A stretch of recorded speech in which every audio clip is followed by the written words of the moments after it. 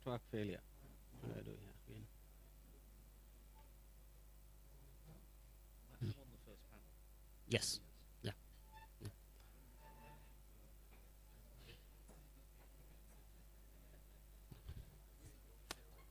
I'm just wondering myself. I think it's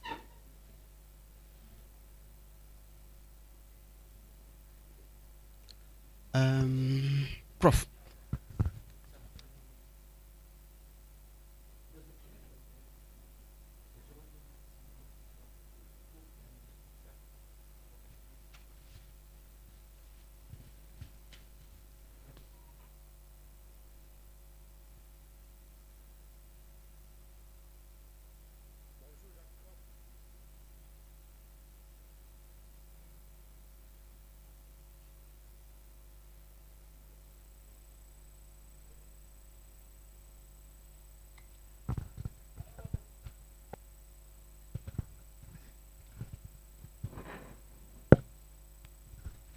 Recording in progress.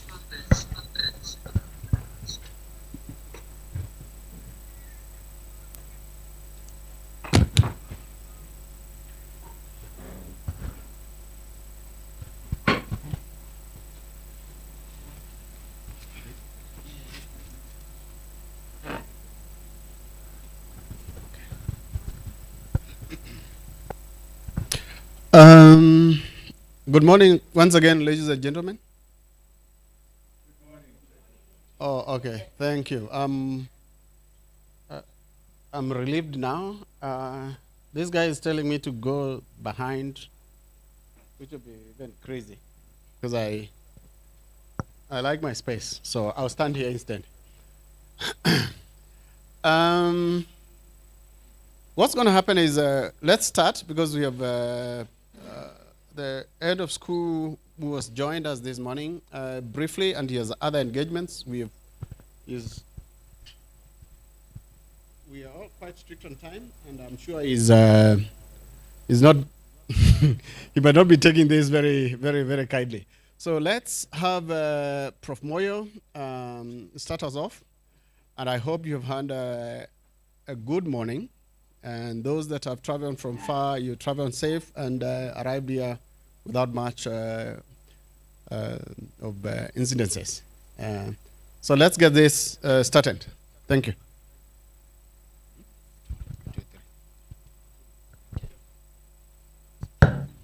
Good morning, everyone. Good morning. Everyone looks like we're still sleeping or something. Good morning, everyone. Okay, that's much better. So welcome to the West Business School and CAPSI convening on the barriers for civil society and the role of philanthropy. My name is Begi Moyo, and it's my pleasure to welcome all of you. I see familiar faces, some of whom I've worked with for years and years, and it's nice to reconnect again. So my role is very easy. The background is that over a couple of years, most of you have been watching the space for civil society, either shrinking or shifting.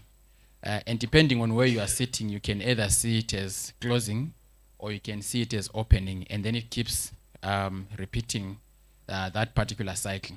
But we also thought it was useful for us to take the opportunity to actually do actual research on the ground to see what are the different barriers that civil society faces when it's trying to implement its activities and become effective. And so about 2 years ago, we started a project that focused on 5 countries, namely Ethiopia, Ghana, Nigeria, South Africa, and Nigeria. And the idea there was to look at 3 particular frames that we could use to analyze the shrinking or the shifting space. One was what are the international barriers that civil society faces? And most of you here would actually be familiar with issues of geopolitics, issues to do with international NGOs relocating to the south, issues of international donors adopting various strategies of funding, some of which is core versus project, short-term versus long-term, the particular interests that donors work on, in particular health, education, among others, leaving some of the most pressing issues not properly funded. And there are many more other issues when it comes to international barriers that I think we will talk to. But secondly, we looked at national barriers. In most countries, there's been mushrooming of regulatory frameworks, some of which have really led to the shrinking of space for civil society or closing civil society down. I mean, you look at some of the democratic countries like South Africa, all the way to some of the countries that could be defined as autocratic. The approach to dealing with civil society is the same. They might have progressive laws, but within those progressive laws, they introduce non-legal tactics that try to limit the effectiveness of civil society. And so we wanted to look at that and see the extent to which that opens up the space for civil society or threatens it. And then the final one was organizational barriers. Within institutions themselves, there are so many issues that actually either an asset or actually a limitation to civil society. Some of them have to do with issues of trust, accountability, transparency. They have to do with issues of capacity, governance, among others. And so we are going to be looking at all of these issues, starting with the introduction that our head of school is going to make now, and then going on to listen to the keynote and other speakers that are going to come on board. So it is my pleasure now to welcome our head of school, Professor Maurice Hadebe, to welcome all of you to Wits Business School and to CAPSI. Prof. Maurice, over to you.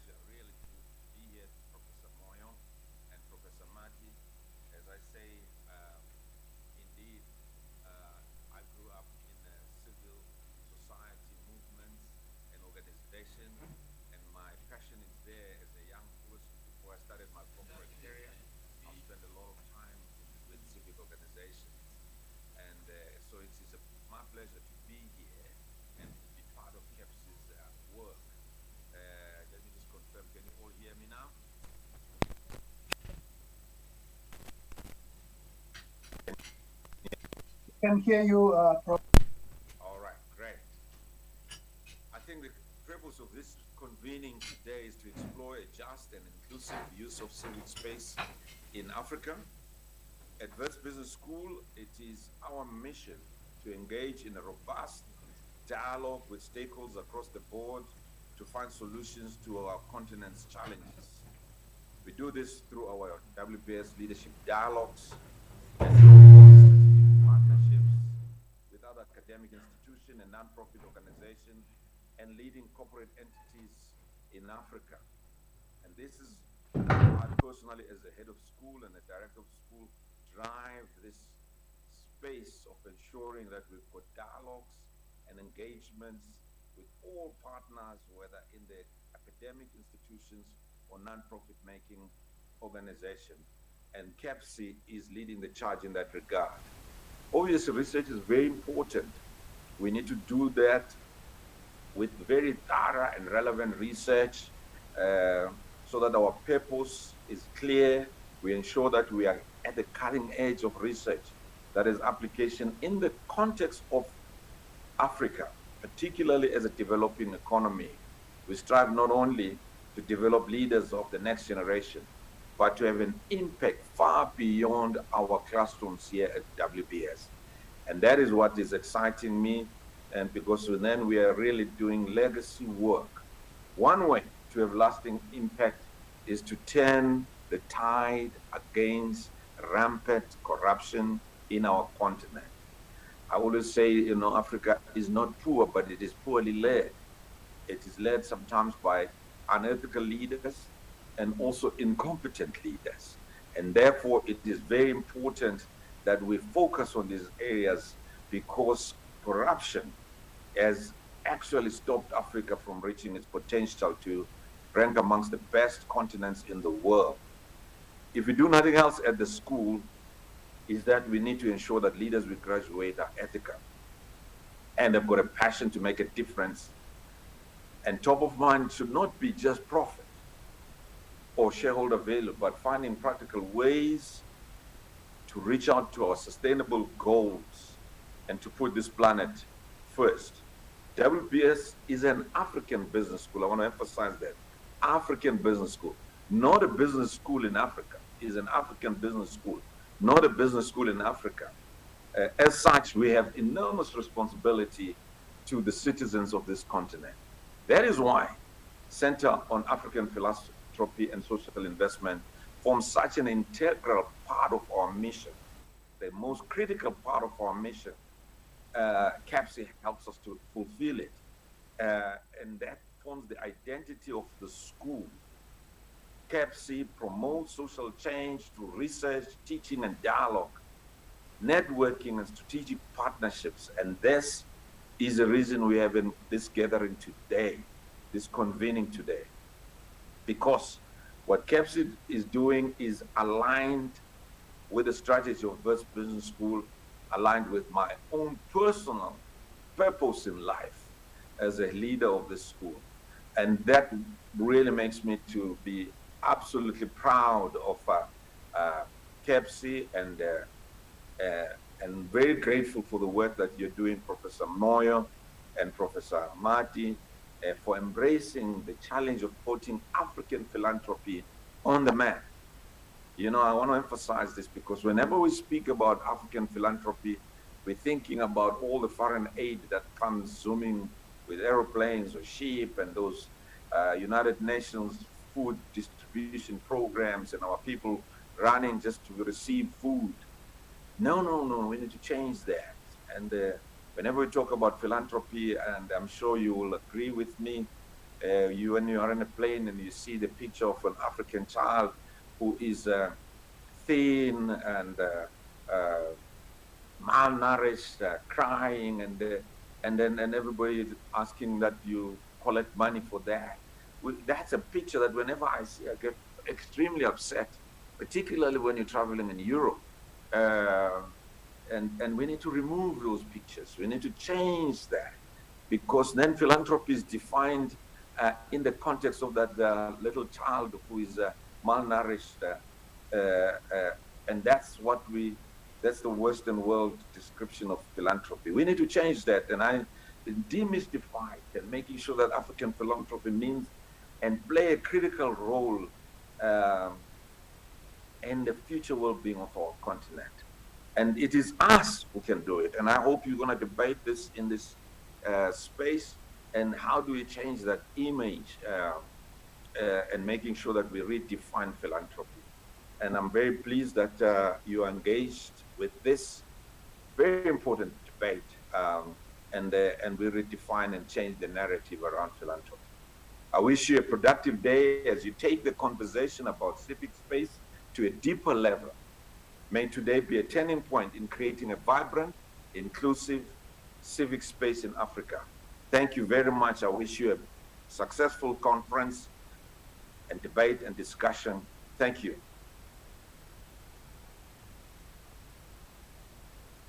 Over to you, Professor Jacob.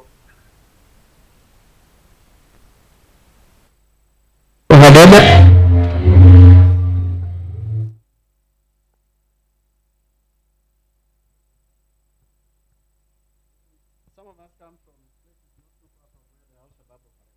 So these intense noises and scare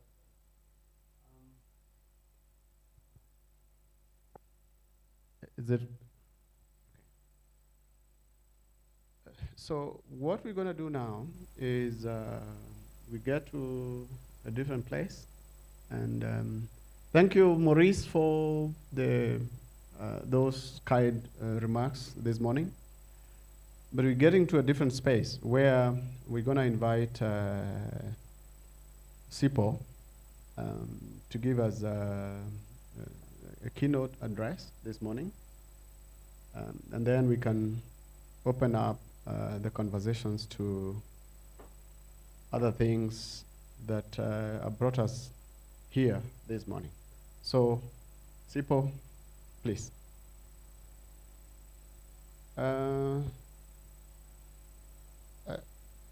Do I need to introduce him? Oh, everyone knows. Thank you. Sipo is with the Open Society Foundation, and one of our key supporters since the inception of CAPSI. And but we also know that they support so many other people, especially around these particular issues at the core of the conversations this morning, but also in the course of the day, but also at the heart of the project. I don't think I need to say more than that. I will invite Sipo then to take us through what he has for us this morning. Thank you. Thank you so much, Prof. Thank you for the invitation. I don't really like the notion of delivering a keynote. It's too much pressure.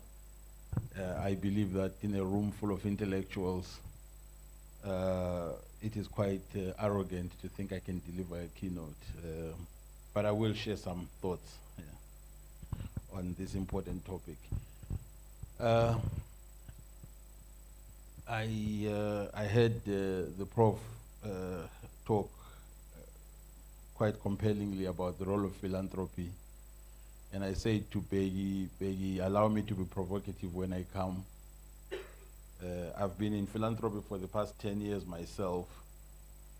I have many perspectives, some of them not necessarily very positive about it. The reality is that we must accept that there's a political economy to everything that happens in our different contexts. At the core of every contestation is power and the need to control, exert, direct power. That's just the fundamental of it. And where there's power, there's many different actors. And where there's many different actors, there's many different interests. And those actors have many different interests. And those actors will seek to advance their interests by controlling power. It's a completely different framing and a completely different perspective of it. I'm hoping that we can get out of a set paradigm of thinking and thought. I spoke with Peggy, and Peggy shared with me the study. And I said, Peggy, I hope you will allow me to get out of it as well, a little bit beyond it, because it's very easy to frame and contain ourselves in the narrative. I've led OSISA for almost 10 years. We've just wound it up and closed it. And of course, it's very easy to feel good about igniting the civic space. There's an organization here that wants to challenge a law somewhere. It says, we'll support you. You give them the support, whether it's resources or it's solidarity or it's whatever it is that you support them with. The reality is that you are inserting yourself into that space. This is the practical reality. You are whether you're using money or you're using influence, you are entering that space by engaging, and you're becoming a broker, right? It's a fact, it's a truth. And you will understand why I say this, because you will understand why some of the pushback comes. And the pushback is also very self-serving, but is also quite justifiable in some instances. Because the reality is that it's all a contest for space and power. And as long as it's a contest for space and power, everybody who's an actor becomes a belligerent, using the conflict terms. You know, if there's a contest, the question is, you know, the Chinese say, don't shoot the rider of the horse. In a war, why are you shooting the rider of the horse? There's no point, because somebody else will jump on the horse and they'll continue riding. You know, in an army, there's so many people who can ride the horse. Shoot the horse to stop the to stop the advance. Because once you shoot the horse, then you've dealt with the problem. So and even as I'm saying this, I'm sure you are in your mind, you are thinking, what the hell is he talking about? But maybe let me start off on a celebratory note. Civil society plays a crucial role. We all know that, it's a cliche. It plays a crucial role in our society. Whether it is in providing services that governments are unable to provide, or the private sector is unable to provide, whether it is supporting the developmental agenda of a country, in terms of ensuring that there is social and economic progress and opportunity for different groups in society, women, children, whether it is in ensuring that the public is made aware of its rights, its entitlements in society, whether it is ensuring that the government is made aware of some of the social issues and challenges. I mean, you saw the role of civil society in COVID. It will always, you know, play different roles in different societies depending on the requirements and the context, whether it is in advocating for change or policy change, whether it is in holding government or civil or private sector to account, ensuring that there are policy alternatives, policy changes, whether it is ensuring that citizens' rights are defended, or certain groups of citizens' rights are defended. So civil society's role is almost widely accepted and really largely uncontested.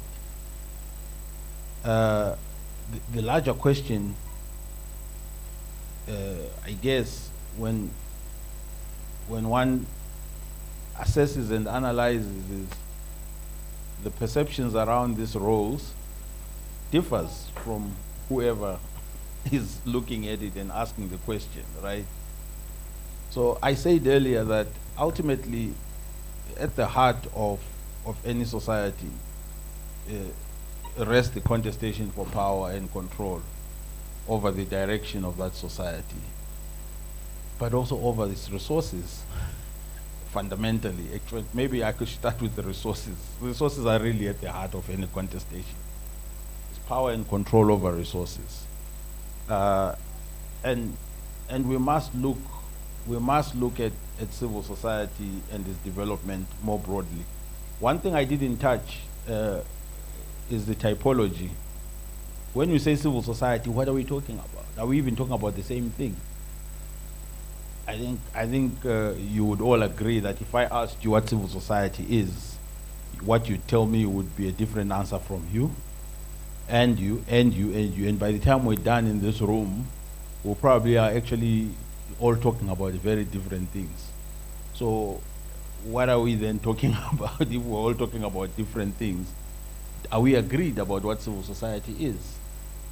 And it's a fundamental question. I mean, Peggy taught me for the first time that civil society is literally everything and everyone. So what then does that mean, right? Ranging from academic organizations to schools, to cultural organizations, to advocacy groups, to churches, religious groups, to social movements, to youth groups, so business organizations, professional associations. That's everybody as far as I'm concerned, right? So, but we must understand that not everybody engages in the civic space in the same way. And not everybody has the same interest in that civic space. And not everybody is perceived as a threat by those in that civic space. So we're now in a space of what I would call definitional instability for the intellectuals. We are now in a space of definitional instability. We don't know what civil society is. It is everything and anything and nothing as well at the same time. And that's very important. But at the core of it, I guess, we can really synthesize it to be saying that civil society is considered as all formations, non-governmental, that come together to advance their interests, to shape, change, direct policy, practice. The definition is getting complicated even as I continue going, as you can see. But the reality is that civil society is anybody and everybody, which then means then you don't know who you are targeting, right? You don't know who you are targeting. If Lawyers Associations, the Law Society of South Africa is civil society, they have very narrow interests. They don't really care much about anything except whether they can charge their fees and whether the judges are treating them properly or not. If the churches are also civil society, their interest is also quite narrow. It's their flock, it's their ability to conduct their business without interference from government. It is their ability to be allowed to practice their faith and religion without any constraint. If civil society then is political formations, they are part of civil society, they have a completely different agenda, a completely different interest.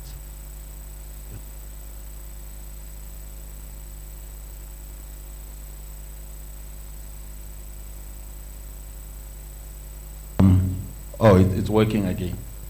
So let us accept, before we proceed, that we are really talking about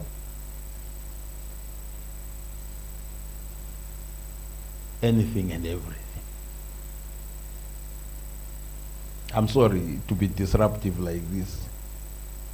This is my, I like to disrupt.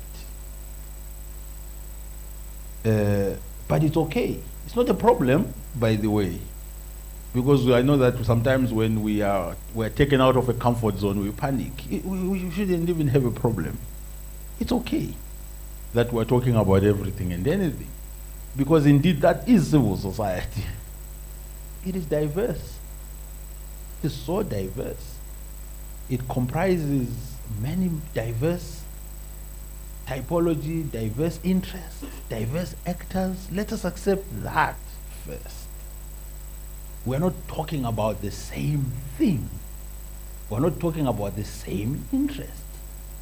It is so disaggregated. And it has so many struggles within the struggle that you cannot say, we are fighting for civil society. You cannot be fighting for civil society if you are homophobic. Because within that civil society, you arguing for space and denying space to a segment of that society that's demanding other kinds of space. You understand what I'm trying to say? You cannot be fighting for civil and political rights when you are misogynistic and patriarchal. I'm talking about the tensions and the contradictions within the civil society space. That even as you're fighting for power, the power you're fighting for is not the power that everybody else. You're fighting to preserve your power. Patriarchy, I mean, you look, we're talking a lot about the misogyny in the political space. You can't tell me that when we say there's a civil and political rights are under threat, whose civil and political rights are under threat? Because as far as I'm concerned, both ruling and opposition parties are the most patriarchal and misogynistic. I think if one was to go to intersectionality, I would go to the bottom of the pile and say, you know what, let's forget all this. I think the rights of women are under threat. Because then you build yourself up. But somebody would contest that as well, right? So accepting, comrades, that, and being honest and quite candid and open enough that we're talking about different sets, but understanding something fundamental, and perhaps accepting and agreeing what our guiding paradigms are. Maybe intersectionality is a guiding paradigm for us. Maybe, maybe not. So when we analyze whether the civic space is shrinking, we have to consider those issues. Shrinking for who? For who, I ask. Civil society space is shrinking for who? Somebody said, we've been talking for the past 10, 15 years, hey, civil society is shrinking. There's no document you're going to read anywhere that doesn't say civil society space is not shrinking. Civil society is shrinking. Shrinking. It's been shrinking so much that I think someone said, it's gone, it's disappeared. I mean, I don't know, did it stop shrinking at some point, or it continued shrinking at a certain pace, and it was shrinking now at that pace continuously?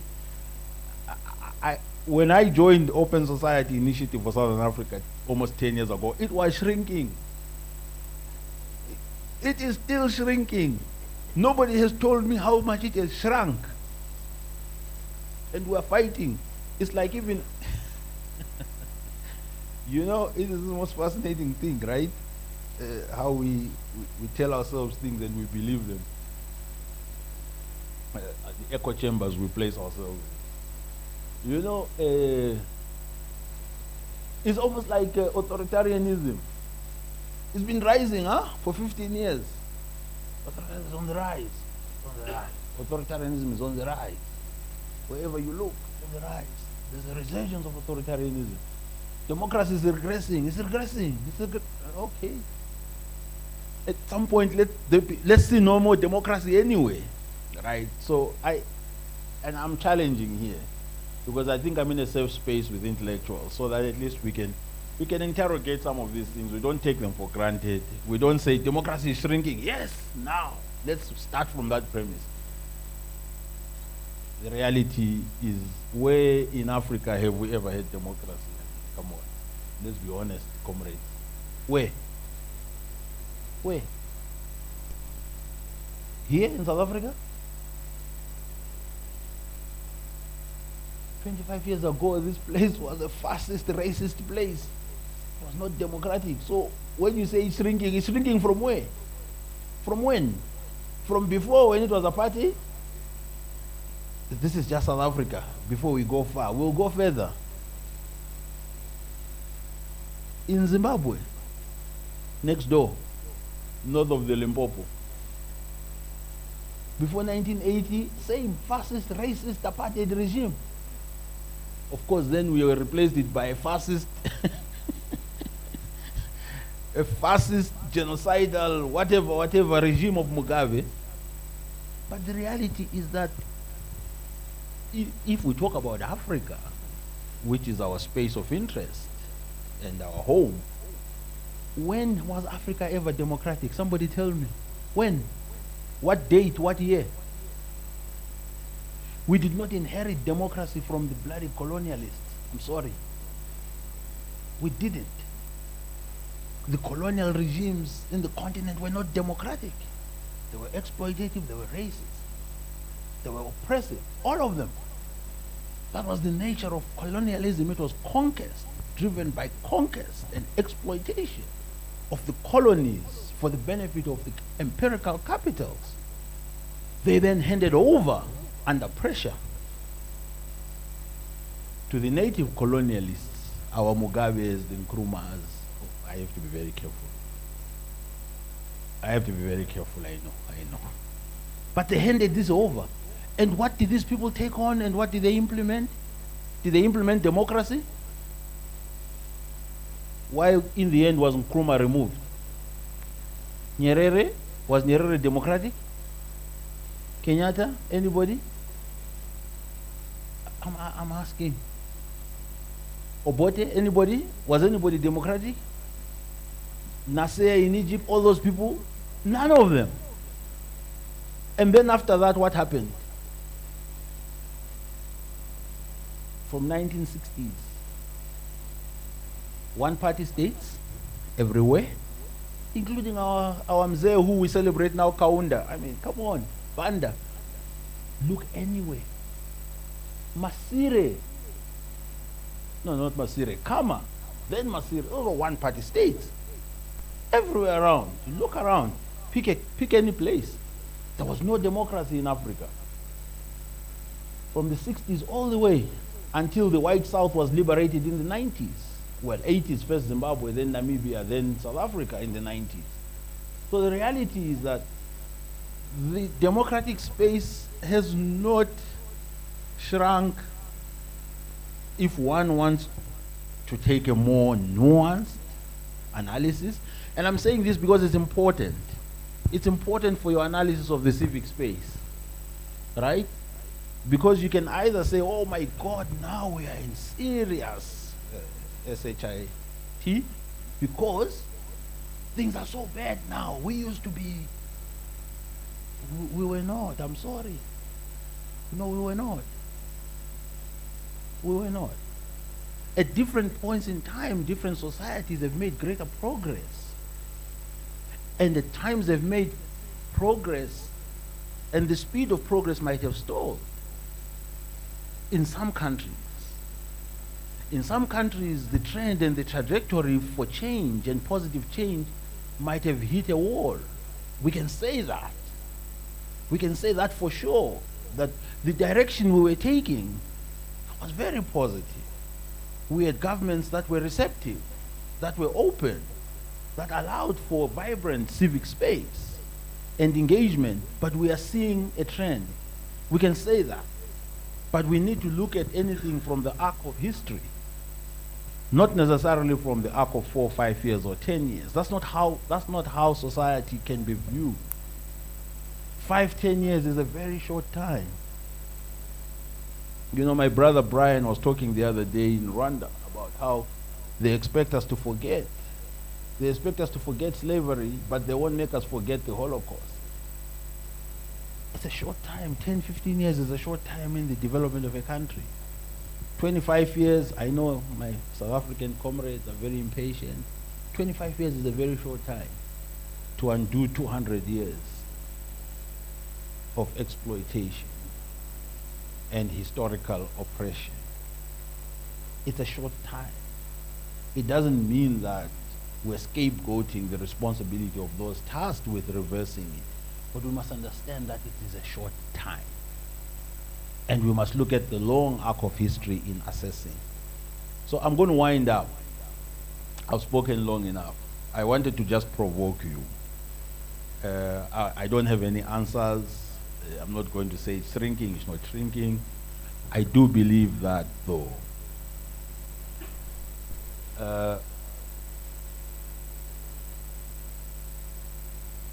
we must analyze whether the space is shrinking or expanding from the perspective of power. We must always analyze it from, it's about power. Let's never forget this, colleagues, comrades. It's about power. And the reality is that actors in any context will seek to co-opt, capture all the power in order to direct that power and the resources that come with that power to themselves. That's what we all do. It happens everywhere, even in the homes. That's what happens in the family units. It's about power. It's about power at work. It's about power. You know that colleague who wants all the projects, you know, who wants to have everything, to be in everything. You know, we know them. It's about power, ultimately. And it's about how the methods of exerting and influencing and capturing power keep shifting. And that's where, in my opinion, as scholars, we need to be looking carefully. What are the ways, the new ways in which power is manifesting? What are the new ways in which power is seeking to advance and capture? But what are the new ways in which we can disrupt power, comrades? What are the ways in which we can disrupt power? Because it really doesn't matter. Because it's age old. Power is age old. You know, the caveman was powerful because he had bigger stick and he had and then of course he was able to hunt, and then he was smart, and then the reality is, how do you disrupt? Nature always adapts. There's ways. The chameleon it has its own disruptive element. So how do you disrupt? I will change color. I'll be right in front of you. You're not gonna see me. I'll still be small, but you're not gonna see me. So for me, even as we think about the civic space, that's the paradigm in which we are engaging, the narrative. We have to constantly think about disrupting. Because what we will find is that all actors in any context will always seek to expand their power. They will always seek to preserve their power, right? And they will adapt their methods. They will even adapt the methods of that's lawfare. You know, the art of war is that you learn from your enemy. From every battle you go back and you reflect, how did I lose that battle? Or they outflanked me. They outnumbered me. They outgunned me. They outthought me. So you go back, and in the next battle you want to think. You want to arm yourself better, right? You want to spread yourself better. So the reality is that as we think about preserving the civic space, we need to think about innovation in how we disrupt the power and the interests of those that continue to control it. And just as an example, something that was touted as the most progressive opportunity for expanding the civic space safely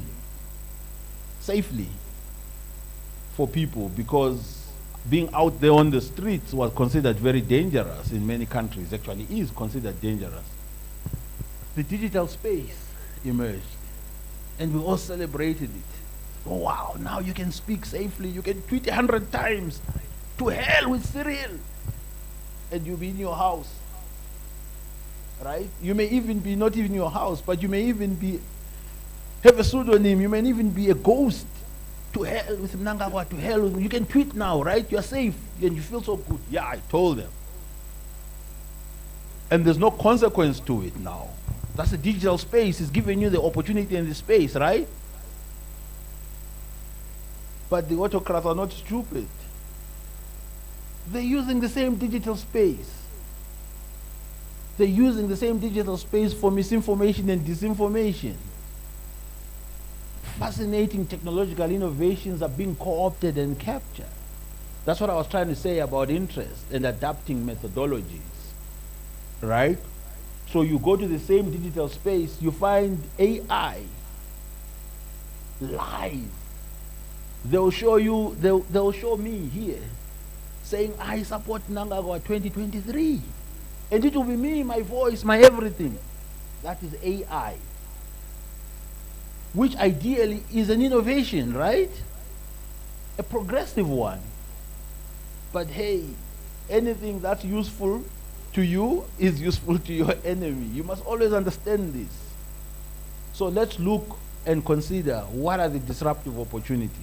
I will say that in closing, and thank you so much. I just hope I've stimulated some thoughts and some ways of thinking about some of the issues. I don't have any answers myself. I wish I did. But I wish you a really successful conference and deliberation going forward. Thank you, Prof, and thank you, Prof, and thank you, everybody, for inviting me and for listening to me.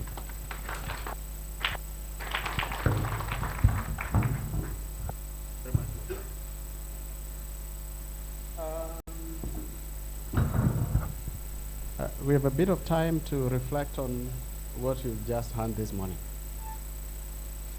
I like it. I like the provocation on a number of fronts. First of all, is to take us from our quote-unquote comfort zones in terms of what we think is good. So the normative issues that we think this particular space, but also even the mere concept or the basic concept of civil society. What is it? We keep on talking of democracy as if it was a good thing. I will probably misquote, but Churchill is said to have said that it's what? Is it the worst form of governance except for none other? Or something like that. I'm trying to paraphrase. But what this does is, at least from an intellectual perspective, is to try and ask ourselves, what is this thing that we're trying to nail on the wall, which sometimes we can't even make sense of ourselves? As he says, in the room, we ask people what civil society is. We all get different connotations of what it means. If we ask what democracy means and how we experience democracy, either in our households or even in a space like this, you realize that we may have a lot of mirages and our cocoons through which, or prisms through which we would want to look at things. And I think that's a good provocation. But it's also to argue, which I totally agree with, that that which we conceive or perceive as civic space, it's occupied by all. There's a saying where I come from that the road is traveled by all. Okay, the good people, the witches, the murderers, rapists, name it. So this thing that we're trying to argue that it's good is occupied by all. It's utilized by all. The tools within them or within it are utilized by all. But it's before we take our break, maybe if anyone would want to offer some reflections on that or comments, I think you're welcome. And then we can have a short break and reconvene for our first panel conversation. Ashley seems like he wants to say something. Yeah? Not just yet. Okay, sure. Sorry? Here. Oh, yeah, sure. There's who? No one? You probably all want some coffee, or you've been told very good things, or nasty things, or you're still digesting. I don't know which is which. Yeah, yes, please. Oh, yes, Tendai. Always. Okay. Thank you so much, Jacob. Thank you. Should we call you by a new formal academic title now? Or will be also under pressure? But anyways, thanks so much for that thought-provoking sort of entry into this discussion. And this concept of civil society being, I think it is Alan Fowler who helped us earlier saying that civil society is, when you're trying to define it, it's like trying to nail jelly on the wall. Many people don't ascribe that quotation to him. They give it to another American professor, which is also a challenge that we have in terms of how we are generating our knowledge on what we call civil society. But I think not a question, but even an issue to ponder for Sipho is from where he sits as a legal scholar and as somebody who has run a foundation. Because what then are the terms? I know you are provoking us to think, what then are the terms? Because there are challenges that we have in this space. The fact that they've been going on for 20 years or something does not mean that they disappear. You know, the threats that exist to civil society. The question that I have is to say, how then, just because you are going to come back to this conversation, I think the whole day, but how then do you, even sitting at OSF or in another academic circle, how do we conceptualize this problem? There is a problem in civil society. It has many manifestations. It could be a problem of funding, it could be a problem of the laws, it could be a problem of the authenticity, it could be a problem of the relationships between what we call civil society and the state. What we are possibly looking for is to say, what are the new ways of looking at the current challenge that we are facing? I hope you're not asking for answers. We have someone online, Paul Okumu. Please, if you can hear me, do take the time to make your comments. Huh? Paul Okumu, wasn't it?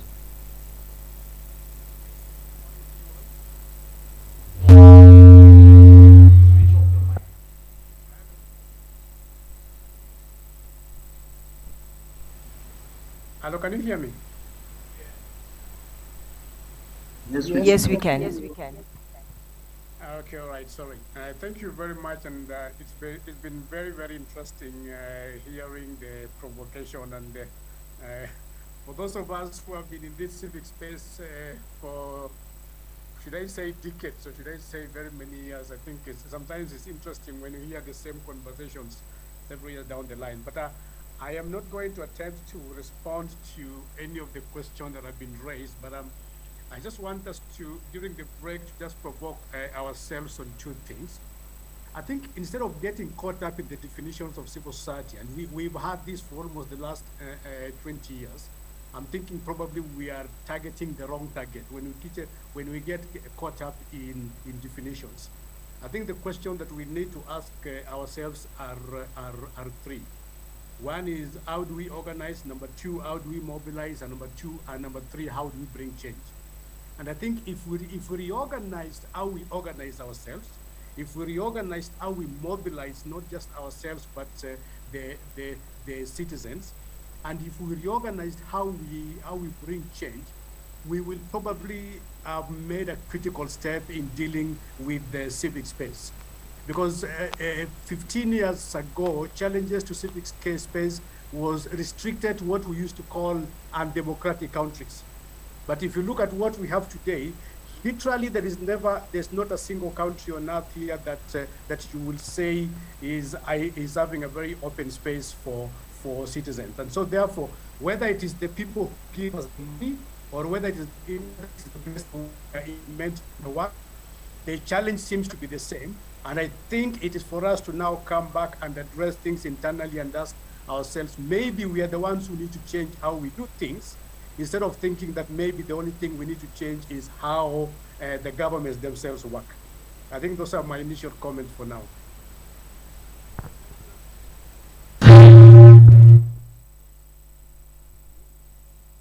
Doesn't like me. Thank you. Yeah. They won't hear you online. You need the microphone. So thank you. So I like that articulation, but I will ask a question: who is we? Exactly. Yeah. Yeah. Who is we? The robbers, the gangsters, the good people, and everyone else. Yeah. Yes, Ashley. Yes. Very Very brief, briefly. because, yes. Hi, everybody. Just a quick point. Thanks for a very provocative presentation, Sipo. The point I wanted to make is what was missing in. I kept waiting for you to talk about it, especially when you were talking about the deficiencies of, well, the absence of democracy. Is that the system actually is designed that way? It's designed to advance empire. And I think that if we could explore that notion a little bit more, if we can think about, in all the questions we ask, the exercise of power, it doesn't happen in a vacuum, it happens in pursuit of empire and the accumulation of wealth by a small group. And when we assess our power in that context, then I think the questions become a little bit more difficult, because you'll actually find that we are complicit in maintaining a system of empire by virtue of the positions we hold and the power that we wield. And I think by the end of today, I'd be curious to know, have a little bit more insight about how we can move to a point where we are more open to relinquishing that power in the interest of those actually who should be leading the struggles.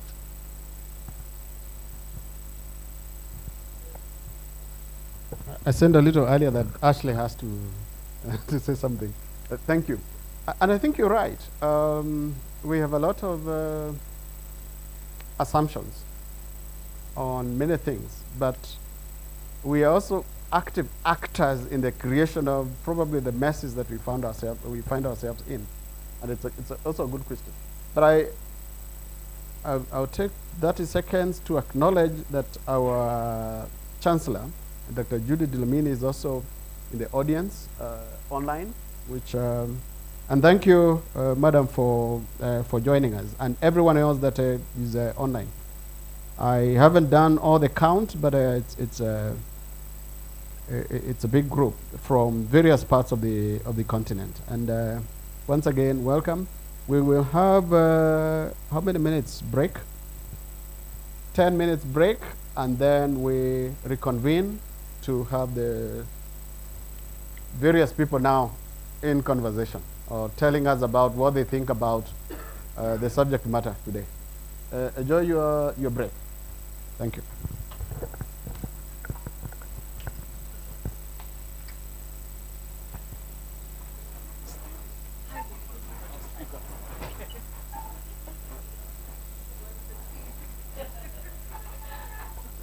All slides are here. So I need screen share. Yeah, so just have to chat to them and see how that's going to work. All slides are here. Okay.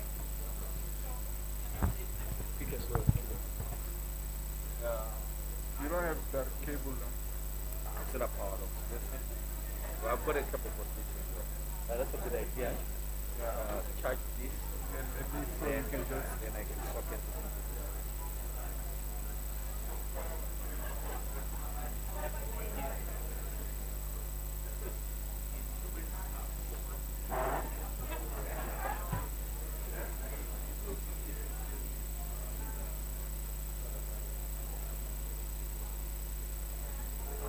Hi. How are you?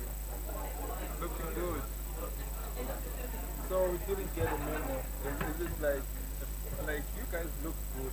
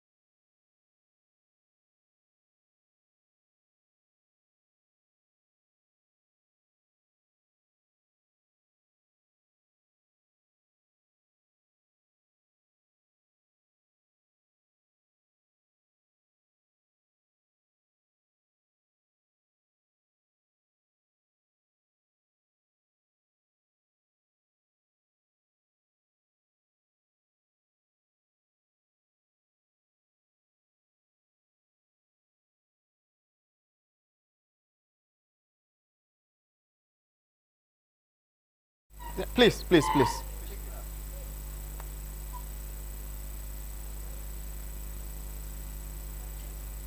These are how many? Huh? Okay, yeah, the lady over there.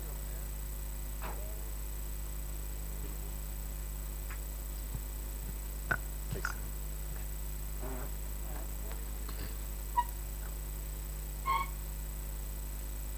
So it's, are you speaking last or first? Sit here. Oh, David. Okay. Please sit here, David. We need an extra chair here. Because or should I sit there? I can sit here. It's okay. Yeah. Please. Yeah. No. It's okay. It's okay. It's easier that way. All right.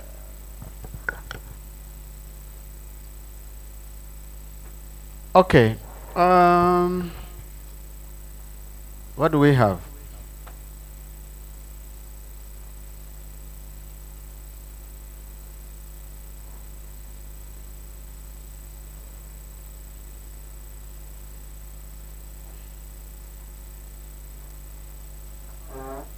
So, a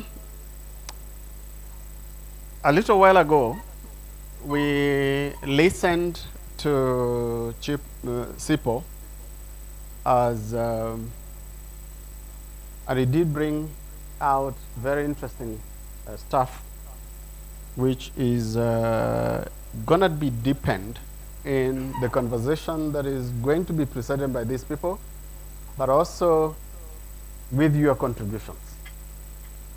I'm saying interesting because we have 5 presenters, and each of them will speak to a particular element or most elements that Sipo has just spoken to.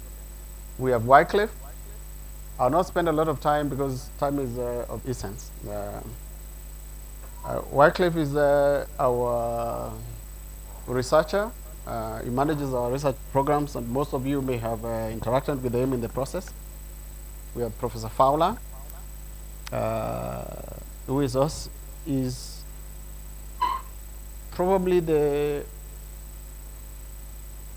intellectual father, if I may put it that, or is it grandfather, maybe,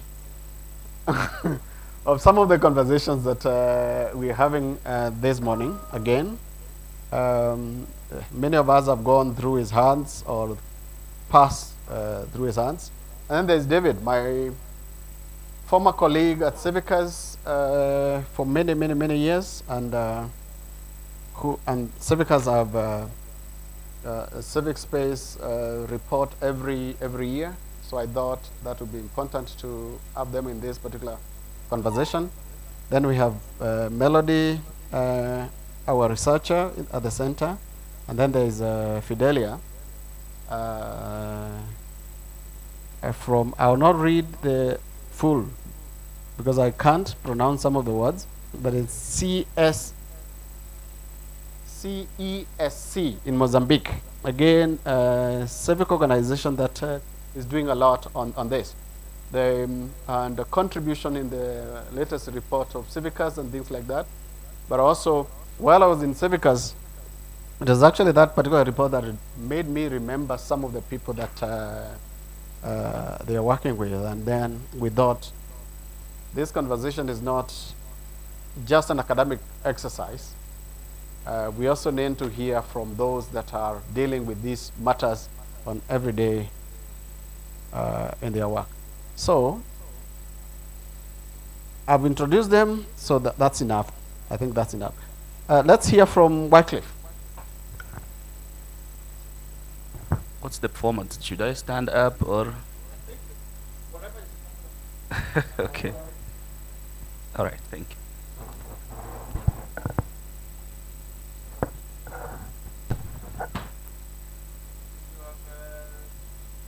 How many minutes do I have? Okay, thank you. So I do have a presentation, slides. I don't know whether you're going to project them. Okay, they're there. So I'll leave the management of that on you. So my name is Wycliffe, as Prof has said. I'm a researcher at CAPSI. And there is a book project that we are doing on barriers to CSOs upscaling in Africa. And my paper is actually on the barriers. I mean, the issues that inform those barriers. And so the first presenter who talked about the disruptive nature of whether is it shrinking, is it shifting, or is it evolving? So those are the issues that I'm trying to ventilate on here. And I hope you join me. So, as much as somebody said that we do not need to start from the definitions, unfortunately for an academic work, we can't avoid that. And so our definitions starts from the generic point of view, where we generate now the context, the contentions that underpin the field. So I'll read something here verbatim from what our research is saying. So it says that civil society in Africa can be understood as a voluntary and collective action that arises from interest, purposes, and values, setting apart from the realms of the state, family, and market. And so here is where the disruptive nature now starts. That definition is generally generic. It borrows mostly from what we call the Western or Eurocentric approaches to defining civic society. I mean, civic space. And the luminary here, the grandfather of the knowledge, has a lot to talk about when we come to those kind of definitional, problems.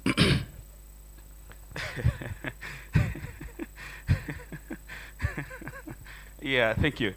So we talk about the dynamics and the contested processes evolving from dialogue, struggle between systems and society. And these are the issues that our framing paper wants to ventilate on. And as people who are doing the research down in terms of the country studies, these issues have to be contextualized earlier before the research goes into the to contextualization. So there are different ontological perspectives in civil society, including negotiations and communicative interactions between those who are governed and those who govern and those who are governed. And that's a political angle to understanding civil society. There is, when the first speaker talked about shrinking, there's need to understand that perhaps the space has not been shrinking, but perhaps there have been evolutions and there have been shifts. And these shifts are necessitated by the current trends, what's happening, how the society is evolving. So it is important to rethink how we approach civil society. Are we looking at it from a heterogeneous point of view? Are we bringing the multiplicity of the organization of forms? We need to recognize the interconnectedness between the formal and the informal structures. In the last conversation we had about this this topic, another father of the knowledge here is Tendai, who talked about, do we consider the informality within the civic space as civic society, as civil society, or are we only looking at it from the formalized and organized systems? So those kind of issues must really inform what we have to ventilate upon, especially when we are taking the book. So we have to ideally challenge the Eurocentric perspective on CSOs. The Eurocentric perspective, which is certainly a three-sector model. When you talk of the third sector of the society, which is indicated to be the civil societies, do we have that in terms of our African or indigenous perspective or understanding of the civic space or civil society organizations? Do we have state in the first place, and how is that state defined? Do we have, of course, we have the commercial sector or the one that the corporate sector. or the private sector. But do we really have the civil society as it is defined and understood in the Eurocentric context? And that's why we have to challenge in this book, we have to challenge, and these definitional issues must come, that the three-sector model approach probably may not work for us. So the three-sector model obviously has limitations in terms of logic, complexities in relationships between state, market, and the society itself. It's overlooking the contributions of the informal organizations that I was talking about, and then blurring the boundaries and interdependencies between sectors in the African context. So I think I inferred to the grandfather of knowledge. You can move to the next slide. Another one. Okay, sorry. This should be slide 8, please. Can move to slide 8. I want you to have a look at that. And so, okay, the title of the slide is called Critical Literature on CSOs, Researching the Space. So if it's there, okay, it's there. So we said earlier that the grandfather of the knowledge, he put it in 2012, I think, in the best way that I can't even try to argue with. So he says that the civil society research in Africa should adopt an endogenous approach. The emphasis should be to acknowledge African diversity, and we should critically examine the prevailing international discourse on the subject, as well as exceptionalism approach of measuring what CSOs are in Africa. And that presents a huge problem, because there's a huge methodological issues. If you have to look at what is indigenous, what is formalized, and what is quasi or quasi-formal, how do you bring the methodological issues to now capture the whole thing and now frame it as a CSO or a civic space within the African context? Because this book is based in Africa. So, as the luminary says, we have to present an exceptionalism approach to measuring what it is, and it's a huge problem. Lewis, another luminary in the field, realized the need to adapt and define the concept of civil society in a non-Western context, that we need to have a localized analysis to capture the unique forms. We need to redefine civil society in light of African history, politics, and I think Prof. Jacob is very nuanced in that, in defining civil society in terms of the political landscapes.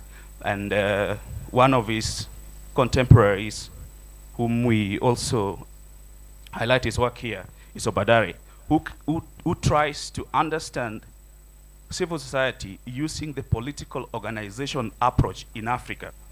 And he criticized the predominant focus of measuring CSOs through NGOs, which is a formalized system in Africa.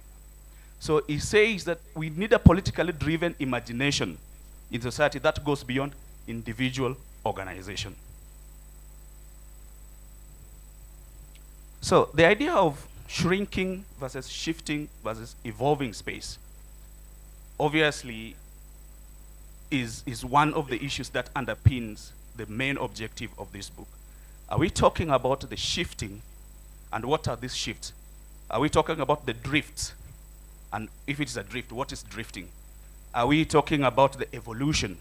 And if it's evolution, what informs that evolution? Are we talking about the technology, the economy, or the whole systems approach? What is it? What informs that? So we can easily try to understand it from the resistance to participation.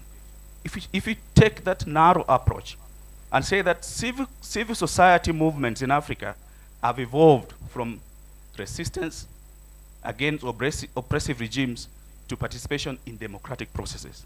But somebody challenged us earlier. Do we really have that same democracy that you talk about?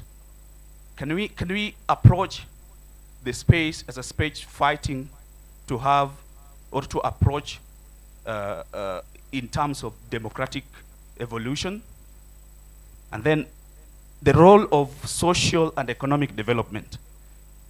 Thank you. Yeah. Sorry. Yeah. So we have to also look at, in terms of the role of CSOs in terms of their role in social and economic development. The CSOs in Africa, obviously from what has been understood and what literature says, that it has played a crucial role in advocating for social justice, and this is known. A lot of us have been propped up or have been educated using the resources that are developed or the resources that are provided by the sector. So their role in economic development is well known and well understood. And I think CAPSI is now having a huge project on this. So we also need to approach it from changing forms and actors. And then we also have to think of the shifts in terms of increasing transactional connections. There is something that Tendai talks about in terms of the relationship between philanthropy and civic space or civil societies. He says that philanthropy does what he calls capital punishment. And in terms of capital punishment, philanthropy already has capital. And most of the philanthropy that is in Africa is not an African resources. Let me just talk about in terms of resources. It's not the African resources. And so the philanthropy's significant financial resources can lead to power imbalance. And we know this, the power politics in the sector is well known and debated in almost every conversation that we bring into the civic space. And so with that comes what we call the distorted agendas. Obviously, philanthropy brings its money with all its resources, with all the bureaucratic demands and requirements. And that informs the agenda of what they want to drive. And then that leads to what we call limited autonomy. The civics, even formal and unformalized, they do not have the autonomy or the authority to decide what they have to do. They have to depend on the agenda of who provides the resources. Then that leads to sustainability challenges. So they cannot be resilient, they cannot be sustainable, they cannot evolve on their own. What we call the, to naturally evolve of yourself given the circumstances that are surrounding you. If you do not have the autonomy, definitely you cannot go there. So, how do we conclude? It's a question. I do not know how to conclude this. Asanteni.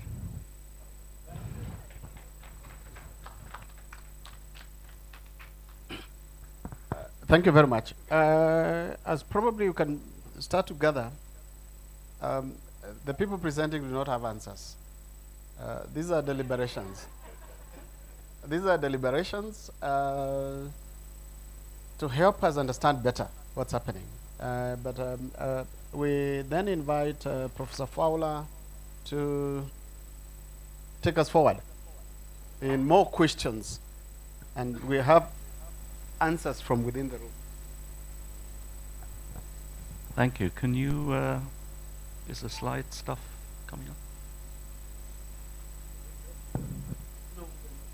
I think I know, right? But it's very important because my presentation is visual. It's not words. Thank you. Could you move to the next slide, please? Perfect. Can you all see that? Okay, first, brothers and sisters, uncles and aunties, grandchildren, grandparents, as obviously being now ascribed as the patriarch, I'm allowed to say those things. The keynote presentation spoke to many other things that I'm going to be speaking about. And I'm going to be using visuals because a picture speaks 1,000 words. So we're going to move from left to right. And I'm going to cover 3 topics: civil society, civic space, and African philanthropy. Because that's what this convening is about. How do you bring those three things together? Let me start off with the whole civil society definition thing. It's tricky. There is no universal definition. Everybody has to choose one. Everybody makes one up, depending what you need. That's the lived reality of 20 years since civil society became the thing. But there is something underlying the whole notion of civil society, which is people exercising agency and civic agency within the framework of a nation state in which they are citizens. So underpinning all the definitions is that people can exert agency. It's a jargon, I know, it's technical, but basically people can try and change the world they're in. So how do they do that? Do they do that individually, or do they do that collectively? So underpinning definitions is a certain philosophy about relationship between citizen and state. And we'll come to that in a moment, because that affects what civic space looked like. So, and what we will see, and that's what CFO spoke to, was norms and values. So if you look at the two slides on the left, the top and below, you're allowed to shout out or take a microphone. What do they say to you when you compare the two slides on the left? What does it say? For those, unfortunately, that are not in South Africa, my apologies, but I needed to use images that are in one country, and this was, for me, personally quite convenient. And I'm sure you have equivalents in other countries on the continent. What do those two tell you? Anybody, please shout. Raise your voices. Raise an arm, a leg, a finger. What do they say? When you compare them, what are they telling you? What is the one above all about?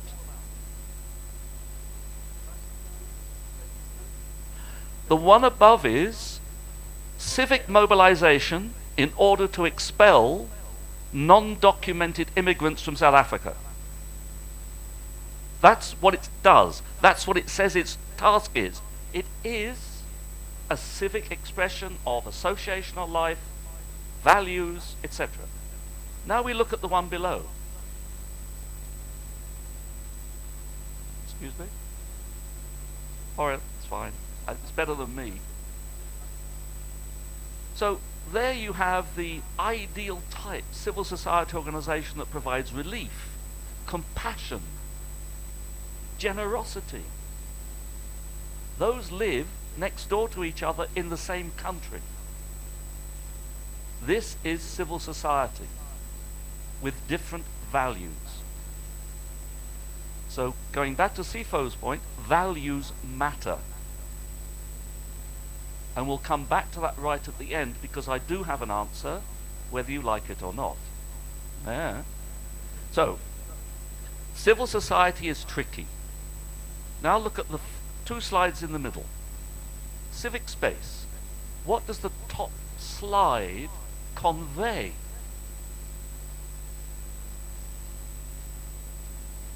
It looks like an exceedingly well-organized gathering of protest somewhere. Europe, maybe India.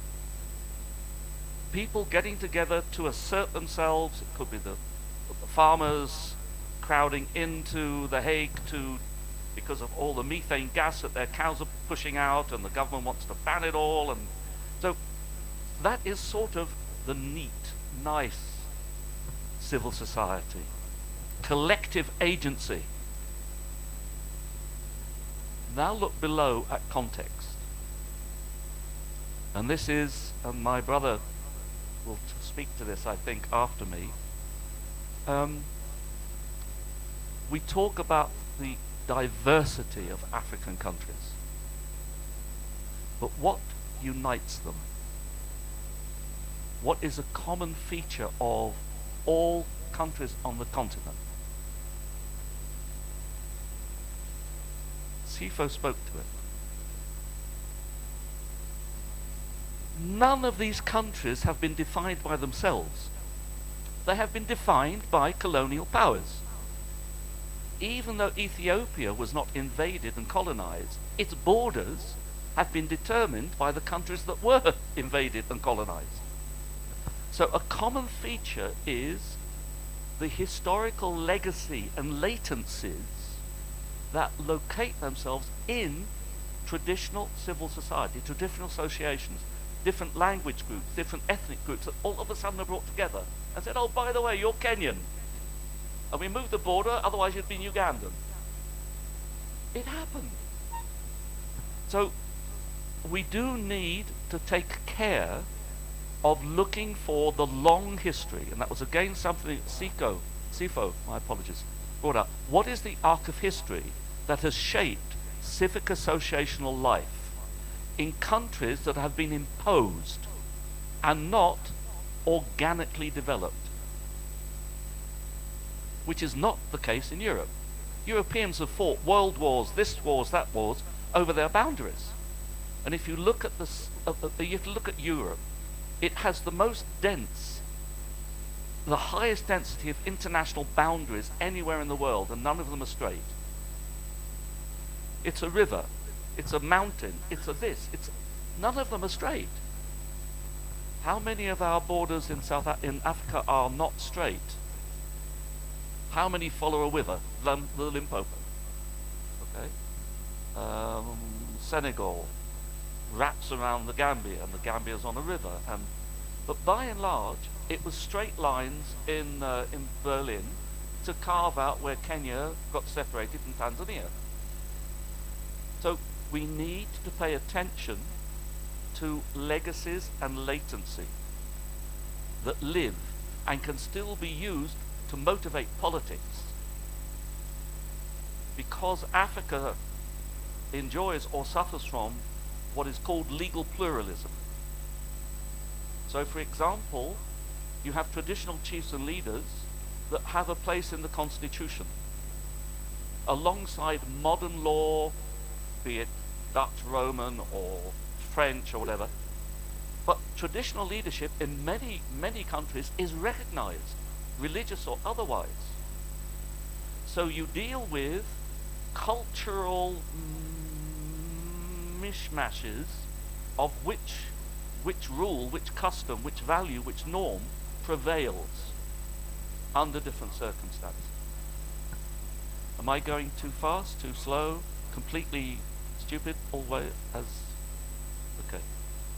The last 5 minutes might be 6. My brother. So this is where patriarchy works. Or not. I'll get beaten up later. I know how it works. Top right, what do you think that is? Say that again. You knew it. You go to the top of the class. Way! It is a representation of civic space. Heterogeneous, 3-dimensional, not 2-dimensional. Civic space is not flat. Civic space is not static. Associations, civil society organizations come and they go. They take on different forms. They have different evolutions. If we think that space is a nice, rounded, like a balloon, full of nice, talking to each other, civil society organizations, where there's no conflict, there's no contention between the slides on the left. Let's get real. It is a constantly fluid space, which is formed by the people in it as much as it's formed by the state that legislates. Fluidity matters. So, I've dealt with civil society on the left.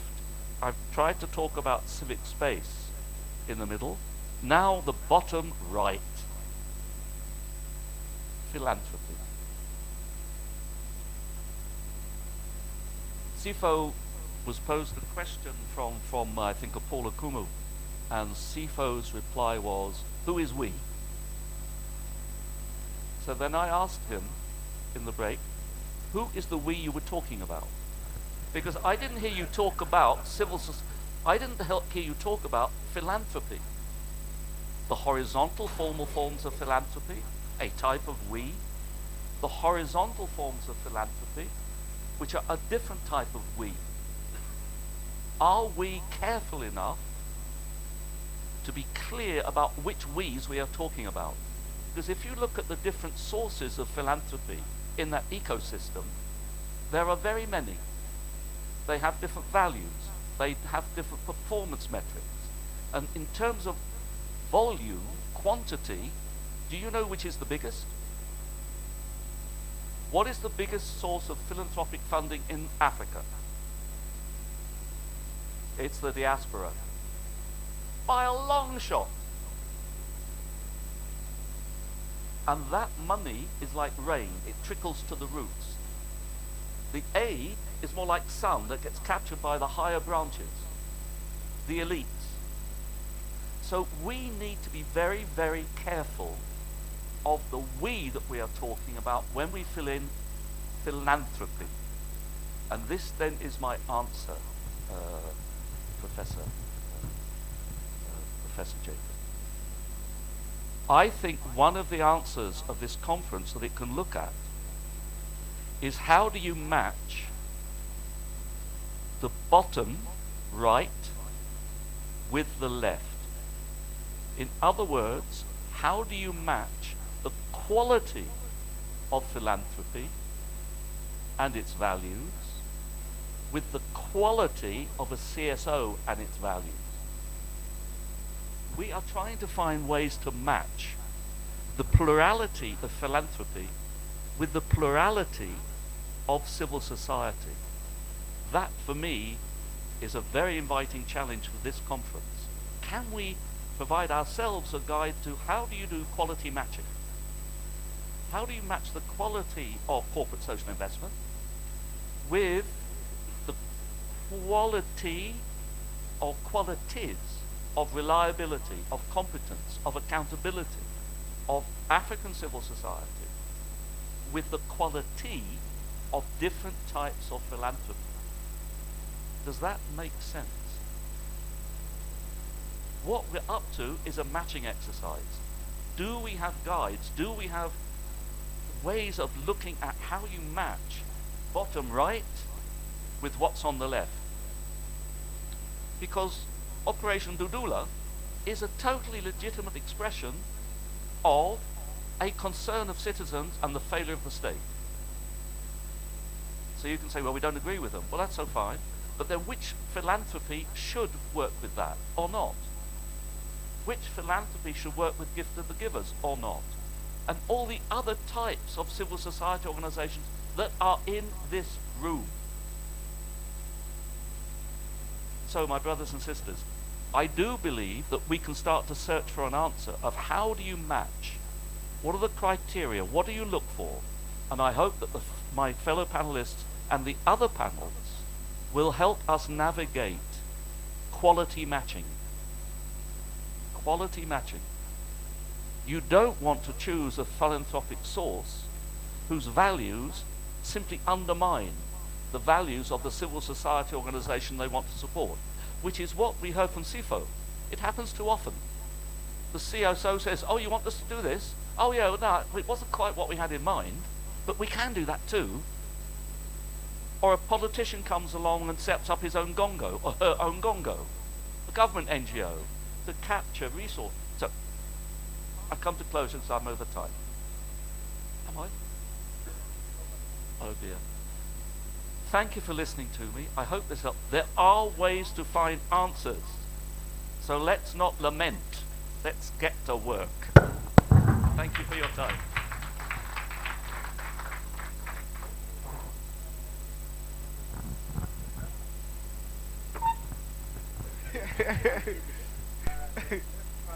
Yes, 15 minutes. Thank you so much, Jacob. Thank you, dear colleagues, for this opportunity. Unfortunately, I'm also going to pose more questions than answers, and so bear with me. I will be speaking briefly about the state of civic space in Africa, and our definition from Civicus of civic space is really around the rights to freedom of assembly, association, and expression. and the government's responsibility to protect those rights. And I'll be showing slides about where we are as far as the different countries are concerned. But I want to start by saying that when we speak broadly about whether the space is shrinking or evolving or shifting, it makes it very difficult for us to identify specific solutions because we generalize, particularly on the continent. But when you look at the what's happening around civic space, I think it is very important for us to address these issues based on the different contexts. Because in certain contexts, if you look at context in relation to countries, it's shifting. In certain contexts, it's shrinking. And in certain contexts, it's evolving. Even if you move beyond the country level or the national level and look at it from a thematic point of view, in certain areas, thematically, civic space is shrinking, it's evolving, and it's shifting. So if you look at it broadly and say in Africa it's either shrinking or shifting or evolving, it becomes difficult for us to identify those tailored solutions that address each context. So I have to say that.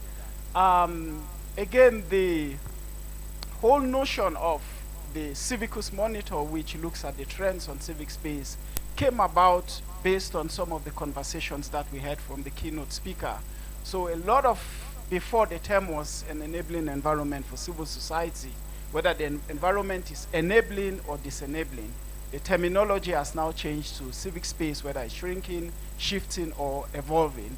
And so when we had conversations like these, particularly with government counterparts or even international organizations, they kept asking us, where is the evidence? And so we couldn't say this is what is happening in this particular country. We decided to develop a tool that would say in country A, this is what we think is happening based on the statistics, based on the trends, and based on what we are seeing as far as civic space is concerned. Please to the next slide.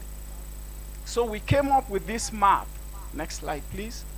And it's a global map, so it's not unique to the African continent.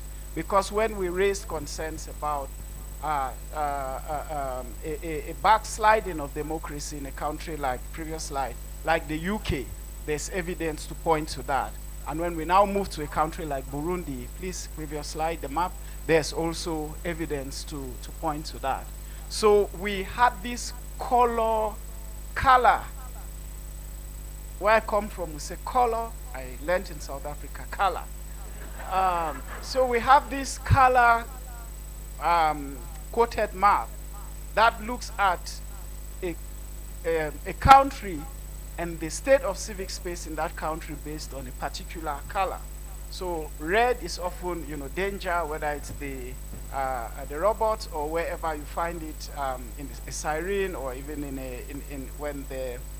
whenever you see red is danger. So for countries that are colored red, and this comes about with from a methodology and our work with 20 regional partners that assess the state of civic space over a 24-month period and grade. I will not speak about the methodology because it will take a lot of time. And then we arrive at a particular rating in number, which makes us to qualify a country as either closed, that's red. Again, I've been doing this for many years, but my kids always tell me about different colors that I never knew about when I was studying. And I'll use the traditional colors that I've been talking about for the last 10 years. For countries that are quoted or that are colored amber, where you see the colors that look like amber, they are rated repressed. Those that are colored orange, obstructed. Those that are colored light green, where you see light shades of green, it's narrowed. And then for all the countries that are colored, not this, but this green, it's rated open. So we have ratings from closed, which means when people try to express themselves, either speaking out about the state of corruption or the state of health or the state of the infrastructure, and their utterances can lead to arrest, detention, or in certain countries, imprisonment. where people cannot speak up or where associational life is very limited, the rating for those countries is closed. To open, where people are able to speak out. Again, somebody said there's nothing like absolute, freedom where you have everybody speaking out without any form of reprisals. But where the reprisals are little to none, those countries are rated open. So we have this map that presents, from a global point of view, you can see which country is closed, repressed, open, or narrowed. Next slide, please. So from a global point of view, I will run through this. Just 3.2% of the world's population live in countries that are rated open, as you can see the green, and 28.45% of people in the world live in countries that are rated closed. You can see a majority of us live in countries that are rated repressed, as the percentage shows 4.2%. But what does that say for Africa? Next slide, please. The next slide. Sorry, previous one. No, the one after. Sorry. No, the next. Yeah. 1, go, 2, 3. Okay. So for Africa, maybe we can start placing ourselves where we come from. And again, when we make these presentations, a lot of people say, the last time I was in Addis presenting, and a government official from Uganda says, no, but what you are saying is not true because Uganda is open, speaking from the perspective of the government. And we are not criticizing the state, and we are not saying everything about the state is closed. What we are saying is, over the last 24 months, in terms of associational rights, in terms of the rights of people to be able to assemble, in terms of the rights of people or the ability of people to express themselves, whether it's the individual tweeting about service delivery that they are not happy with, or a journalist writing a story about a government project that was not transparently executed. These are the things we are looking at. So if you take a country like Rwanda, it's doing fairly well economically, and it's doing fairly well in many other things, provision of services to its citizens. But when it comes to associational rights, when it comes to the ability of people to speak freely, and when it comes to the ability of citizens to be able to organize in peaceful assemblies, then it's repressed. So there's an issue there. So I want us to look at this in that context. So for countries that are rated closed on the continent, we have about 3 of them: Equatorial Guinea, Djibouti, and Eritrea. And we only have 2 countries that are rated open. That means only 2 countries of the continent we can find citizens that speak about issues that they are not happy with, that they are able to mobilize themselves and raise concerns about human rights issues that are rated open. And no, this is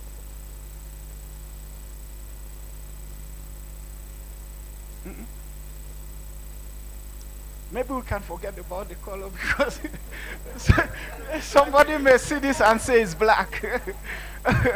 So we have issues with the color. But I want to pause here for a minute. And Jacob, how much time do I have left?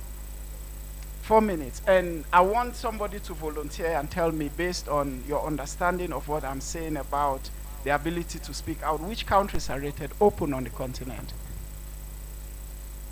Somebody, yes, sir?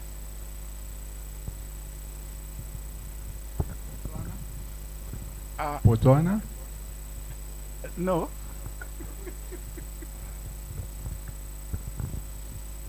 Sao Tome and Principe? Yes. And Cape Verde? Yeah. Sao Tome and Principe and Cape Verde.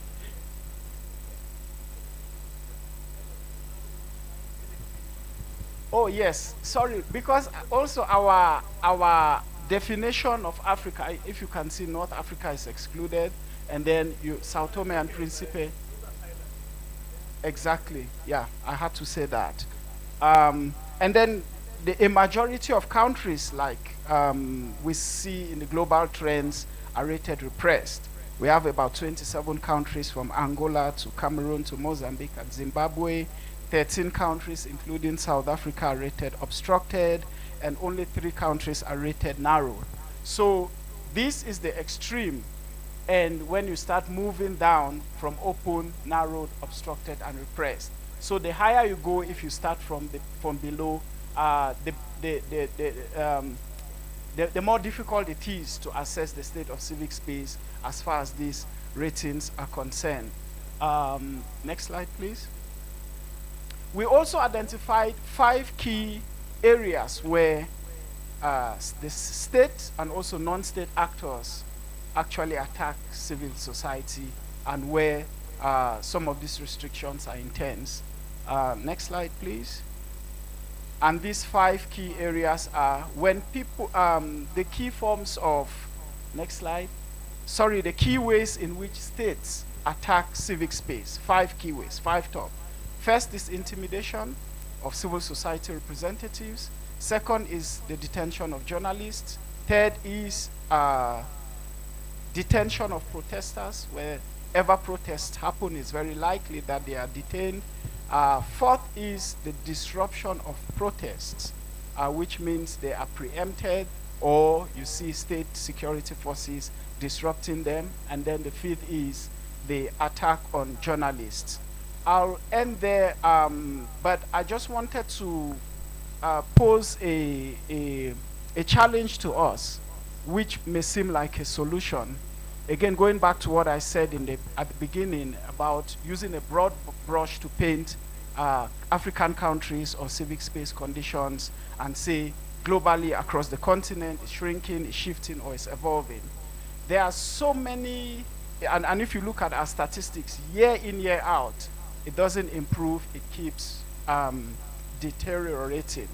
But for those of us in this space, when you look at the restrictions, it's very difficult for us to capture what is working and how citizens or civil society is fighting back. So at a national level, between 2017 and now, there has been massive changes in countries like the Gambia, in countries like Malawi, Zambia, and even Sudan. But when you start painting and say, for example, that there's restrictions all over, or its civic space is shrinking or shifting, it becomes difficult now to identify some of those successes or those opportunities or those transitions. Prior to 2017, a country like Gambia was closed. There was no way you could express yourself. But after 2017, there's been some level of, there's been a lifting of the restrictions. So if we say we want to compare Zambia to Eritrea, for example, or Gambia to Eritrea, and identify solutions that work in Eritrea and say the same will work in the Gambia, it becomes difficult for us to make progress. It also becomes very interesting for us, or very important for us, to look at thematic improvements. In many countries, there's been improvements as far as women's rights are concerned, even though broadly civic space seems to be shrinking in those contexts. So we look at solutions from a context point of view. We look at, for example, the role of citizens in reversing elections in Malawi, and then work towards building institutions in those countries that can withstand some of these restrictions when they start happening. Thank you so much. Thank you very much. If we thought that it was difficult to nail the gel on the wall, I think Civicus is telling us it's possible. What gel is a different story. But let's listen to Melody now and tell us something about, I think her work is based on Zimbabwe, on ongoing work. Thank you. So in his opening remarks, good morning everyone. In his opening remarks, the director for CAPES indicated that the center has been involved in a research project on barriers to civil society scaling in different African countries. So on that project, I happened to focus on Zimbabwe. It's unfortunate that I can't see all. I happened to focus on Zimbabwe. So my my presentation will be based on the research that I'm finalizing on Zimbabwe. So what we've done is we managed to interview 11 civil society organizations and 3 experts in the civil society organizations based on Zimbabwe. So the presentation that I'm going to give here is based on those 14 interviews and also the literature. So to understand the barriers in Zimbabwe, it's important for us to start by understanding the background and context in that country. So Zimbabwe is a civil society sector is strong and includes a variety of different organizations, faith-based organizations, community foundations, associations, different organizations, and it's very strong. So the development of the sector can be best explained in 3 phases, where we are talking about the first phase being prior to independence, prior to 1980, where the civil society sector was mainly based, or the most vocal group was based on poverty alleviation prior to independence.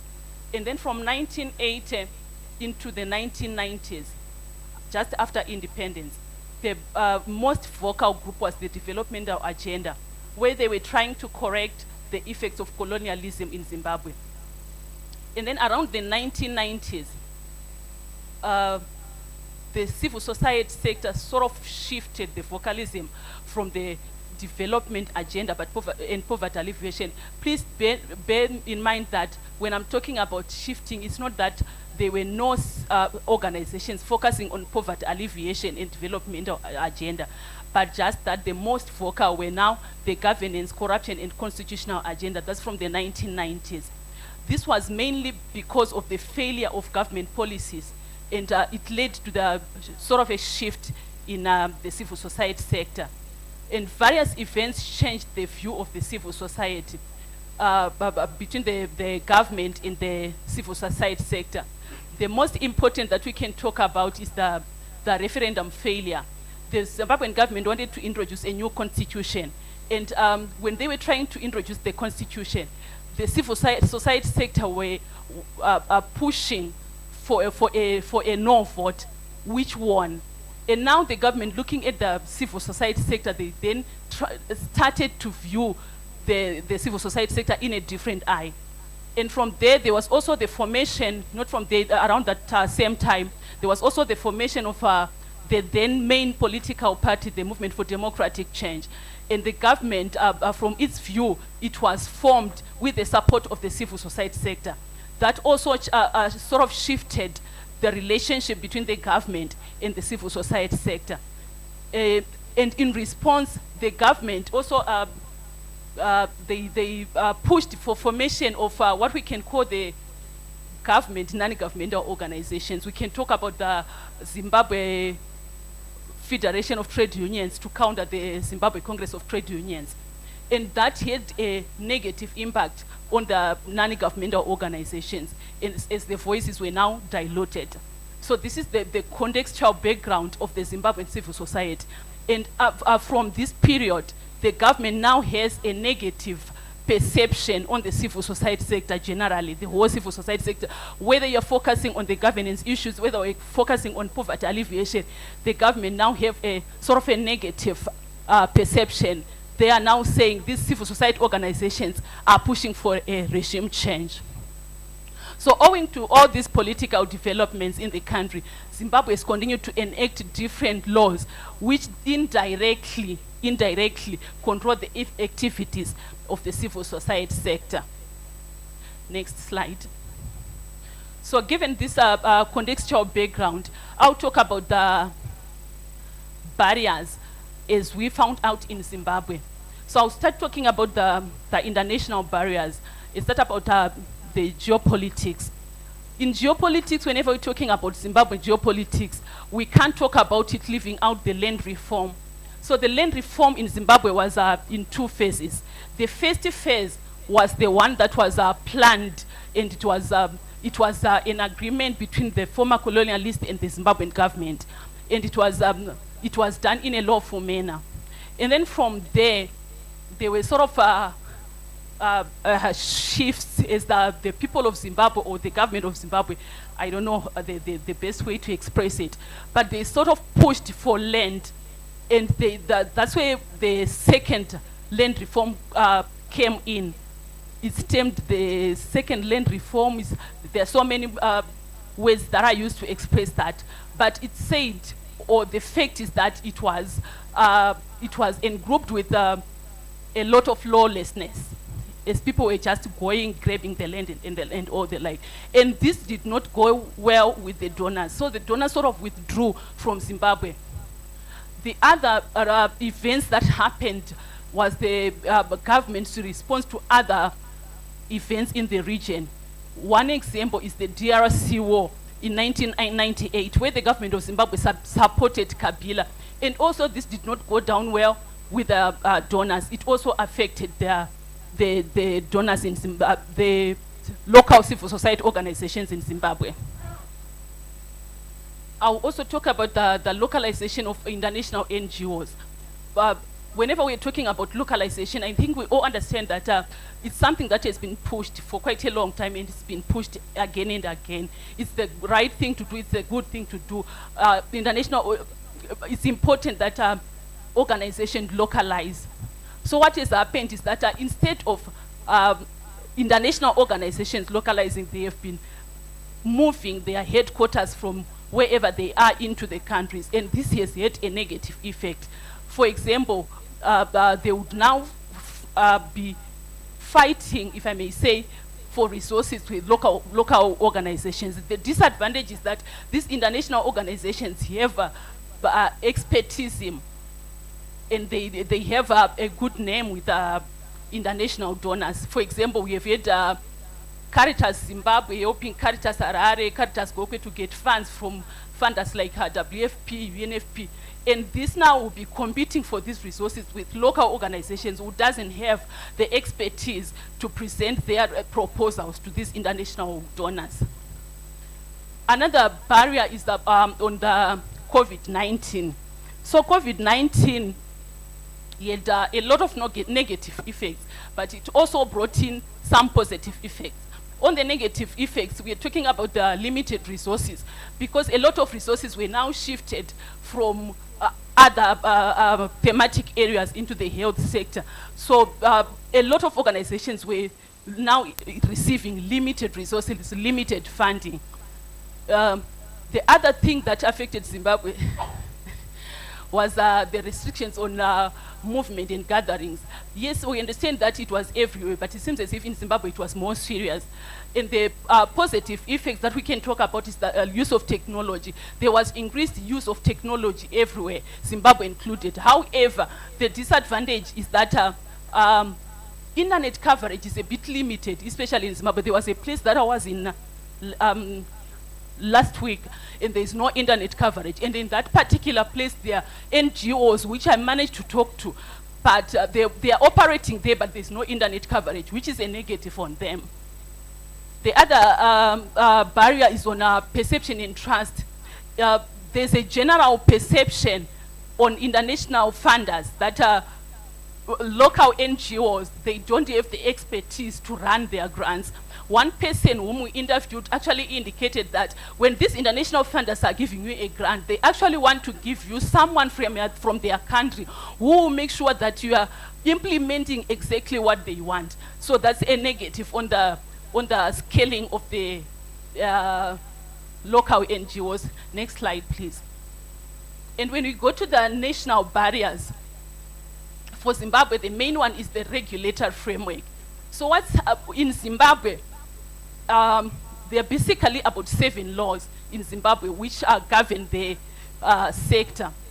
Two laws are on registration. That's the PVO Act and the Deeds Act. The PVO Act is very the registration on PVO Act is very bureaucratic and long, and it takes at least 6 months because it's approved at head office level by a board which sits only twice a year. So to register under the PVO Act, it takes at least 6 months.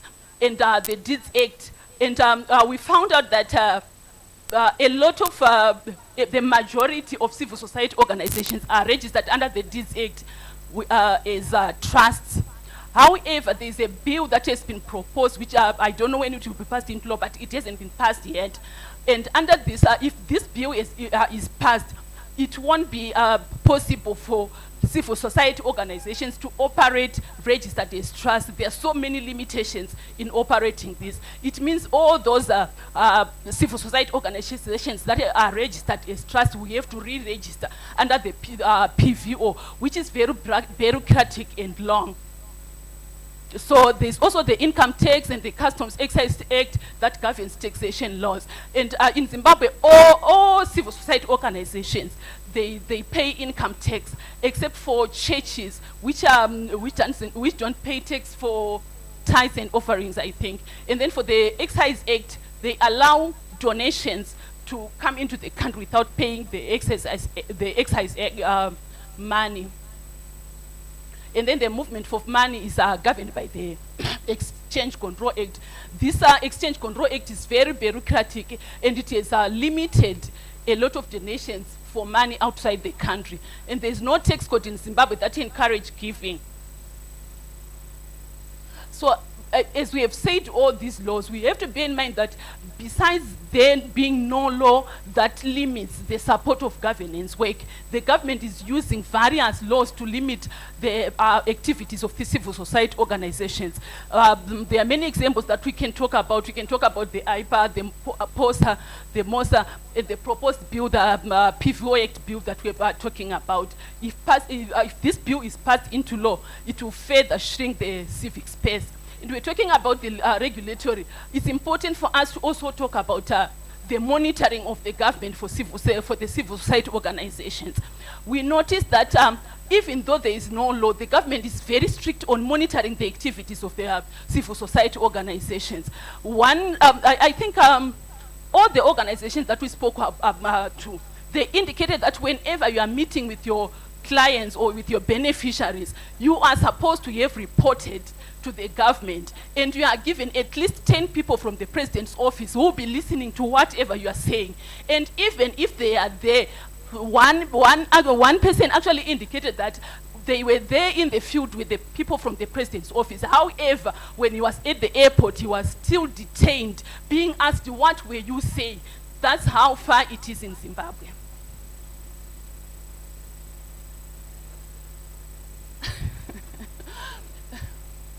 The other barrier is on the funding flow.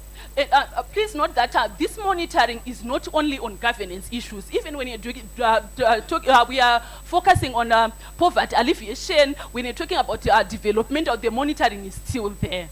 When you're talking about funding flow, it's important for us to note that in Zimbabwe, there's a donor dependence of approximately, an external donor dependence of approximately 93%. And this is affecting the local organizations negatively, owing to the regulations that we've talked about, and also other global pandemics.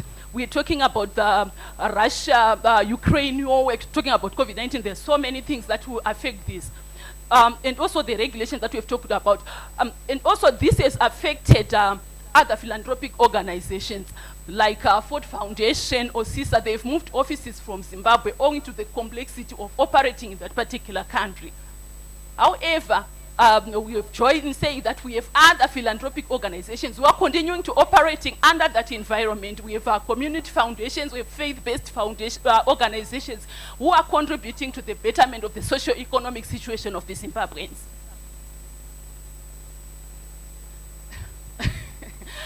Okay, as I conclude, the other challenge that we noticed in Zimbabwe is a lack of collaborations. We noticed that organizations in Zimbabwe are operating in silos. There are no collaborations, and this is a negative on them. And there's also the trust perceptions and corruption. I talked about the negative perception between the Zimbabwean government and the civil society organizations. There are also the technological barriers. It's important to talk about the technological barriers. I indicated that the internet coverage in Zimbabwe is poor, and many civil society organizations' access is limited. They've limited access and also limited technical capacity. You know, like these local organizations, they are funded by international organizations, and these people, they take their staff from the same pool. And it seems like most of the local organizations, they will only take those people who are not yet experienced, as those who are experienced will then move to better pays in the international organizations. So because of my time, I'll stop here.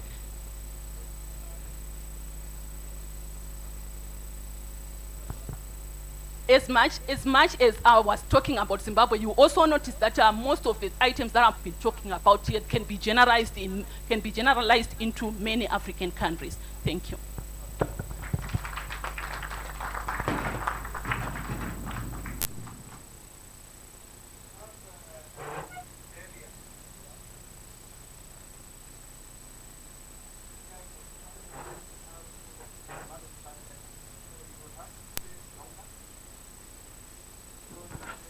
Outside longer. So, and I have, we'll see what happens.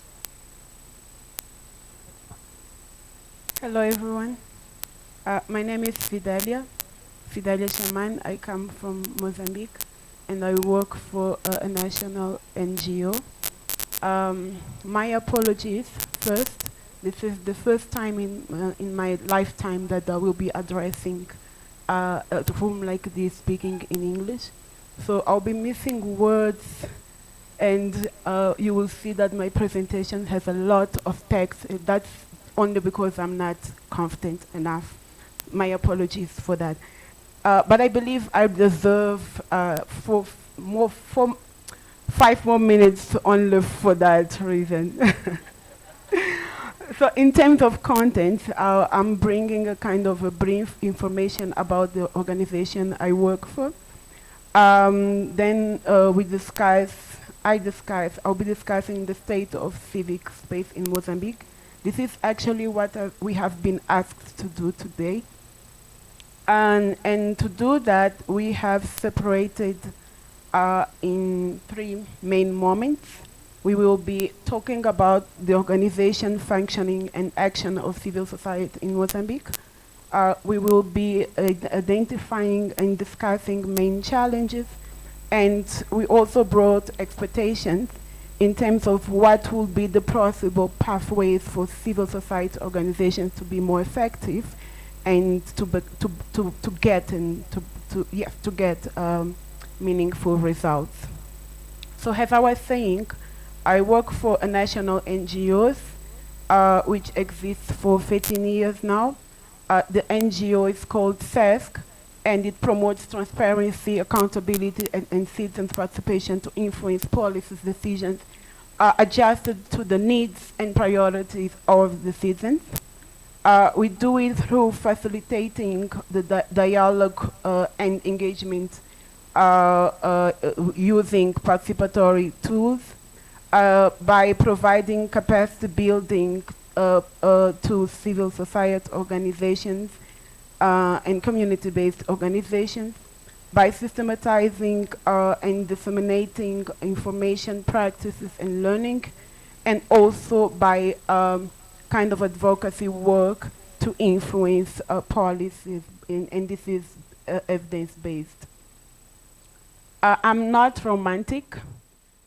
So I will be starting by saying that for us, and for me in particular, understanding civic, we understand that civic space has legal, political, institutional, and practical conditions that guarantee non-governmental actors access to information, freedom of expression, and association, and participation in public life.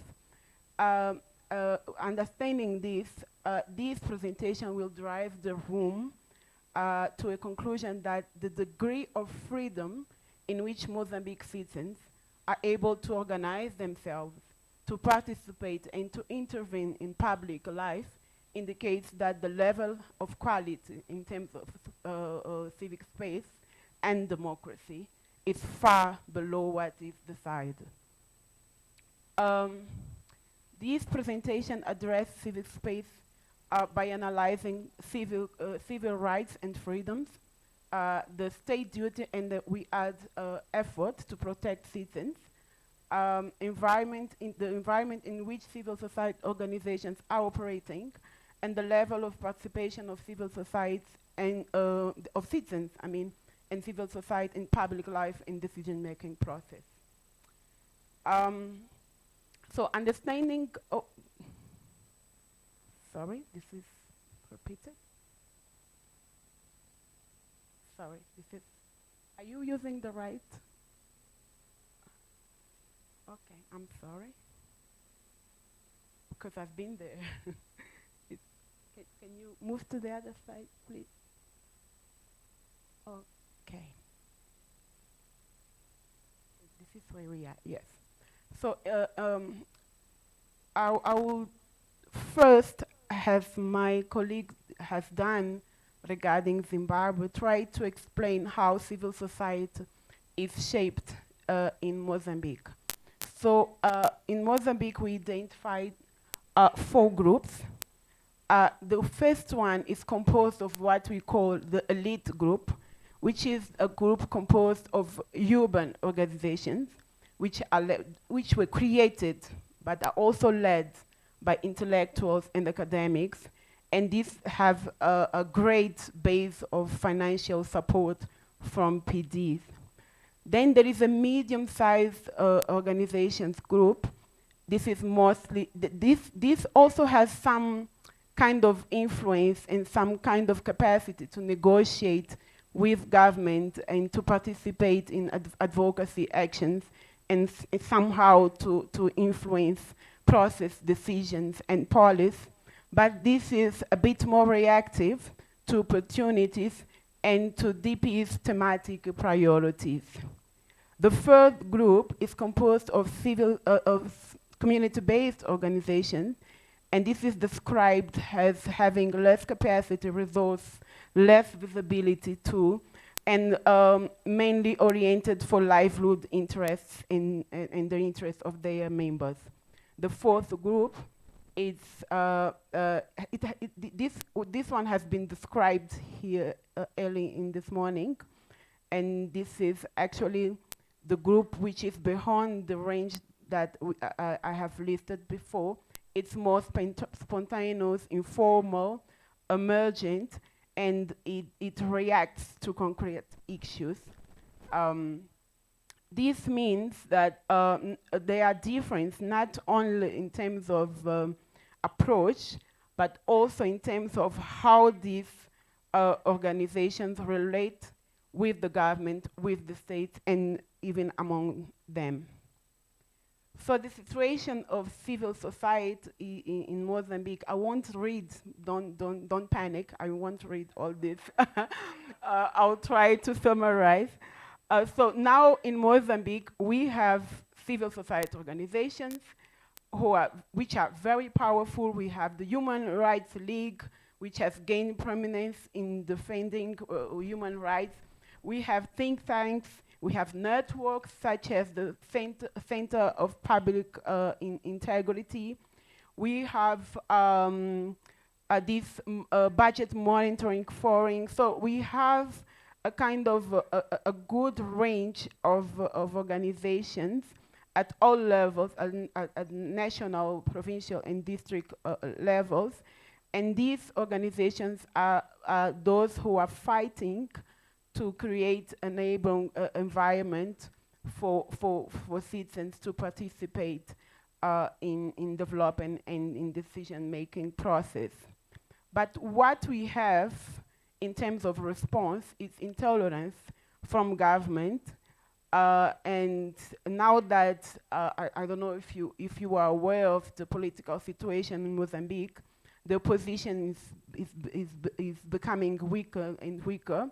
And because of that, studies indicate that civil society organizations are being seen as those who want to control power or to replace the opposition. So we have great results in terms of influencing legislation. Can you please move?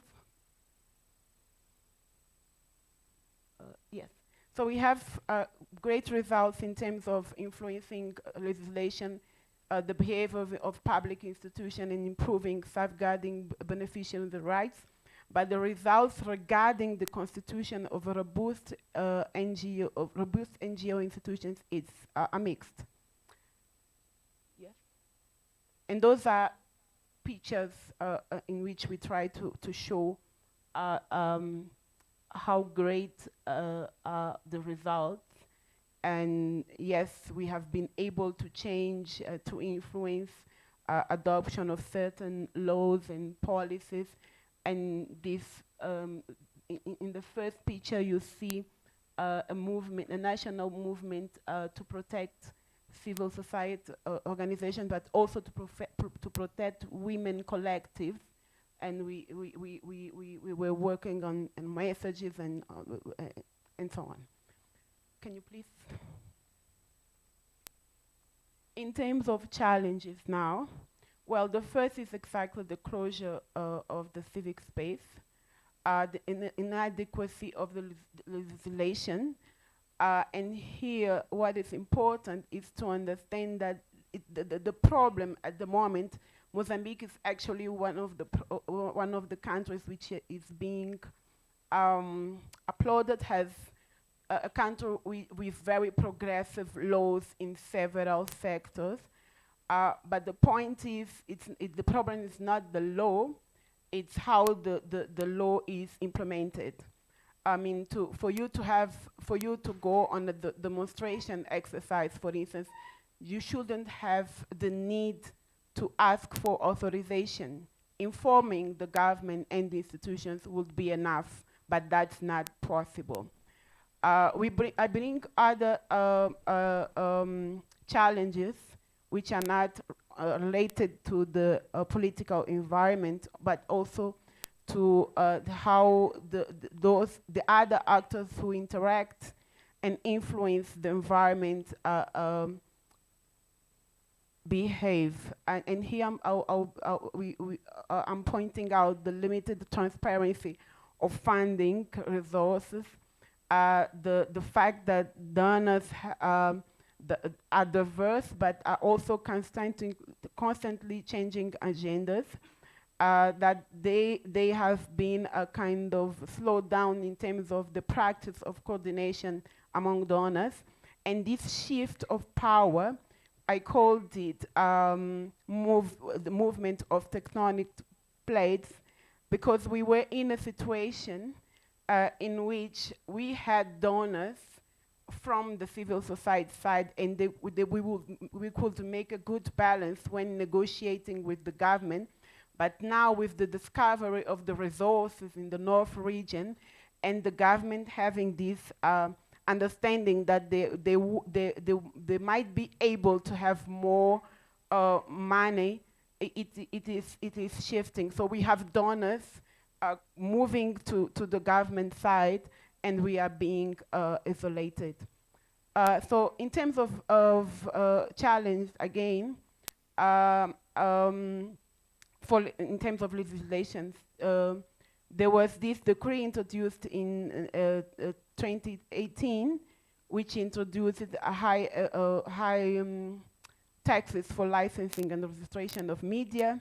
The government has also deposited in Parliament a bill on media and broadcasting.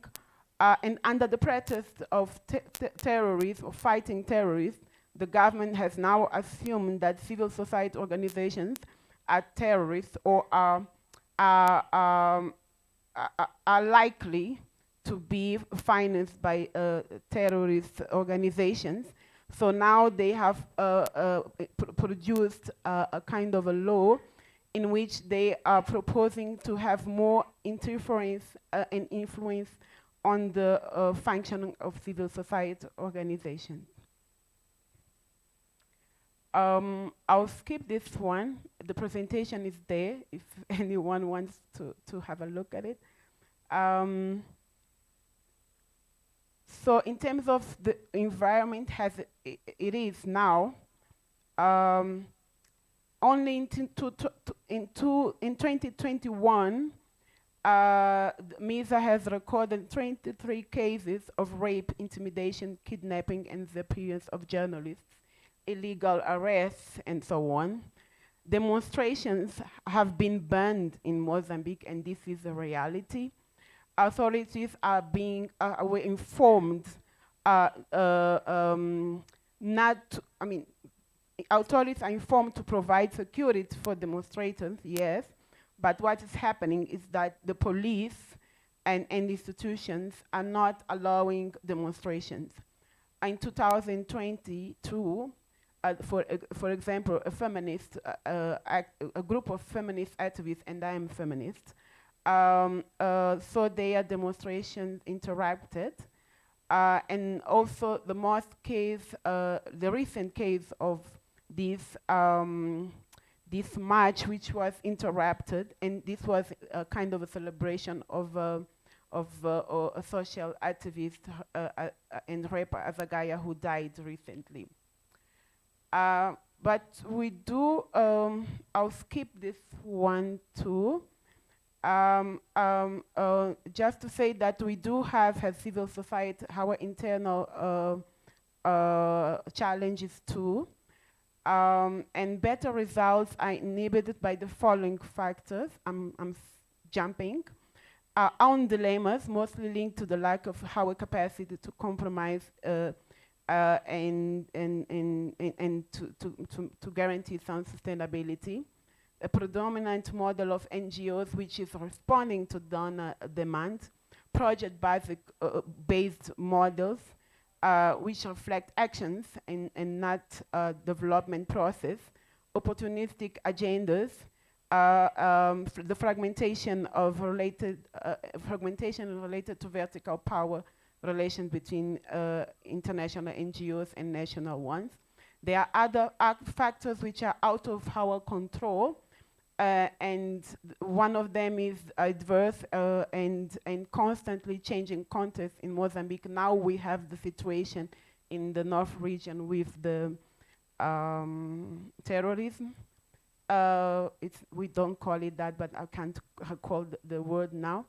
But also in the context of extreme poverty, which is our situation, and low quality of education, raising awareness is not only about telling people about their rights, but it's also about putting some food in their plates.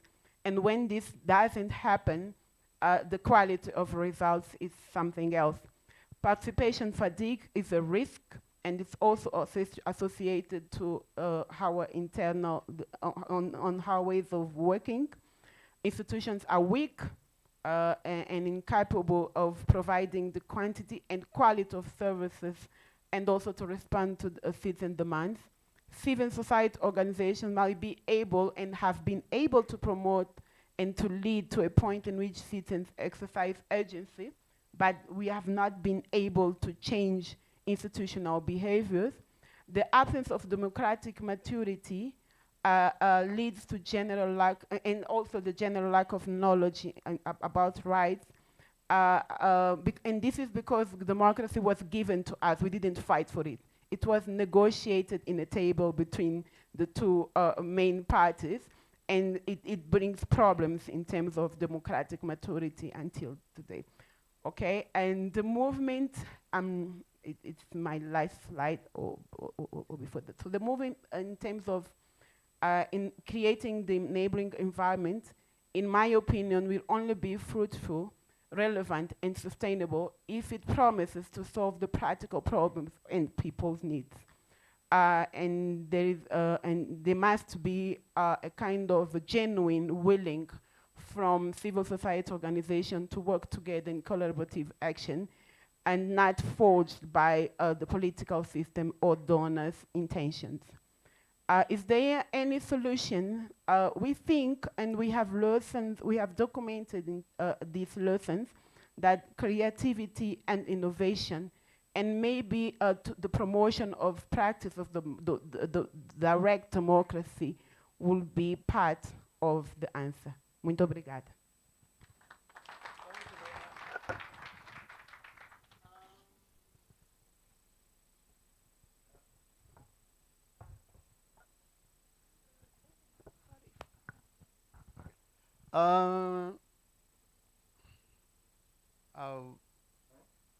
I'll beg the indulgence for a couple of minutes to speak to this. Some reactions before we go to the next panel, because it's the next panel will have less people, so we are likely to manage it better. But also, I'll be getting a stick, a little of a lunch, so that I can go caning people that are not getting back in time. I'm kidding, of course. But anyway, some reactions, please. Yes, please, Zanene.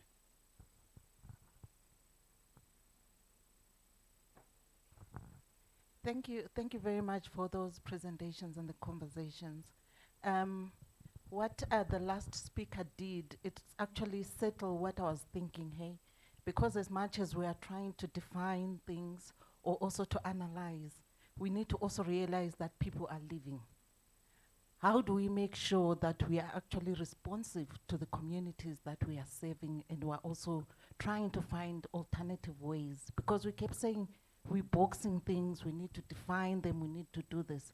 How do we also make sure we're actually responsive to the communities? Because all this that we're doing is about people. So how are we reaching them? Yeah. Okay, I'm hoping that you're not asking a question, you are telling us to reflect on that. But it's, anyone is free to respond to that as well. But yes, please. Okay, thank you. Oh, thank you, Mr. Professor Mache. My question is a question to my sister who was presenting about Zimbabwe.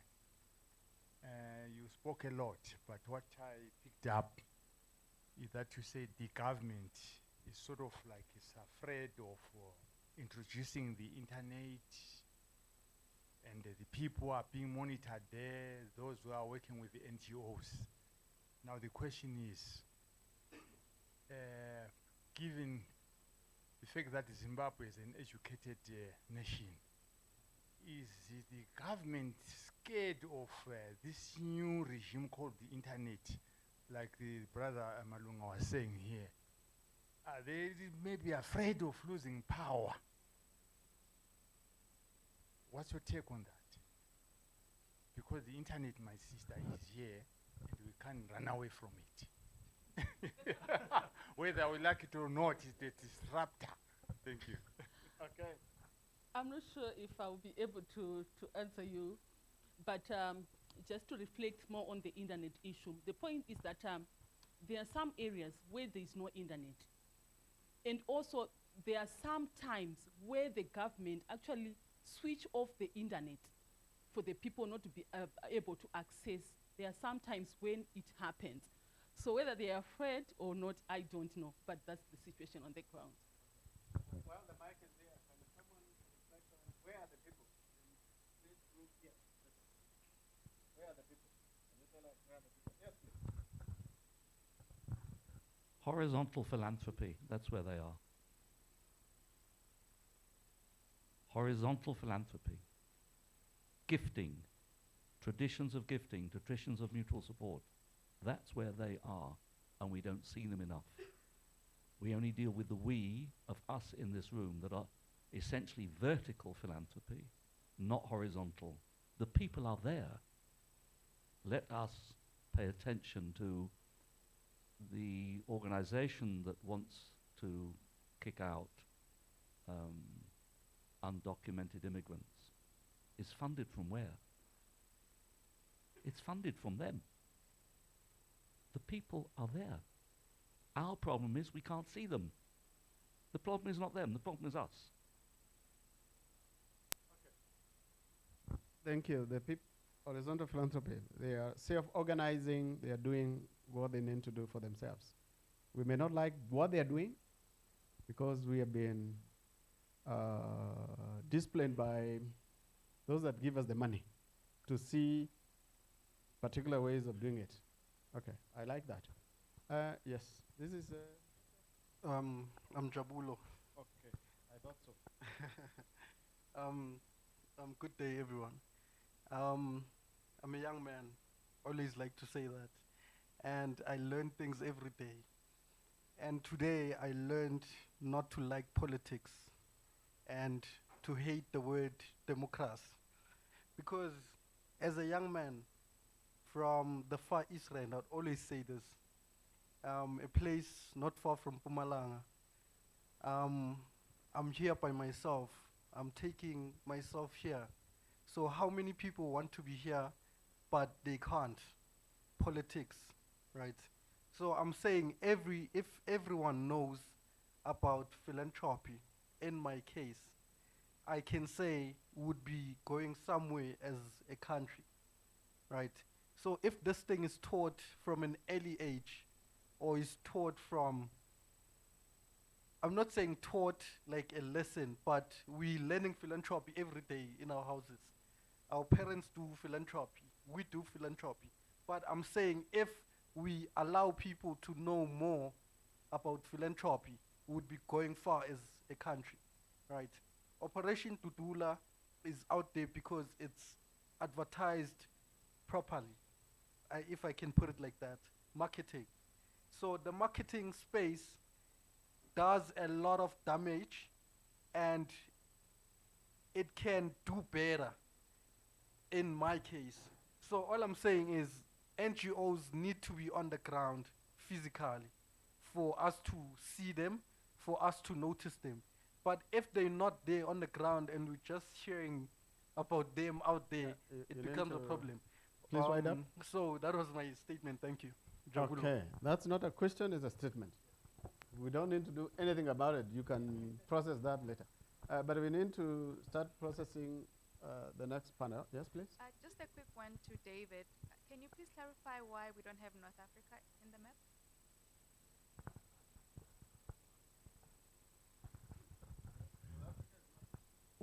We do actually, because we depend on regional organizations to supply us with the statistics, our definition of Africa for the sake of that does not include North Africa, it's sub-Saharan Africa, but if you want, there are other slides for North Africa. We classify them as MENA, Middle East and North Africa. Yes, thank you.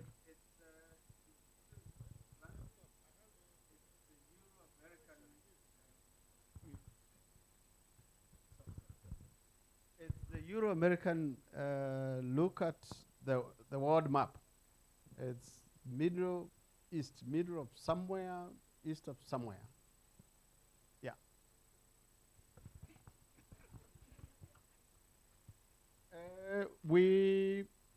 Please join me in thanking this team. They have raised more questions than answers, but probably that's the conversation that is meant to continue. And we hope that in the course of the day, and even after, we can start to get some of the answers to some of the questions. Prof has already started providing some. How do we make the linkages? Yeah. Okay, the next panel is, let me try and see. You know yourselves, you need to move here. Klengiwe will be moderating for us. I was put in this panel by error. I don't know how, but I've just seen now. I don't even have the headspace to say anything useful. But Klengiwe, please, over to you. We have Tendai in that panel. We have Audrey. We have Professor El Amadi and Liberty. Please take your seats. Let me check on.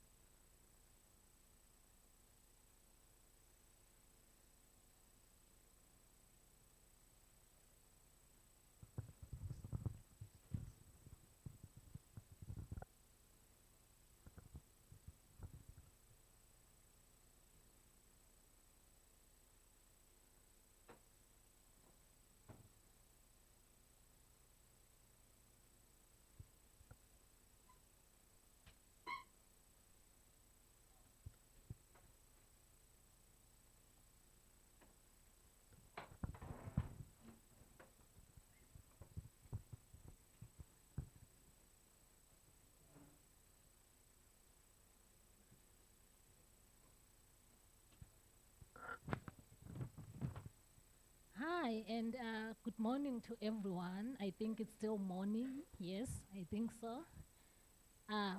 Such a packed morning with so many provocative conversations. And the panel that I'm bringing here now are very interesting people. Oh, forgot to introduce myself. My name is Hlengiwe Ndlovu. I lecture at the Vet School of Governance. And also consider myself as an activist on the ground. And the panel that I'm bringing here is, excuse me, on navigating complex relationship between governments, civil society, philanthropy, and private sector. And I believe these are important actors within the civil society space that are actually, act together, whether in opposition, whether in collaboration, whether in support of each other, or any other form of complexities that are at play. But today we are exploring a lot of issues, but including them dynamics of power, collaboration, influence, and other issues. I'm going to introduce all of them at once so that when they start speaking, I do not interrupt. I'm a sociologist by training, so I'm not generous with time. I know the previous panel, they had 15 minutes, and the reason why I'm not generous with time is because I want to open more space for engagement. I don't believe in my own voice alone as an activist, yes. So our first speaker will be joining us from online, and Mohsen, and he's a professor of political sociology from Khat Ayad University, and some of his work centered around questions of religion and power. He will be joining us from online. Welcome, Prof. Our next speaker. Sorry. Am I still on? Okay. Okay, thanks. Our next speaker will be, Jacob might say he's not part of the panel. I don't know whether he chickened out or not. So our next speaker will be Audrey. I think I'll give preference to her. And she's from the Red Foundation, where they're advancing social justice. They believe in fair, just, and a democratic society because they believe that there is systemic violence that leads to an unjust society. So some of the work that they are doing, navigates that space. Welcome, Audrey. The next speaker will be Tendai, who comes from the Civic Institute. And they believe that they are not just philosophers, they think and do. So while they think about some of these challenges are facing us in everyday society, they also, act on them. So they promote conversations that are based on evidence. The last speaker, but not least, will be Liberty Bebe, who comes from the Southern African Alliance Youth Employment. They deal with questions of decent work. This is in realization of the different forms of marginalization, especially in Africa, but he'll be focusing on, their work is most focused on Southern Africa, obviously with some links globally. So this panel will be entering into the conversation that is already in the space. There are already provocative questions that have already been thrown into the room. I don't know if they're going to be providing answers or they are going to be adding more puzzles to the conversations. And I will open the space for them. Thank you.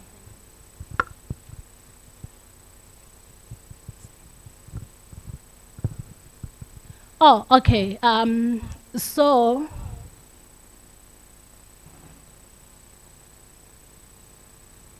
okay, guys, that's technology. Ne? we're not yet there, not yet, but we are coming. Over to you, Prof.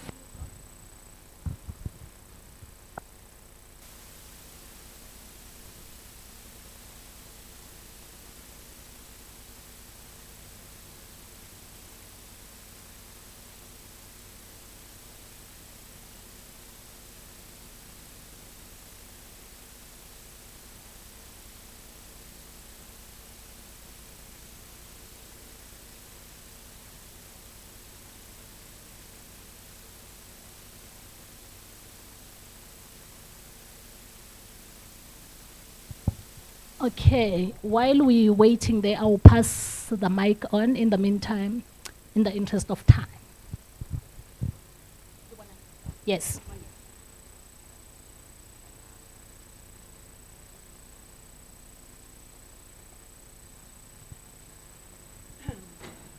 Morning, everyone. So I'm Audrey from the Wraith Foundation. I made a pact with my sister sitting next to me that I wouldn't do a PowerPoint, and also in the interests of time. Also because, to be very honest, multitasking with thinking and talking and technology is not my forte anymore.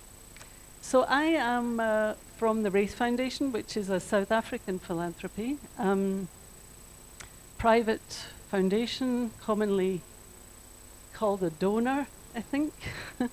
I say that with some trepidation. So I'm only going to speak from that perspective. I have to say I've worked for Wraith for about 15 years, and so my understanding of philanthropy and my understanding of social justice philanthropy is really very much framed and couched by my experience at Wraith. I've put a presentation together based on questions that I hope to answer. May or may not be correct. So the first question I ask myself is, are philanthropic organizations such as mine, so private foundations, doing enough to fund social justice, democracy building, human rights work, whatever you want to call it? And I think the answer is a definite no. I don't base my conclusions on research. These are purely my observations over the last 15 years in South Africa. And I think the reasons why philanthropy in South Africa is not funding social justice work are complex, and they may be very similar to other African countries. For South Africa has a particular recent history of apartheid, which definitely impacts on that. And also, yeah, I think it's a lot to do with the fact that in the new democratic space, many philanthropists that I've spoken to actually have said that they don't want to fund social justice work because it's seen as somehow anti-government, and they wanted to either be supportive of the new government or they were frightened to fund in this space because they had business interests with government. On the more conservative side, obviously a lot of philanthropic money in South Africa came out of that history of apartheid. People made money in that time, and are, I suppose, choosing my words carefully here, they are conservative. So funding social justice is seen as funding something that is political, maybe considered a little bit left-wing, maybe liberal to left-wing. But the fact is, in my experience anyway, there is no tangible threat to philanthropies in South Africa funding social justice. There have been no experiences in my mind, and I can give you some examples of more existential type threats that we've experienced, but there's no tangible threats. That's not to say that it is encouraged, that's probably a certainty. It's not encouraged. There are some limitations even for philanthropies like ours, in that, of course, in some aspects of the work that we fund, there can be illegal activities. They are probably perfectly legitimate in that people have no other option but to resort to illegal activities, but that makes it difficult for us then to fund them. And the reasons for that are what I'm going to go into. But I would say in general that philanthropic organizations are not doing enough in South Africa to fund social justice work because they are risk averse and politically conservative. These are huge generalizations, but that's what I think. What can be done about that? So, I mean, I've thought a lot about that as a philanthropy here, in that what can I do, what can we do to encourage others to do what we are doing? Because if we can do it, then everybody else can do it, huh? I think what we do a bad job of as NGOs in South Africa and as donors to social justice NGOs is monitoring and evaluation. It's an old story, but it's still a very important story. In that, and I would emphasize evaluation, because I think what we struggle with is to clearly articulate what are the results that we are achieving. We are certainly achieving results. But often you don't see them in the short term. They are not easily achievable, and they're often not very visible. So a lot of philanthropy in South Africa funds scholarships and more charitable type of giving. It's much more identifiable. You see a person, you put them through university, they come out at the end with a degree and they get a job. Social justice funding and social justice work in general is not like that. We often get results. They're spectacular. They often happen spectacularly at the Constitutional Court. And everyone celebrates, and of course either the government doesn't do anything about it, they don't implement,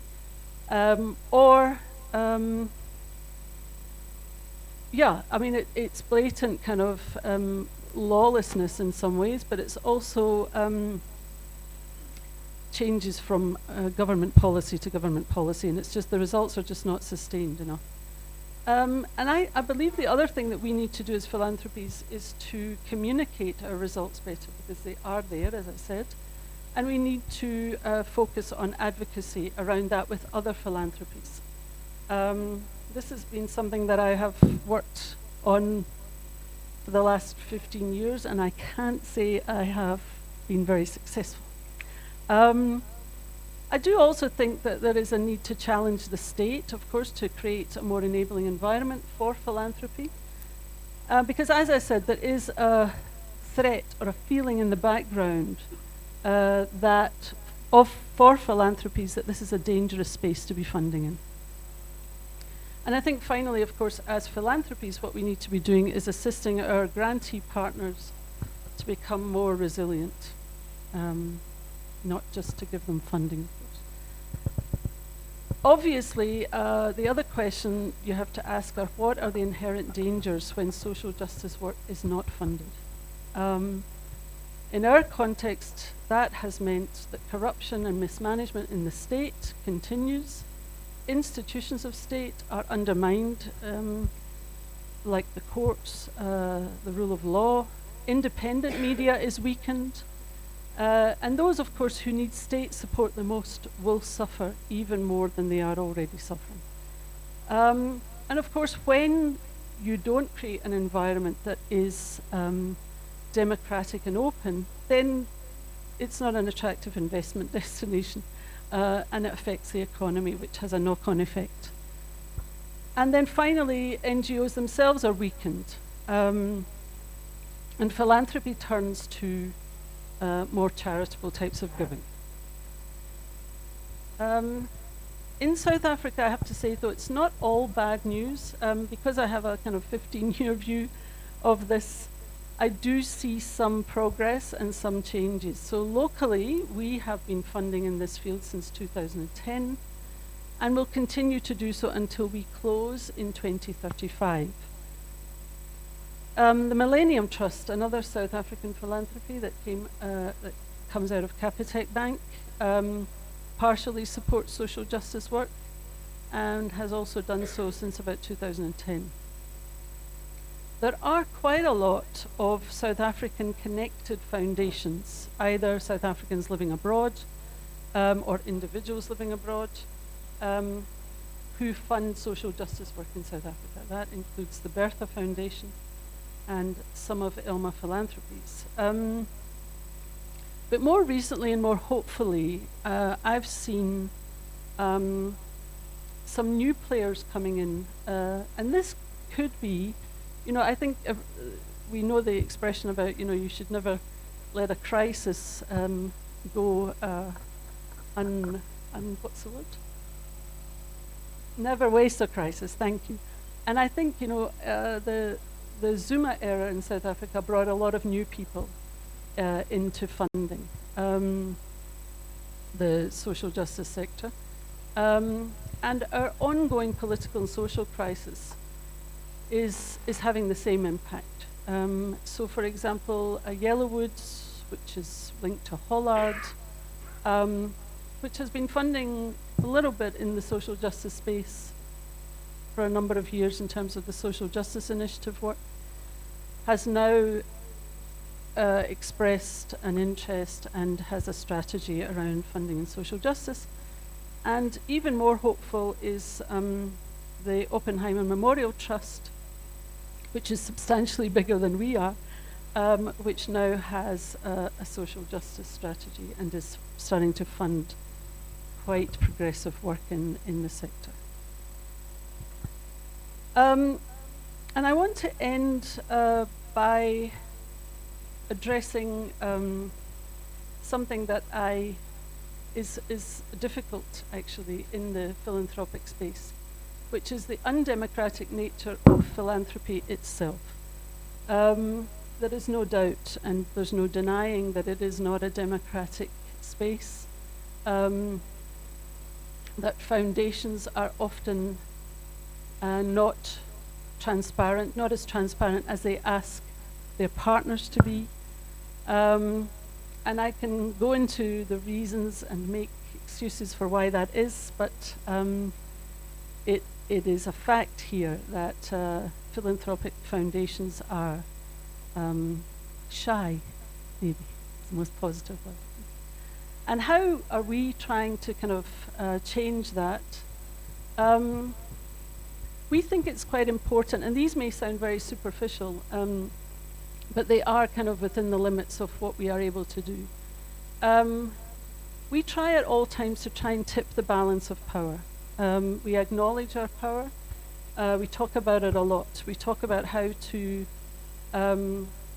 negotiate and navigate the power in the room always. When you walk into the room with RAND, and the needs are enormous. So we've done quite a bit of work on what is called kind of trust-based philanthropy.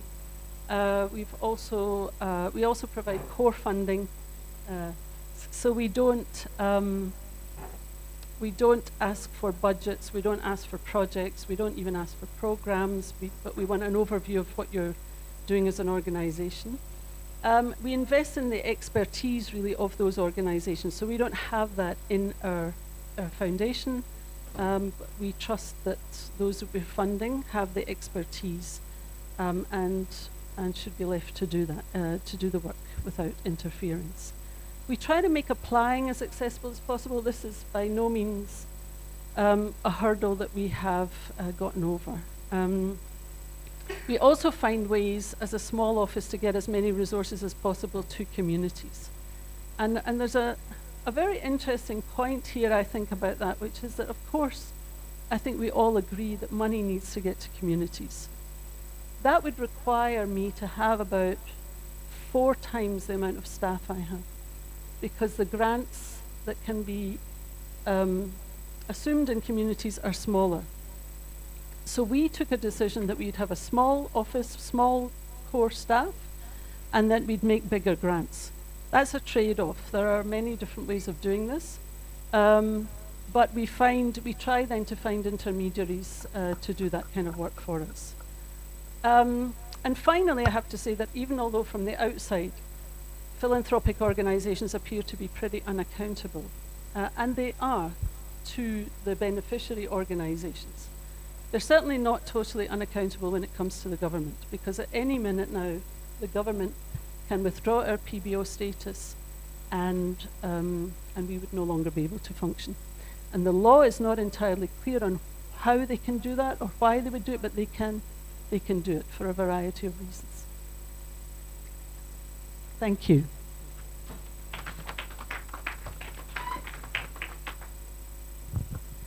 Thank you so much, Audrey. I didn't give more time. When I was presenting at another conference, after my presentation, the chairperson was like, my chairing is biased. So she's like, I always give women more time, a little bit. And I believe in that because for the longest time, imagine not being able to vote for centuries and centuries as a woman. So that 5 minutes will really make up towards those centuries, right? One at a time, one drop at a time. It gets there. Thank you so much, Audrey, for such an insightful presentation and very provocative conversations. I think there was a conversation around the democratic space, whether it is shrinking or it's doing whatever that is shrinking. And I think for my own biasness and for my own background, and my belief in the democratic space, democratic space shrinking? I think to some extent it does, but I think I'm also a student of Rai who believes in the deepening of democracy. So the more the democratic space tries to shrink, the more the people who are being suppressed push back. So I believe in that complexity of democracy, that is complicated. It keeps on being negotiated and renegotiated, and then that allows different actors to come in, and as we fill this house today, and this is a question maybe for you later, Audrey. This is me again abusing the mic because of the privilege, and also adding a drop to the centuries. I spoke about your constant effort to tilt the power balance. And I'm wondering, and I understand this context being, in most cases, repressive regimes, the state that is always pushing back and trying to foreclose the space. But what is your take on the power dynamic between the funding organizations and those that are being funded? Where are we locating them in terms of the power dynamics? And obviously this is me talking to the power of the dollar, of the funder, of the donor, and. Without wasting time, I'm going to Colt and I to take on the mic. Thank you.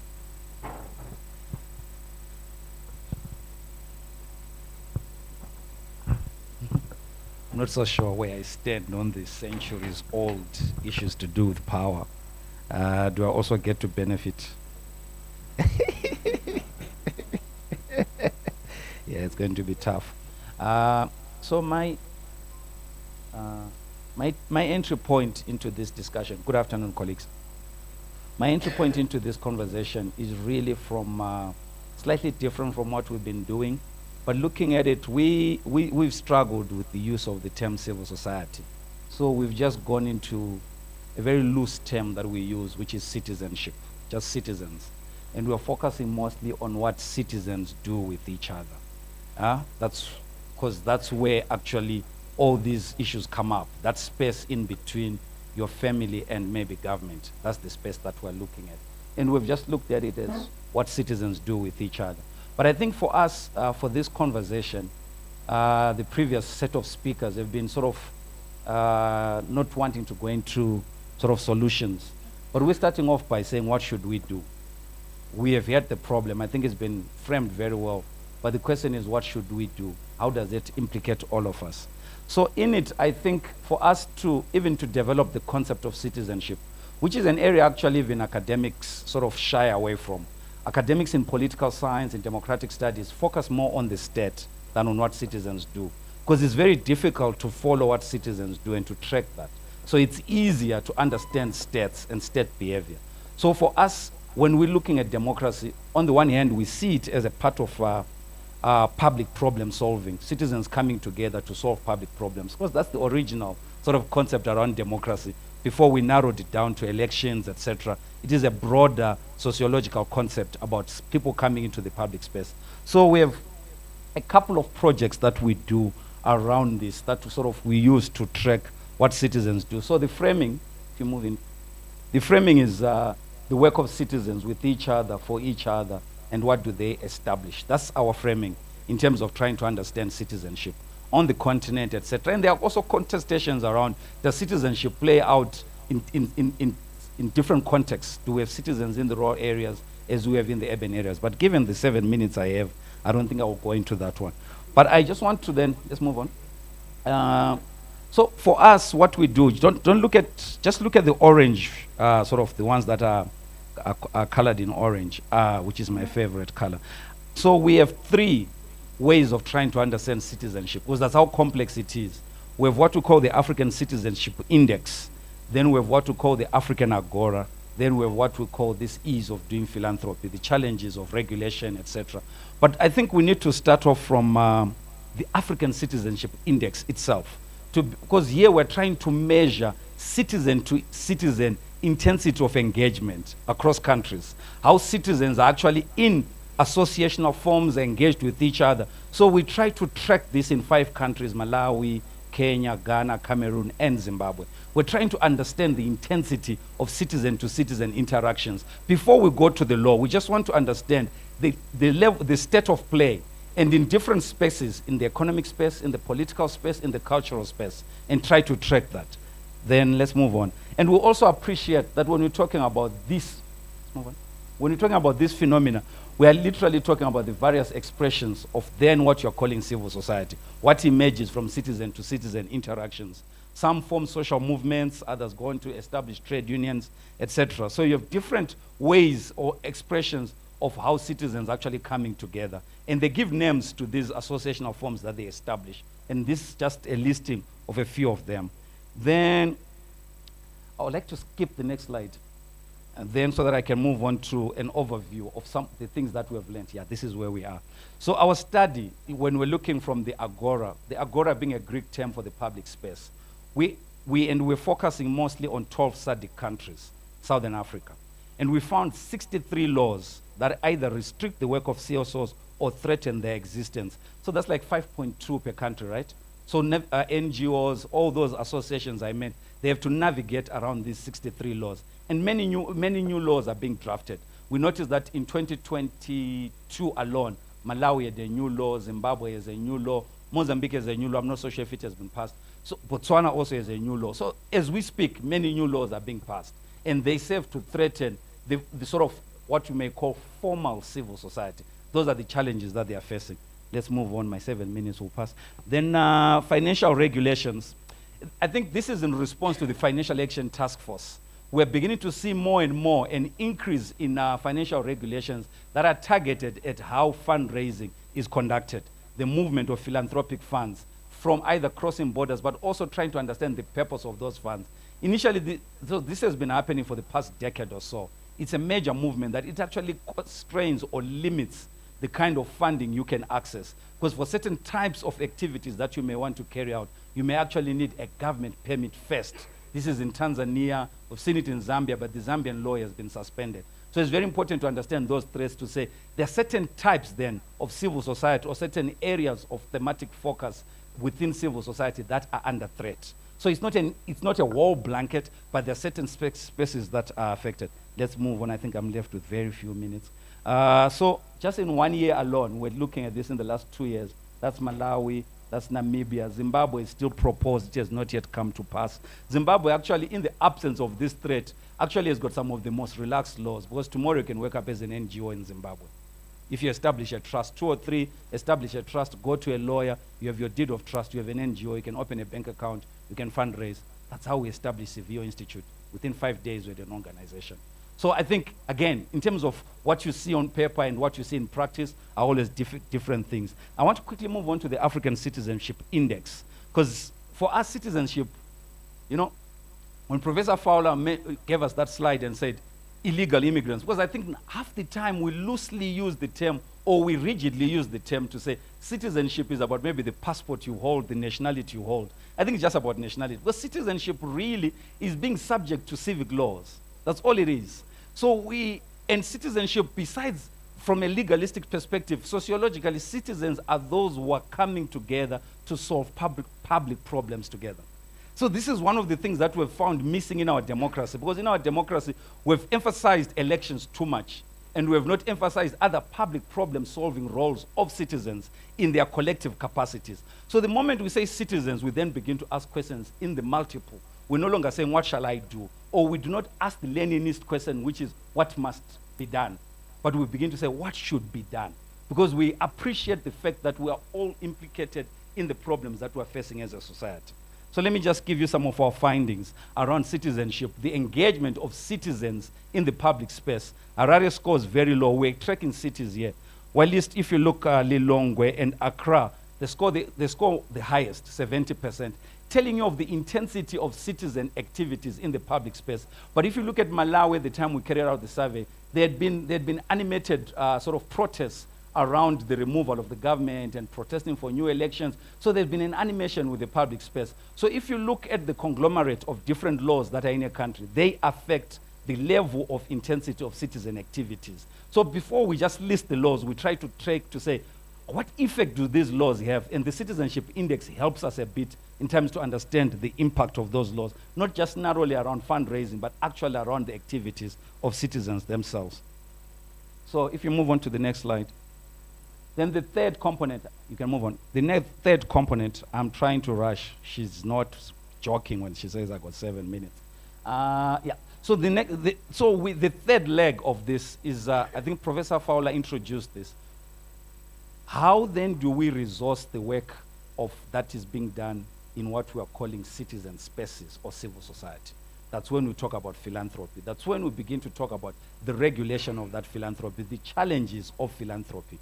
I always say when we talk about philanthropy, we need to understand it in 2 streams. There's African philanthropy, then there's philanthropy in Africa, talking of 2 different phenomena. Philanthropy in Africa is everyone else who comes to fund in Africa. They may not be subject to the same regulations and rules as those who are doing African philanthropy. So when we begin to do that, what we're measuring here, we're actually measuring African philanthropy. The locals, how they perceive of the operating environment in terms of pushing their communitarian, sort of community-based initiatives. This is how the countries score. Malawi scores best, I think, compared to many of the other countries. But look at the laws that they have to deal with. 75 unique laws that affect philanthropy in the SADC.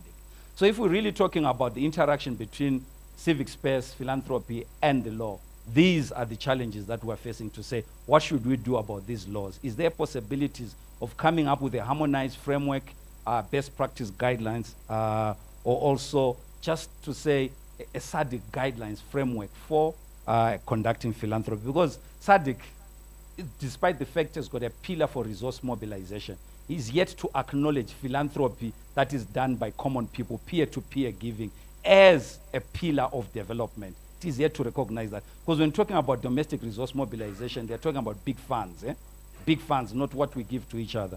Then, so there's a proposal for a peer-regulated agora. May you move to that one? Where we're looking at saying, how do we promote a citizen-centered democratic process that deepens solidarity and inclusive development? The citizenship index has already shown us we have a challenge. Agora has shown us that we have a challenge. The ease of doing philanthropy has shown us that we have a challenge. But how do we come together? What should we do? How do we come together to begin to influence? Because there's a gap at SADC. They're yet to realize these challenges or to put them in the manner that we are putting them here together to say it's a comprehensive challenge in terms of human development and also the movement of our people and the actualization of democracy. So if we begin to post these as saying, these are the major threats to democracy, but if you allow us to come up with peer-based or peer-led guidelines, we may actually develop a better framework for civil society freedoms, inclusive of philanthropic freedom.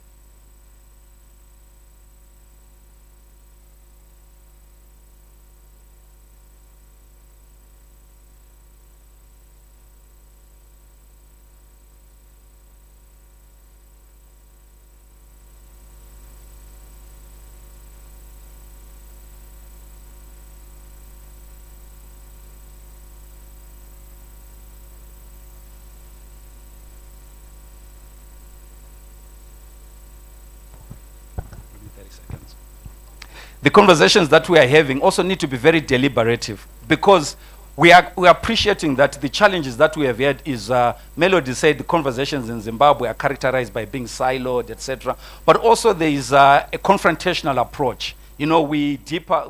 Some may come from the human rights school, some may come from what you may call material development school, but we need to find each other, we need to create common ground, because our challenge is we are not speaking to each other. So the means towards achieving democracy are very important. So Habermas and deliberation help us a lot. Yeah?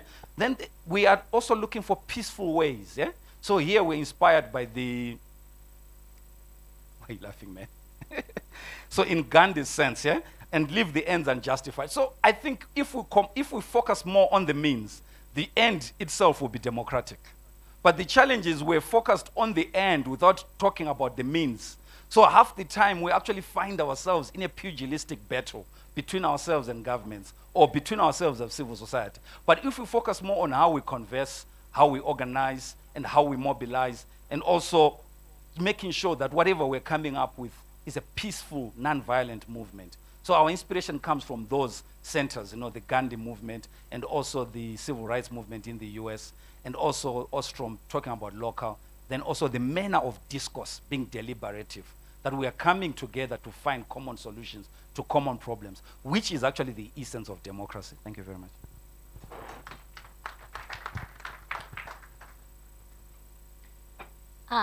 Thank you so much, Tendai. Just to let you know that you stole 1 minute from humanity, but it's okay, we will forgive you for that. Thank you so much for that conversation, and I like how you are disrupting the whole idea of the notion of national citizenship, speaking largely around the idea of democratic citizenship that I consider as very important in terms of the making and unmaking of the spaces that we occupy. And this is a very special and important form of citizenship that actually speaks to the everyday ways of navigating space and how we come together as citizens to mobilize, but also to reproduce the spaces that we occupy in the everyday. And also abusing the mic again, just throwing this provocation to you. What do we make of this particular citizenship? We've disrupted the national citizenship, and we've moved to the democratic citizenship. But then this is the same form of citizenship that will create, mobilize, and deploy different identities for the purpose of excluding others while including themselves within the space. And this is, in most cases, it is shaped by the state itself. In some cases, it is shaped by different religions, different background. But at the center of that is the scarcity of resources and everything. So what do we make of that citizenship that then tends to mobilize particular identities, to exclude others for the purpose of including the other? Thank you. I'll pass the mic to our next speaker.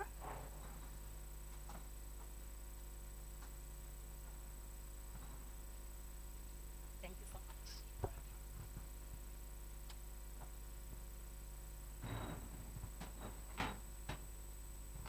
much. Thank you so much, Madam Moderator, and thank you for to CAPSI for the invitation. My name is Liberty Bebe, I think as already said.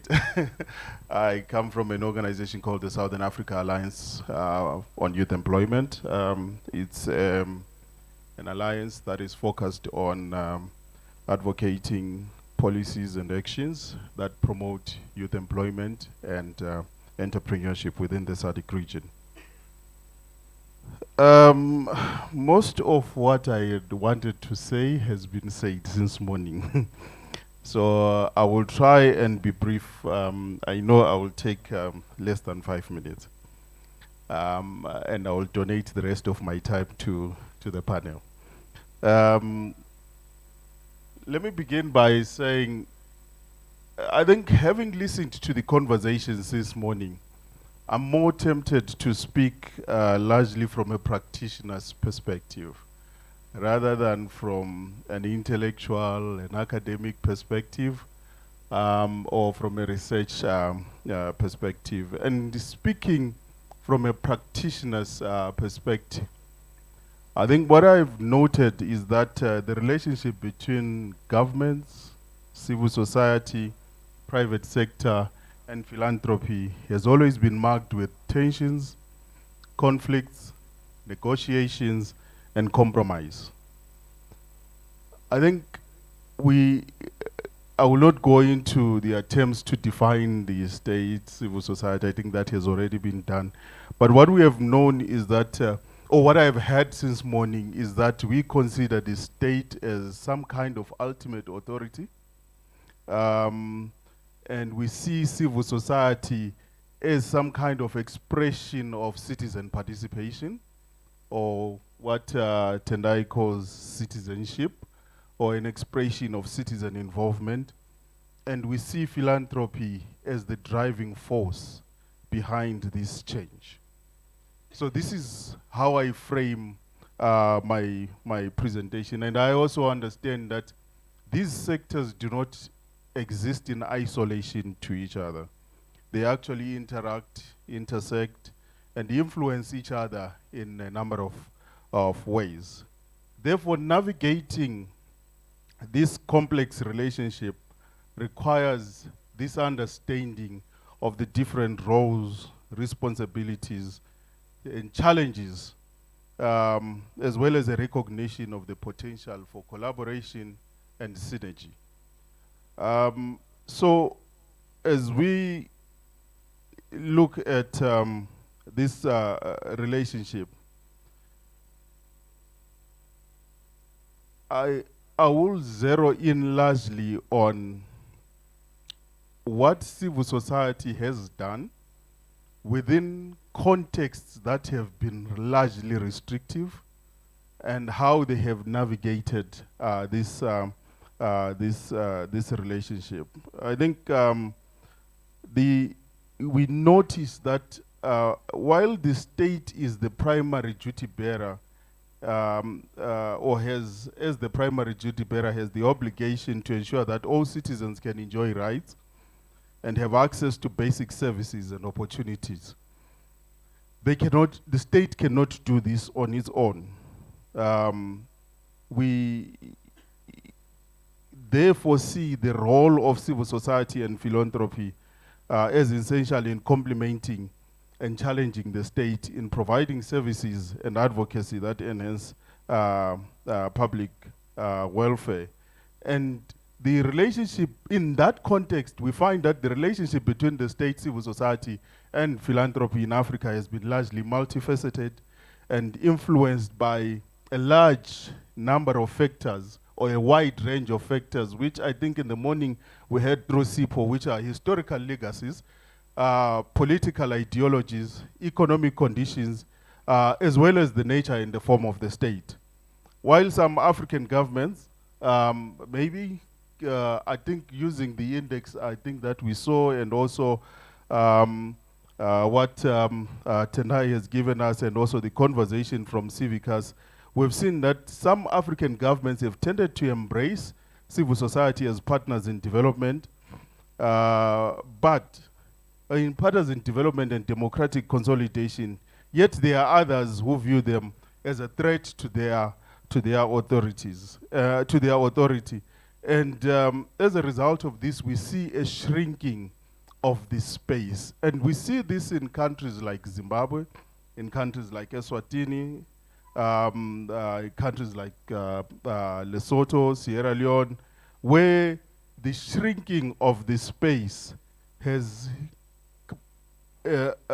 created challenges in the building of relationships between the state and civil society. And in some instances, we've seen governments trying to co-opt civil society or creating their own civil society organizations, and then going ahead to invite them to their own created spaces. And this has resulted in civil society that is state-aligned, civil society that is furthering the agenda of the state, and civil society that is divorced from the work, or that is divorced from the agenda of citizens themselves. And in Zimbabwe and Eswatini and some parts of Nigeria, we see civil society organizations are viewed as enemies of the state. And we've seen this through what I think colleagues have already spoken about. We've seen the enactment of laws, the instrumentalization of laws, the victimization of civil society actors. We've seen the use of recommendations of the Financial Action Task Force to create laws. The NGO or the Private Voluntary Organizations Act or bill in Zimbabwe is enacted under this disguise of addressing the growing global concerns around money laundering and terrorist financing within the SADC region. So we are seeing the instrumentalization of global frameworks to restrict civil society. So to restrict, spaces for operation by civil society organizations. And for me, part of the critical question is then, what then is the role of philanthropy in all this? We note that donor funding has undoubtedly bolstered civil society in activity in Africa, and the relationship between civil society or external funding has played a significant role in sustaining and enabling the activities of civil society to operate, in a sense, independently while they are advocating for social justice. International donors and philanthropic organizations have provided financial resource, technical expertise, capacity building to African civil society as a way of enhancing their ability to engage with the state and tackle pressing social issues. Through such support, civil society has been empowered and strengthened to function as, again, in inverted commas, as autonomous institutions of checks and balances against the state, which in a way has enabled the opening up, even in authoritarian context, of what we call the democratic space or the participatory space or spaces for citizenship. However, the other side of the relationship between donors and civil society, which I think colleagues have tried to deal with, is that it creates some kind of sense of over-reliance on external funding, which is in a way affecting both sustainability, independence, and the capacity for civil society to influence. I think we've seen this with the emergence of, when there was a shift within the international donor frame from developmental financing to project-based financing, and the introduction of requests for proposals, which basically push civil society to respond to specific calls for proposals that are driven by specific objectives, and also push civil society to respond to particular interests of international donors And this has kind of affected the autonomy of civil society and its ability to demand and question donors, and also to demand a space where they can influence authorities. By this, we have seen civil society responding to the interests of foreign governments rather than the interests of local communities. I think let me kind of stop here. I'm told I've finished my time.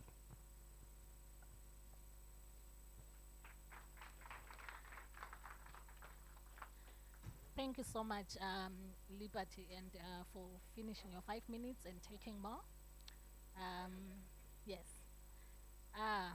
Also interesting conversations around, I love the overall approach on the issues that have been subject of discussion in the room from the morning and in the everyday. Especially the idea around your questioning of the civil society that has sought the agenda by aligning with the state.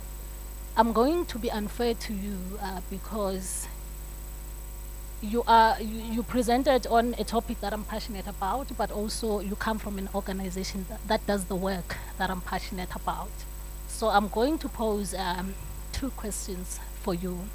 The one question is around what we're presenting on the civil society that has aligned with the state. And some of the arguments that have been out there, and this is really an honest and an important conversation that we should have, and especially when we look at trade unions and some of the work that they've done and how they've sold out centuries and centuries again of the revolutionary work of the masses by then aligning with the state and therefore with capital and then selling out the agenda.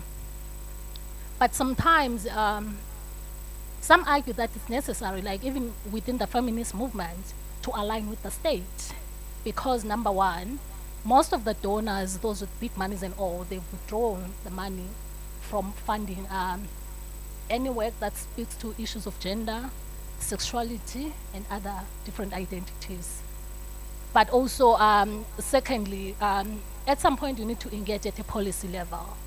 And policies, in most cases, they shift at a government state level.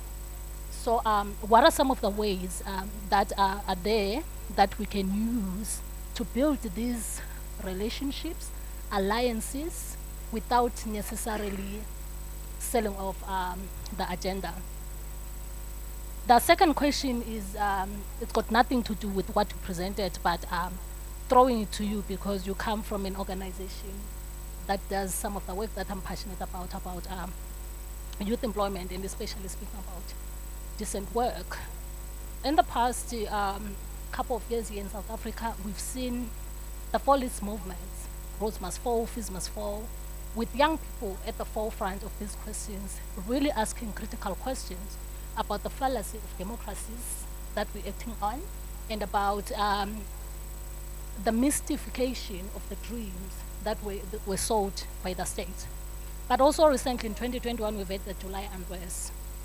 One of my favorite Aikale moments, when they say it was a looting, I say it was in Aikale because what we had Aikale, and then the next day, Zakala. So my analysis, and I guess everyone who watched the visuals would agree that young people in their numbers were on the streets doing what was then called to be quote-unquote looting. How do then, my question to you is, how do then young people challenge some of these issues without necessarily, because they all received so much criticism, both from the government, but also from civil society at large, to say some of the strategies that we've employed, they do not work. They're undermining the democracy, quote-unquote, fought so hard. But also at the same time, maybe a Fanonian scholar would argue violence for violence. So how do young people, question these spaces and also disrupt power without necessarily lending themselves into different forms of critique that they found themselves in. Thank you. Our panelists online? Okay, so we're going to move to our final panelist online. That's Professor Mazen. I think he'll be joining us. I think he's now ready. I believe so.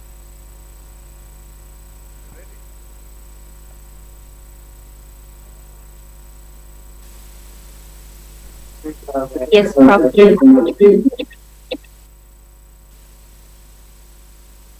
Hello, can you hear me?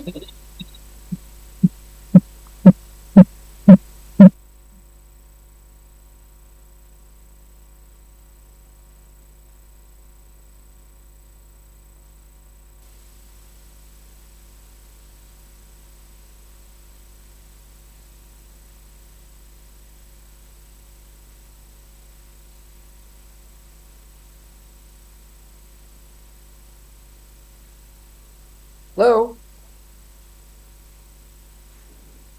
Can you please tell me if you hear me well? Yes, we can. Yes, we can. Okay, thank you so much. Yes. Well, I have an echo coming back. I make for sure that I'm from Morocco and South Africa is very far away. But well, I think that the technology should be fixed as soon as possible so that you can hear me comfortably. So, yes, thank you so much. So this is Professor Mohsin Al-Ahmadi from the Qadi Iyad University of Marrakesh in Morocco. And today I'll be talking to you on civil society. I have an echo, which is a little bit disturbing. Yes. Okay. So let's start by talking about the civil society in the Moroccan context. I know that Morocco is an African country, North African country, specifically an Arab country and a Muslim country, and all these levels are, should be taken into consideration when reflecting on philanthropy within Moroccan context. So please, can you move to the next slide?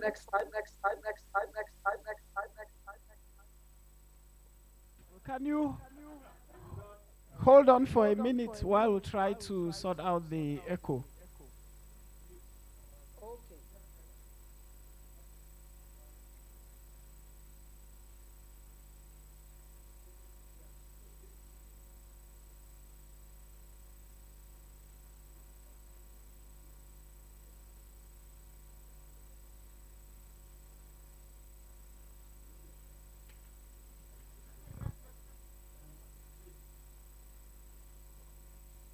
Prof, you can continue. Okay, sure. So the dynamics of states and civil society in Morocco can be approached in terms of vulnerability, relationship with political parties, relationship with the states, and for sure, philanthropy and donations. So let's move to the next slide, please. So in terms of vulnerability of civil society within the Moroccan context, its initial context of organizations lacked autonomy from the political struggle of parties, unions, and so on and so forth. So organizations saw difficulty in creating and implementing change without direct affiliation to major influential political parties, and future for organization tied to intellectual circles, universities, philanthropy, independent of or from the political party system. Okay, can you move, please? So Morocco's 2022 Global Philanthropy Environment Index showed that legal forms of philanthropic organizations included in the law, and 5 main social issues addressed by these organizations in terms of housing, economic development, human rights, resources, and social justice. So the average time established by law to register a philanthropic organization takes 31 up to 60 days, which is considered as a quite bit long period of time. So the average cost for registering a philanthropic organization may reach 20 US dollars, which is a little bit costly regarding the Moroccan, income, individual income.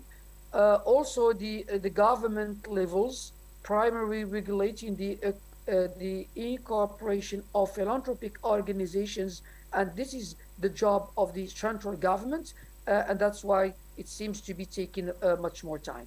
So relationship with the states penetration into civil society discourse, limiting the amount of donations due, as it has been said in the Mozambique context, due to the terrorist actions and also to the terrorist threats. So politically, the state would like to be neutral and have a neutral stance on civil society issues. So the protection of rights through 2011 Constitution have been made on the basis of a political deal regarding the social acceptance of donations and receiving international funds. So and that seems to be very telling. So the philanthropic environment scores, as it has been done by the Indiana University Lilly Family School of Philanthropy in 2022, and my goal in this research is to update this data as of 2023 and also the coming year, if possible. So the one get back, please. Can you get back? So the first one is of operating an philanthropy organization, and you have the index for 2022 compared to 2018. Second, tax incentives referred as two in both years. 3, cross-border philanthropic flows. 4, political environment. 5, economic environment. And 6, social or socio-cultural environment. And to finish with the 7 refers to the overall score. Thank you for moving. So formation, registration, operations, dissolution of a philanthropic organization in Morocco. So the 3 indicator questions in this section pertains to the laws and regulations governing philanthropic organizations. And the scoring questions for this category cover the 3 aspects of regulations: formation, registration, operations, and dissolution. So the question 1 is said like, to what extent can individuals form and incorporate the organizations as defined?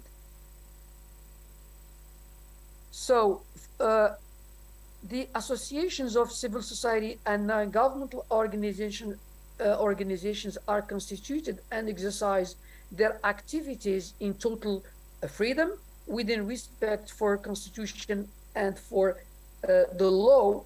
They may not be dissolved or suspended by the public powers except by virtue of judicial decisions. So I'm just reading the Article 12 of the Morocco's 2011 Constitution. So the second question that rises up after the reading of this article is, to what extent are POs free to operate without excessive government interference?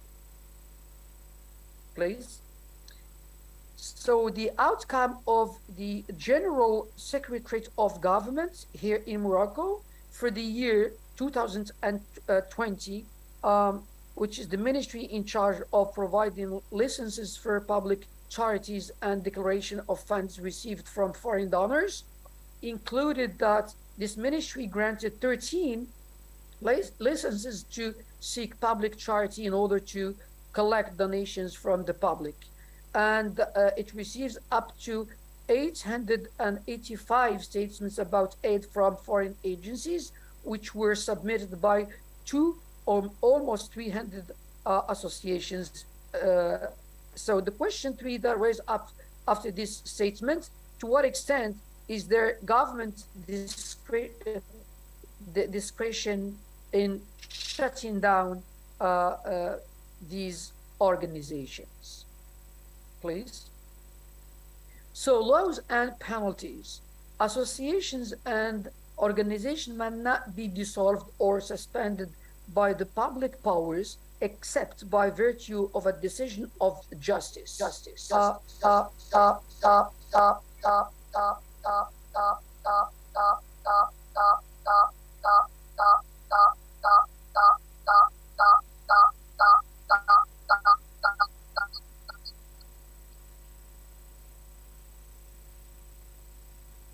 Can you hear me now without echo? Yes. Hello? Okay, thank you.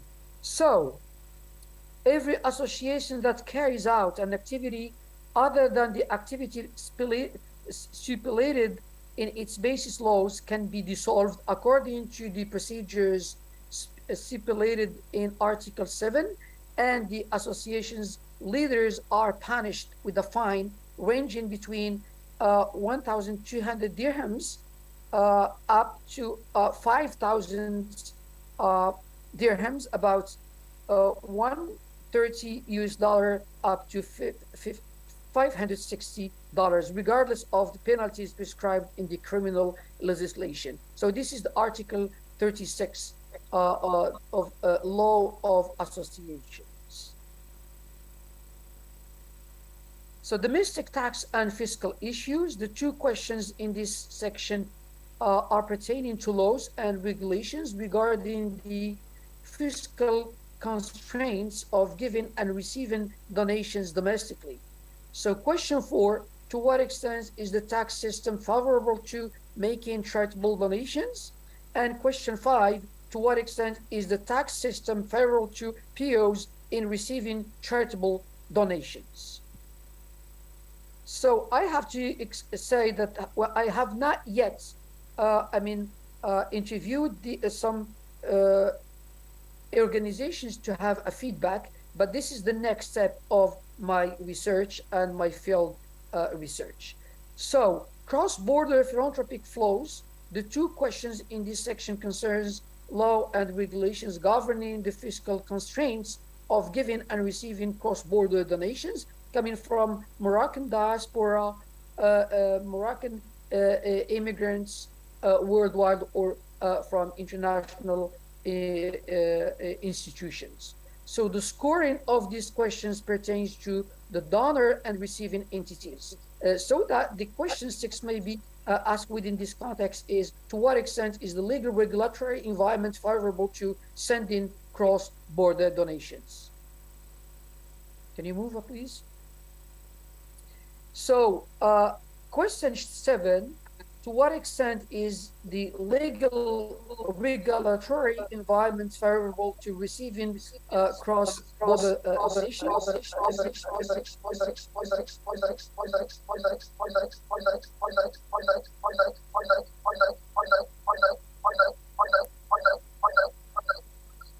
Problem of echo.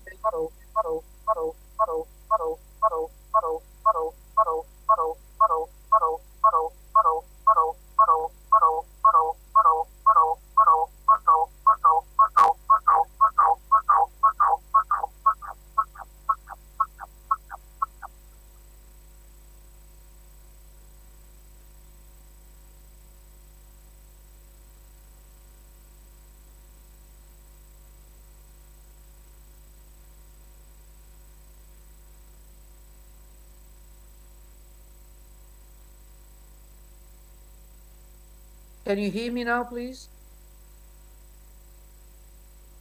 Hello? So, question 7, to what extent is the legal regulatory environment favorable to receiving cross-border donations? So the association law require in Article 32 that all associations that receive foreign aid must declare this to the General Secretary of Government with the determination of the sums collected and their source within a period of 30 full days from the date of receiving the aid. So this could be read in the Moroccan context in light of the terrorist legislations that took place after 9/11, but also after the May 16th attack, terrorist attacks in Morocco. So the political environment, the 4 indicator questions in the next 3 sections concern the political context, economic conditions, and social cultural characteristics that influence the environments for philanthropy. So question 8, to what extent is the political environment favorable for philanthropy? So the association's interest in public matters and the non-governmental organizations contribute within the framework of participative democracy to enactment, the implementation and the evaluation of the decision and the initiatives of the elected institutions and of the public powers. So these institutions and powers must organize this contribution in accordance with the conditions and modalities established by the law. So I'm referring here to Article 12 of Morocco 2011 Constitution. And here comes the question 9 related to these restrictions. To what extent are public policies and practices favorable for philanthropy? Can you move, please? Can you please move on? Thank you. No. Yes. So political environments, the government has established a partnership portal with civil society organizations, which is a national portal that aims to contribute to strengthening the governance and transparency of public funding directed to the programs, projects, and activities of civil society associations in the Kingdom of Morocco. So it also aims to promote transparency and equal opportunities among civil society organizations in gaining access to all data and information related to public supports and partnerships, establish the principle of competitiveness between projects and the programs of associations in obtaining public support and partnership, and enhance trust between states, institutions, and associations. So economic environment is determined by, or has been determined by, the COVID-19 pandemic. So that's why Morocco experienced economic difficulties due to COVID-19. But despite this, civil society has shown great contributions to this pandemic. Many associations carried out important activities, including submitting proposals on how to deal with the COVID-19 pandemic and organizing awareness-raising activities about the seriousness of this pandemic. So, question that rise up from this statement is that, to what extent is the economic context favorable for philanthropy within the actual Moroccan context? Can you move on, please?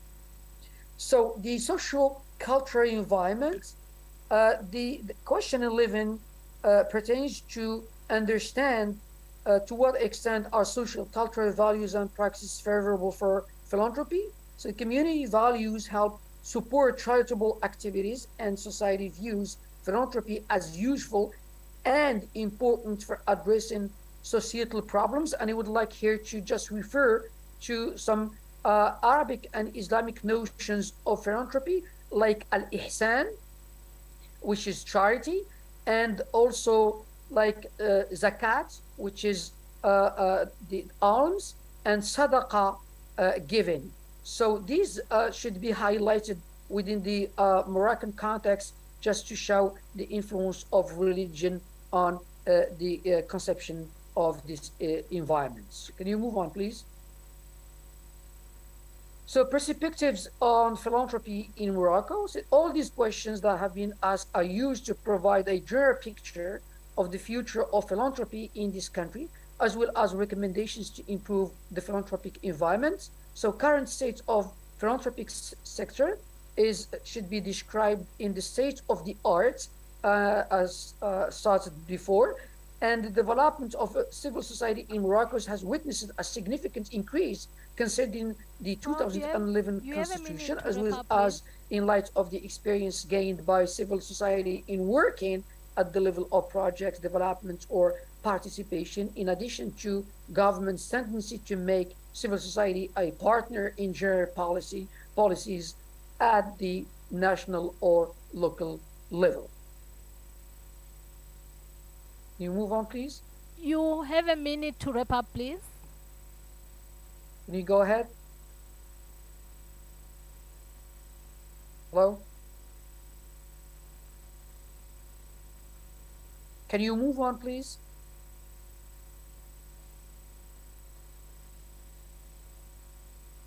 You have a minute to wrap up the conversation.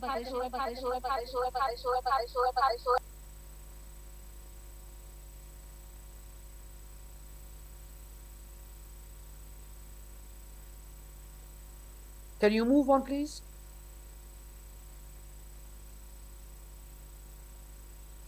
Okay, so okay, good. So current states of the philanthropic sector. So three major recent events affecting the philanthropic landscape in Morocco between January 2018 and December 2020. And these tendencies are still on the road after 2020, namely 2001 and 2022. So delay in amending and changing association laws, absence of the new legislations that are compatible with development in civil society, such as the volunteer law and foundation law, and the COVID-19 pandemic. Please. Yes, so to finish with, I have to say that more civic participation in the public involvement, especially in light of governmental work on preparing a set of draft laws related to the work of associations at the financial level, establishment and volunteering, and also the professionalism shown by associations in dealing with the pandemic and their ability to use the means of communication in activities and mobilization. And I think I'm done. To finish with this, as I said, amending the laws, insurance of volunteering law and the law of institutions, and to simplify the procedures for establishing associations. Thank you so much for giving me the opportunity to talk to you, all of you. So, don't bite my head. It wasn't me, it was technology. Technology doesn't like us, and ironically, it is one of those important infrastructures to navigate the civic space and to form transnational networks, but it doesn't like us. So in the interest of time, I'm not going to pose further questions to Prof, but I will open up to the floor. We've had very provocative and interesting conversations from the panelists, and now I'm opening up to colleagues, fellow comrades, to raise your hands and engage. And while they respond, please also factor in my questions. But we will move the mic. Can we please have a roving mic? There is a hand there. 1, 2, 3. We've got 3 hands. Okay, thank you so much. My name is Johnny Muteba. I'm from the Pan-African Chamber of Commerce. The question is to Liberty, because he was speaking about the Alliance for Youth Employment within the region. The question I have is, how have you been able to navigate the space in terms of giving opportunities to migrants and refugee students in South Africa. I'm asking that question basically because the Pan-African Chamber as an organization was born in 2010 at an event organized at Vet University, where students who are called international students from across the continent were speaking about the challenges of finding work experience in South Africa.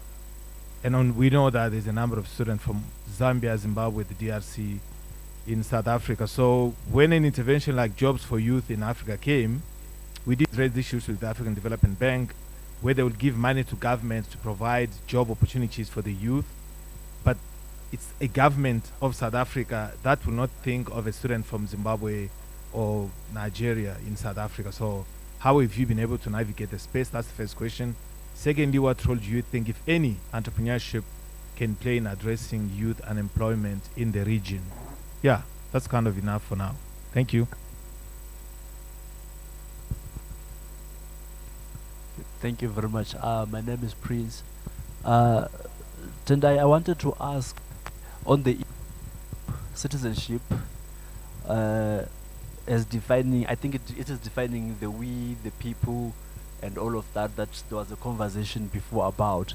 So my question is centered around the issue of the rigid definition, which is that there are people, especially in countries like South Africa and many others, of course, you're starting not focus on those countries, where you find that there are refugees, there are migrants, and there are people like that. And then the question, then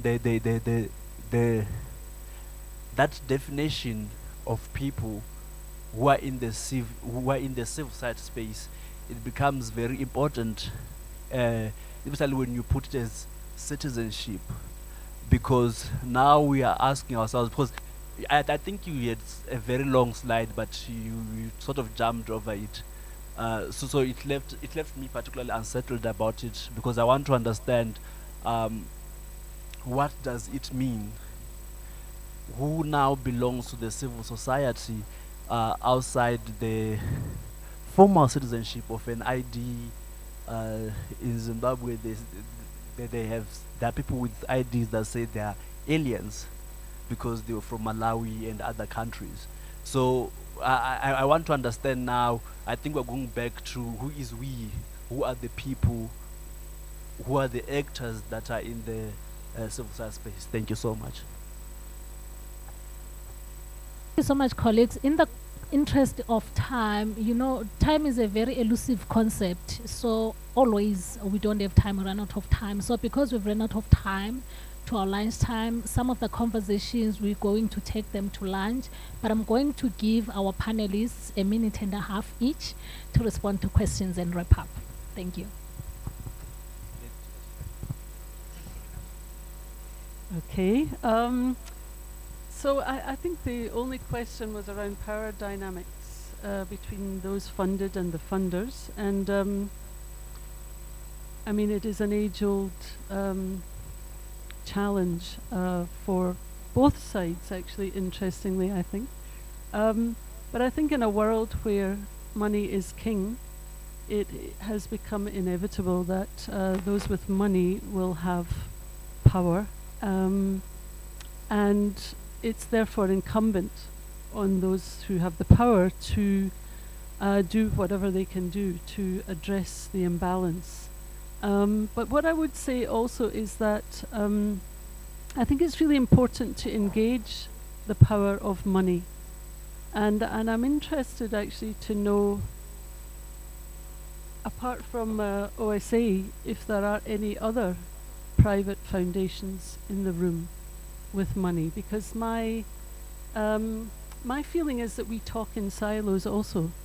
I talk to a lot of philanthropic foundations a lot actually through IPASA or in the social justice funding space. I'm wondering if you have those conversations with them often enough, and if that challenge is not engaged with more brutally as it needs to be, because partly foundations with money who are never challenged they don't engage with that issue. They continue to dominate and dictate the conversation and the terms of the agreements and arrangements with the people they fund. And I think it's time for those conversations to be had honestly in the room. I'm very happy to have them. I'm very aware of my power. I am an introvert by birth, it seems, and but I know that being an introvert with power all of a sudden turns you into someone who feels like an extrovert.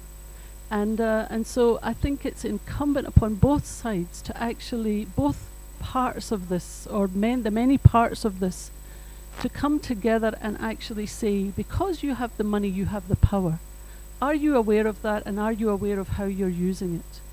Because I think also it's incumbent upon people who don't have the power to come up and say, we have the agency, we have the expertise, we have what you need in order to make your money work. Let's talk about that. Let's talk about what you would do without us. Because I'm very aware of the fact that having money means nothing if you have nobody to partner with to use it. Prince, thank you so much.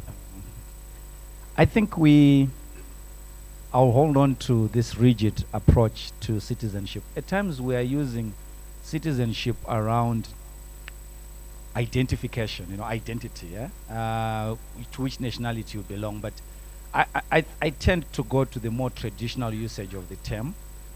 Here we're talking about, maybe we may say, non-state actors in our individual capacities. We are not elected public officials. We come together as private people and we engage. So when you do that, then the issues of participation, which is where you're going to say maybe it's exclusionary, etc. I think it's just that we do not spend as much time going into those communities, into the migrant communities, into the refugee communities, and to understand the different associational forms and types that are in there, that are actually cohering and solving public problems around they are being migrants, they are being refugees, etc. The associations that emerge from that. And we begin to see actually that they are forging a certain kind of a democratic order. There's a certain of order that emerges out of voluntary mechanisms that are established by citizens. So that's what I'm referring to say this is what we need to be looking at. So when you go into those sub-economies, those places, we actually will be surprised by what exists. And when we begin to use it in that universal sense, we begin to ask ourselves that in the absence of elections that are held every 5 or 6 years in any country, what else do non-state actors do? The challenge that we have had in platforms like this, we then go into conversations like we're having today around a shrinking space. But in that shrinking space, we're looking at the top tier, the more visible forms of what citizens do. They have website addresses, they have big offices. We miss out on what is happening around maybe the vendor association in Alex Park.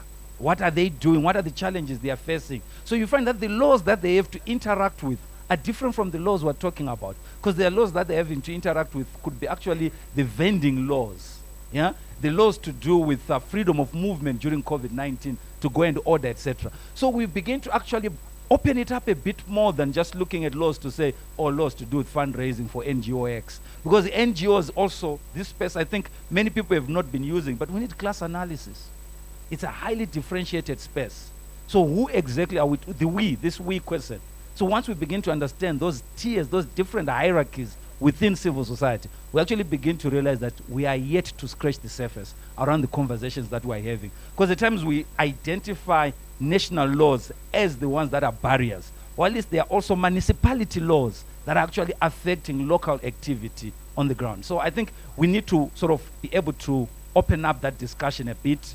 But once we have begun to use citizenship in a more relaxed manner than the way we're using it, especially I regretted it because I came into South Africa with your contestations around who is a citizen and who is not, yada yada, and used it this way without properly explaining it. So it lends itself to these challenges to say who belongs in South Africa and who doesn't belong. So I appreciate that, because everywhere else where we used it, we have not had these challenges like you guys have.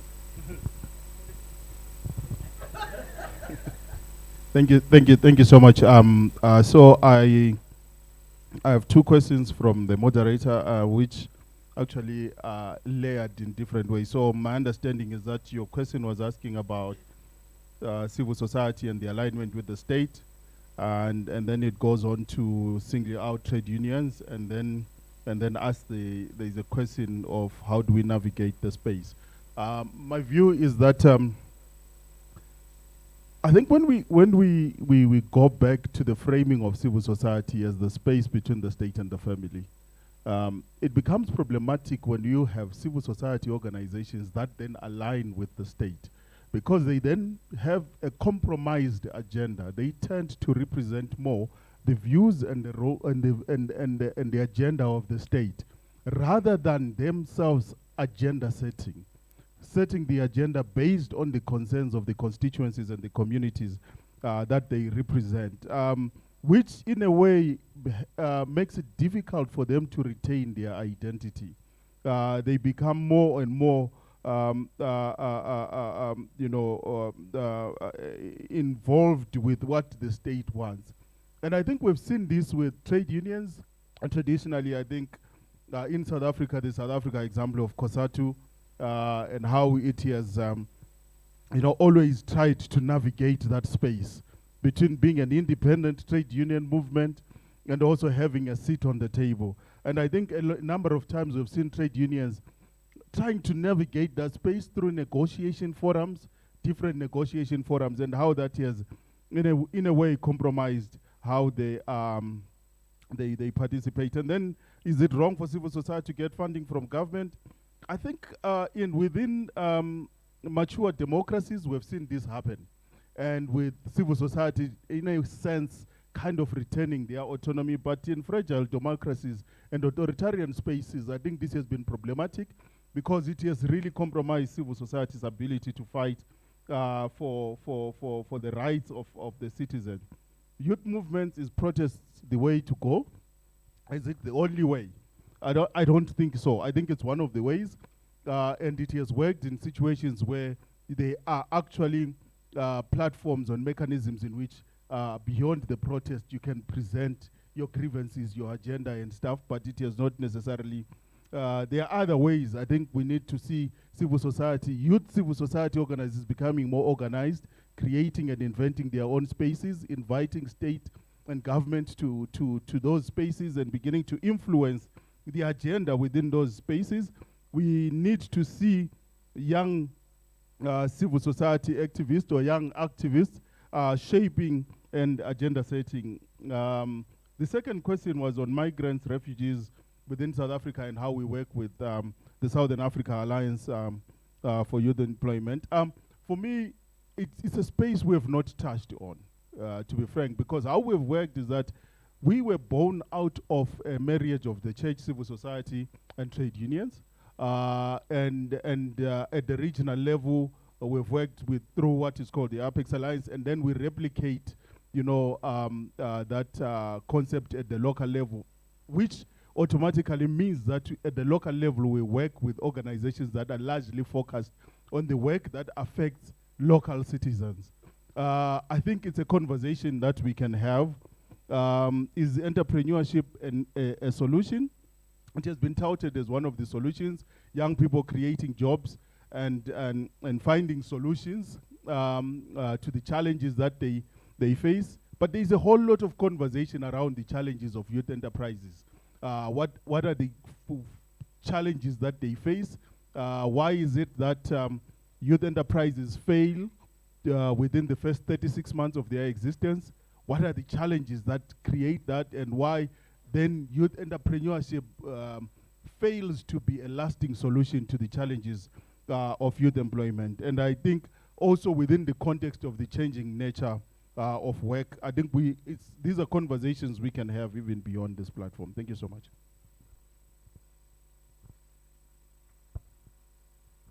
Thank you so much to the panel. Please give them a round of applause. And my apologies to the program director. My sincere apologies. It wasn't me.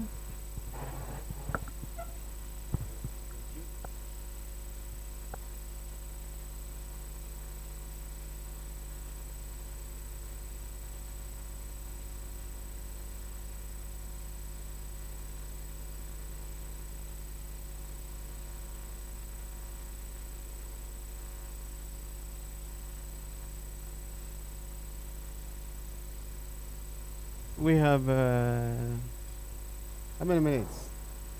5 minutes to eat, is it? Okay, I'm kidding. We need to, let's try and do it in, we're supposed to do it in 30 minutes. Can we try and do it in slightly less time? Come back here in time so that we do not have this going on. Otherwise, we have to be at 8 p.m. in the evening. And it gets cold. You can see it's also bush. And I understand the whales that I was talking about earlier can come swimming in bushes. And the Jonah can find their way somewhere there. So please, enjoy your lunch. And let's be back at 2 o'clock. Everyone should be seated by 2 o'clock. Okay, guys online, 30 minutes break.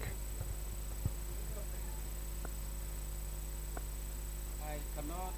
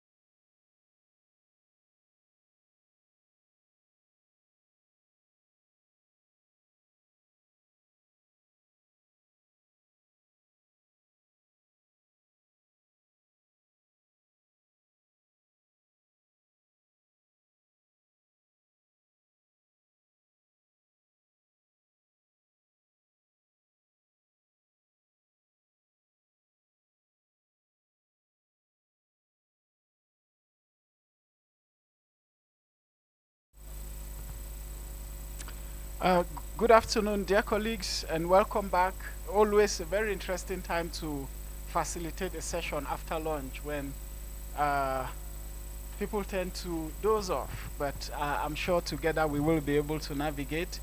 Having heard about the the conversations and the discussions in the morning, a few colleagues provided a few solutions, but it was a lot of the conversations revolved around the issues and teasing us to think about potential solutions.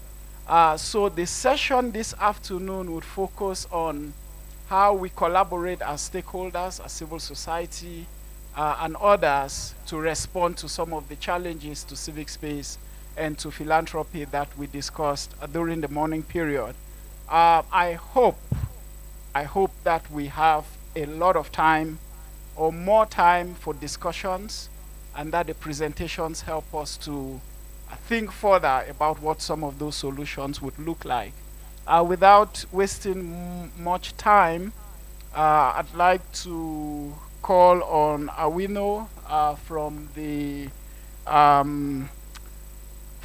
the School of Oriental and African Studies, all the way from London. I don't know if Awino is ready to go. Yes, thank you very much. And thanks again to CAPSI for the invitation to come and speak briefly. I'll really just take about 7 to 10 minutes so that we leave enough time for conversation, both amongst the panelists, but also with the members of the audience. My task or my invitation today was to think through the role that philanthropy plays, or the shifting funding landscape plays in impacting questions around women's rights and gender much more broadly, and looking specifically at how the funding landscape has impacted funding for women's rights and feminist movements specifically. I do want to note that this is sort of tracking work that several organizations have been doing for over a decade now. So even though a lot of conversations on the philanthropy space have sort of gained ground recently, the preoccupation with the amount of resources that are given towards gender equality, despite public proclamations around a commitment to gender equality, is one that has preoccupied feminist movements for a decade plus now. The second thing to foreground is also the important role that feminist funds have and continue to play around philanthropic advocacy. For the purposes of the African continent, I think it's important to mention organizations such as African Women's Development Fund, Urgent Action Fund Africa, the other foundation, as some of those organizations that have played a critical role both continentally, but also globally in conversations around shifting the power, in thinking through with funders around funding strategy rather than funding projects, in centering the place of organizations as change-making agents who can determine and guide how resources are distributed in a manner that is fair, just, and does not reproduce the same power inequalities that have historically shaped funding relationships that most of us are familiar with and which were already discussed in the morning. So I want to turn now briefly to just a number of statistics and then conclude with some observations.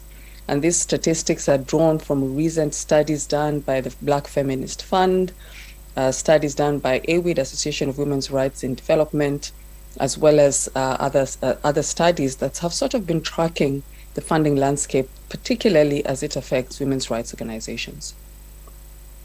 So what are some of the things that we know? We know that 48% of women's rights and feminist organizations from the Global South report that their most recent fiscal year budget was less than 30,000 USD. So if we are thinking about resourcing as both political strategy, but also resourcing as making a dent in the kinds of change-making work that we see as essential to shifting some of the structural inequalities, think about 30,000 USD a year within that particular context. 99% of development aid and foundation grants still do not directly reach women's rights and feminist organizations, particularly those groups that are working at the intersection of various forms of marginalization. So whether these are organizations dealing with indigenous rights, migrant, refugees, young feminists, sex workers, or queer organizing. So even though there's a lot of speak around funding for gender equality, when you track the figures, when you track where the money is actually going, we are still observing that 99% of development aid and private foundation grants are not directly reaching women's rights and feminist organizations. It is also noted that women's rights organizations receive only 0.13% of official development assistance and only 0.4% of all gender-related aid. So it means, therefore, that when governments say that they are, international governments say that they are contributing significantly to gender equality, these are resources that are not necessarily directly reaching women's rights organizations, but might be going to other institutions, including governments, as part of that resourcing for gender equality. Again, if we talk about the impact of funding as a way to determine whether commitments around gender equality are actually being met, then the current landscape in relation to gender inequalities writ large allows us to make an assessment of whether the resources that have been directed to institutions other than those who center women's rights and gender equality as their primary objective has actually met the objectives that it was desired to meet. So in essence, this is really an invitation to assess all of the resourcing given to governments to meet gender equality objectives and what that is actually doing to shift the dial on inequalities as they sit at the axis of gender. Now, it's also noted in a recent study produced by the Black Feminist Fund that even though human rights funding has increased and is increasing overall, women and girls, so as a constituency, now we are not necessarily talking about organization, but women and girls receive only approximately 752 million, and that is about 20% of the overall human rights funding. Bilateral funding on gender equality, even though that has been steadily increasing to about 53 billion between 2018 and 2019, that the sort of increase in bilateral funding, the increase in human rights funding to 44.5%, but also the increase in overall human rights funding and the proportion that is allocated to women's rights and women and girls in particular tells a particular story around underfunding. So the distribution or the weight of distribution of resources still continues to illustrate an underfunding of women and girls as a constituency and an underfunding of women and feminist, women's rights and feminist organizations as a sort of container for thinking through social movement, social justice and movement building shifts. Finally, a rather interesting study that was recently produced by the Black Feminist Fund, which is one of the first and only fund that I'm aware of at the moment, that prioritizes the question of race and gender as a central focal point of thinking through change making, and in this instance, centralizing the question of funding Black feminists and funding Black feminist movements, recognizing that even when we talk about women's rights and social movements, and feminist organizations much more broadly, the questions that sit at the intersection of gender, race, and class are not necessarily adequately addressed within this broad ambit. So really that is the mission of the Black Feminist Fund. And what did they find? They found that 13.76% of human rights funding, so remember earlier on I noted that human rights funding is increasing, and that 752 million or 20% of that overall funding goes to women and girls. The Black Feminist Fund finds that only 13.76% of that funding actually goes towards serving Black communities globally. So this is not even a continental figure. We are talking about a global community of Black feminist actors. Now, what is it that we could draw? What conclusions could we possibly draw from this landscape that I've offered in relation to funding, philanthropy, and its impact on women's rights and feminist organizations? I think there's been lots of feminist scholarship and social movement scholarship that has illustrated the importance of organizations, whether it's bilateral funders, private foundations, the importance of them funding strategy rather than funding projects. And what this research, when you dig into it, begins to illustrate is that we are still seeing a continued commitment to funding projects rather than funding long-term projects and funding strategic visions of movements and organizations rather than necessarily strategic movements, strategic visions of organizations rather than a focus on projects.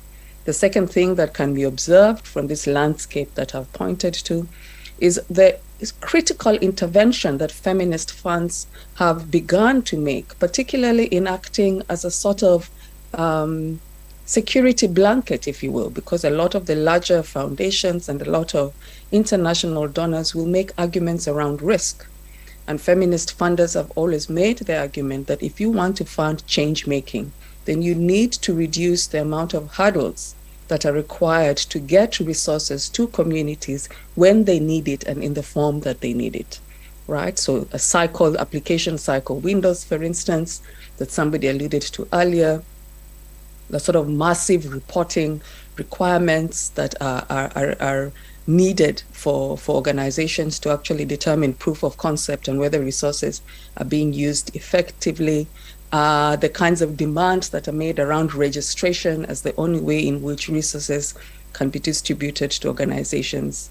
And feminist funds have therefore played a critical role in mitigating some of these risks that larger donors see as hurdles they cannot necessarily get around. So I think this has been an important intervention. And to mitigate that risk does not mean that we do not take seriously the need for accountability, mutual accountability, and the importance of reflection, action, and research as part of the process of learning about change-making strategies and change in the societies that feminist movements and women's rights organizations are intervening in. The third and final point that is worth observing, particularly given the current climate across various countries in Eastern Africa and West Africa, particularly as these have emerged around ideas that are connected to gender and sexual identity, is how that legal landscape, which is often animated around the idea of anti-homosexuality bills, actually ends up corralling a whole range of historical work that has been linked to larger and broader questions around gender equality and sexuality writ large, and not necessarily sexual orientation. So what we're observing here are two things: a potential rollback in some of the gains that have been made by women's rights organizations, but also a broader observation about the resources that are available to hegemonic movements that are seeking to make these rollbacks. I will stop here for now, Chair. I know colleagues cannot hear you because they don't have the mic, but I think Owino deserves a round of applause. Thank you so much, Owino, for those critical remarks. I don't want to summarize them now because I'd prefer to allocate more time to panelists and even more time for discussion, so that hopefully participants will be able to ask you some questions during the Q&A session. We'll now move on to Oswald Jumira, who is also from CAPSI, but fortunately or unfortunately will be joining online as well. So over to you, Oswald.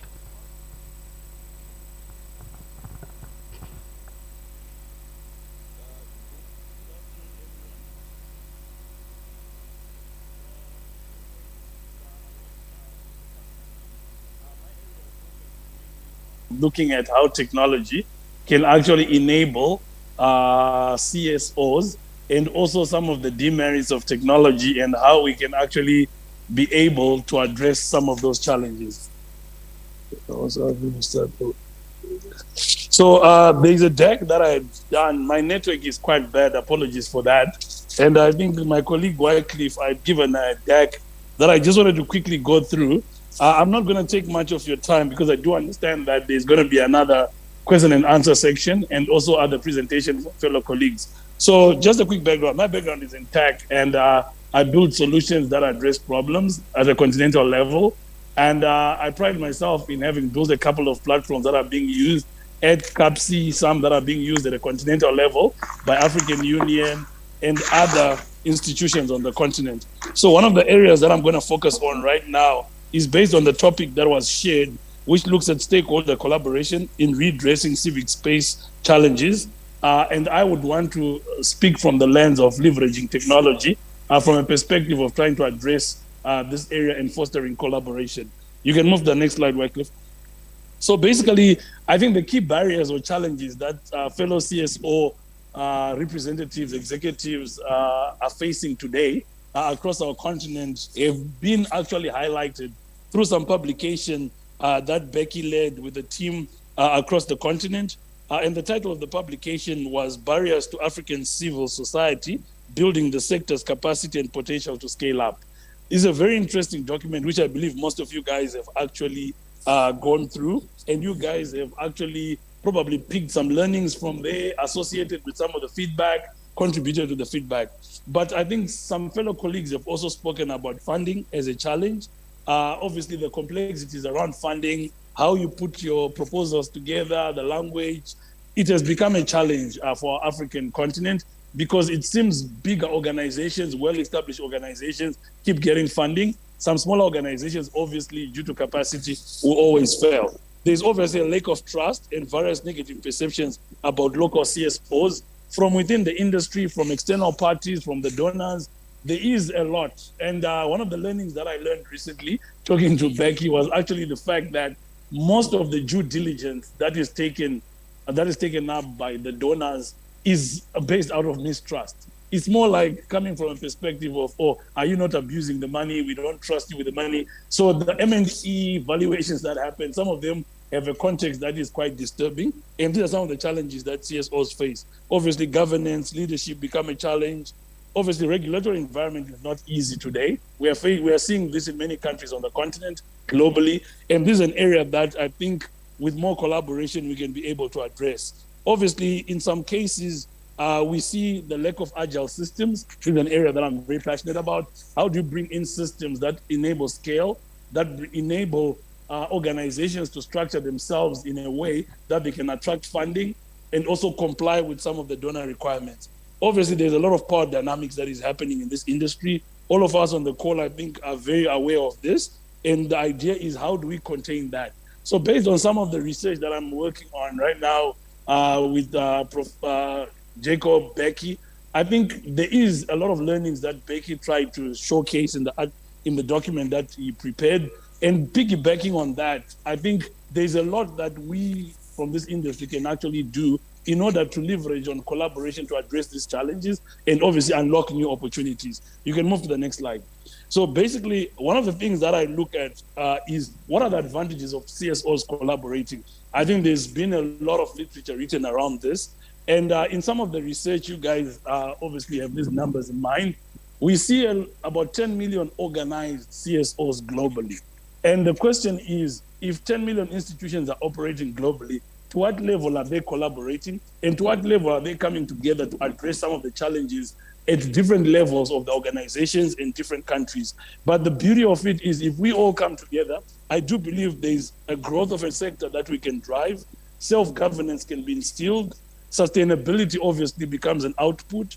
Partnerships are no-brainer in that context. Transparency becomes something that is our day-to-day life. Legitimacy is obviously grounded through such. Credibility can also be born, and increased influence. Increased influence today is very, very important. There are many lobbying bodies, many organizations that have come together to fight different legislations and to fight for different agendas in different countries. Obviously, formulation of policy becomes something that the collaborations can actually unlock. I'm not very old in this industry, but I've been doing a lot of literature review, and these are some of the advantages and benefits that I've actually picked up. And I think, tying to the proverb that we have on this continent, that if we want to go fast, you go alone. If you want to go far, you go together. So the idea of collaboration for me is, how does the industry come together? How do like-minded and unlike-minded people come together based on a certain agenda and drive that agenda to fruition in terms of unlocking opportunities? You can move to the next slide. So basically, I'm a tech guy, so I come from technology, and obviously looking at the lens of technology, everyone on this platform, in the room where people are, has multiple devices that they have. So in this continent, 5.18 billion people have access today to the internet. And that's 64% of the world's population. whether you like it or not, one way or the other, the beneficiary, the funder, the authorities that we're dealing with, they all are interfacing with technology. Technology and digital transformation is actually a mega trend, which we cannot run away from. It is actually influencing how people work, communicate, are governed, and ultimately shaping the cultures that we have today. And 82% of global CSOs saw services disrupted by forced digital changes during the pandemic. It was painful for a number of organizations who had not geared up for such a scenario that we witnessed during the pandemic. And because of that, I think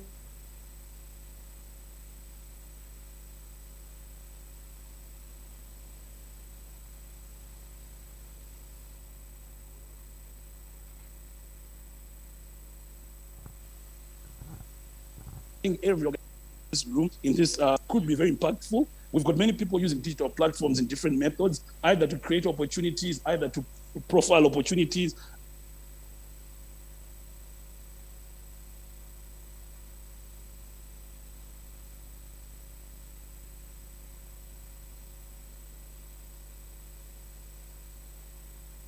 I see. Either to get information. There's the darker side of this technology. There's a digital divide that exists. Some CSOs in different jurisdictions, different locations, do not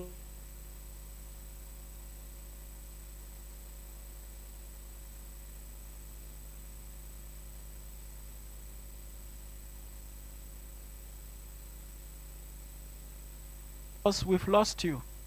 don't have access to this digital technology. And we're also seeing a lot of operating spaces being created by this technology, which is now bringing about collaboration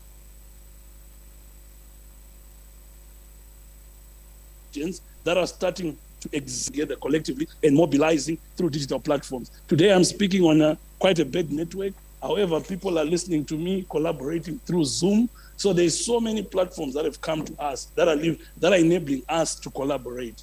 As I come to the end of this short presentation, Wycliffe, you can move the next slide. The question that I'm starting to ask myself as I do some of this research work is, what can we build within this ecosystem in these organizations in order to foster this collaboration, leveraging technology?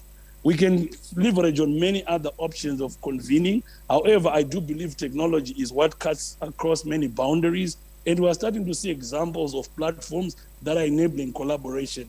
CAPSI has built a couple of those platforms, and we are seeing some other tools being built by organizations like EPIC, who are looking at the CSO database across the whole continent and how to provide an interaction across those CSOs. We are seeing people developing CSO indexes on different topics, which is another area of collaboration. There's a lot of trainings that are happening online to capacitate people. And obviously, we are leveraging on existing social media platforms and different other professional platforms to collaborate.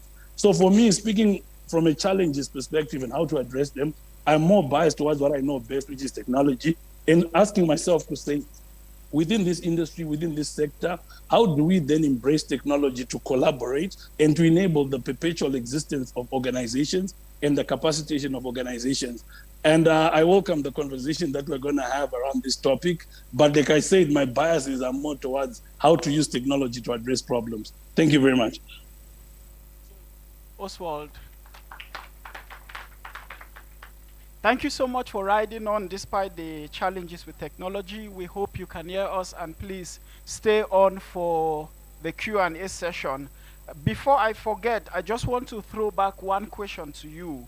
You talked a lot about collaboration, particularly collaboration in relation to technology and technological innovations. But I wanted to link that to some of the points raised by Awino, that we still have groups, feminist groups, women's groups, and groups working on girls and children that are excluded even within civil society. So who are we collaborating with, and how do we ensure that we reach out to excluded groups? And in relation to that, despite the advances made in technological innovations and we are able to connect here while you are somewhere in your office, we still have a large mass of people, particularly in the global south, who are still not connected. How do we ensure that we bring them on board as far as solutions are concerned and as we have these conversations. So just two questions for you to think about when we get to the Q&A session. I am now going to hand over to Wycliffe. It's an honor to listen to you twice on the same day, so please go for it. You have 10 minutes.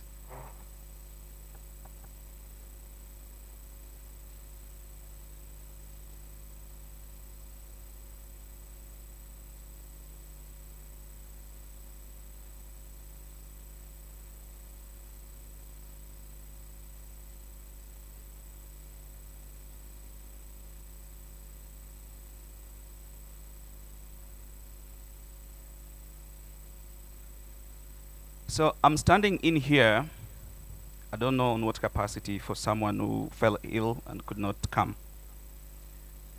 But ideally, last year I was, no, it's called digital. I think I insist that you need to see it.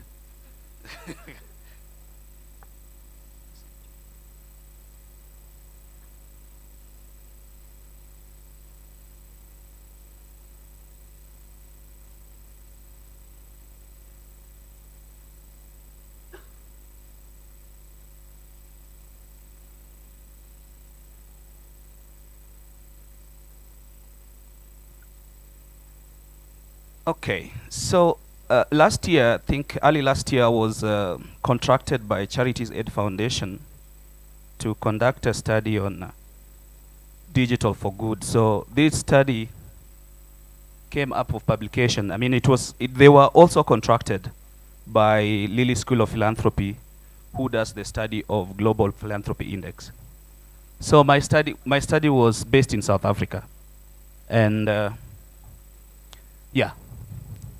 Actually very much connected to what Oswald was talking about earlier. So in this study, what we are trying to look at is how does disasters like COVID-19 drive innovations, especially in giving.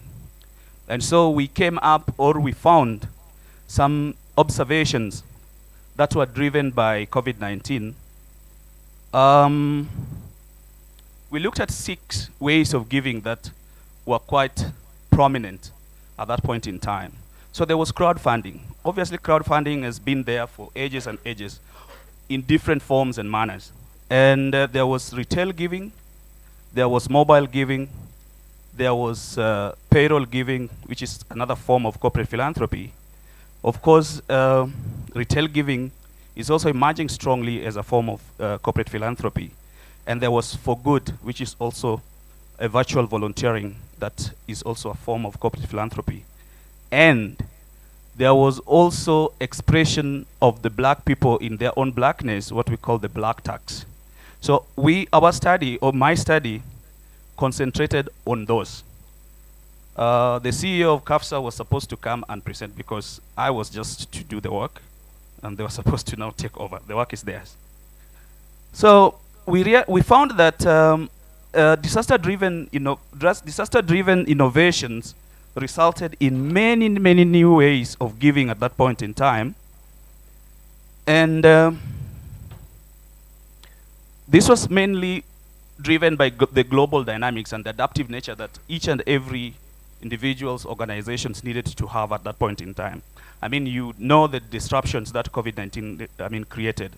And then the impact of COVID-19 was quite disruptive in a way that for the government to respond, you understand the idea of lockdowns, the restrictions of movement. And so this one created many ways of giving at that point, in time.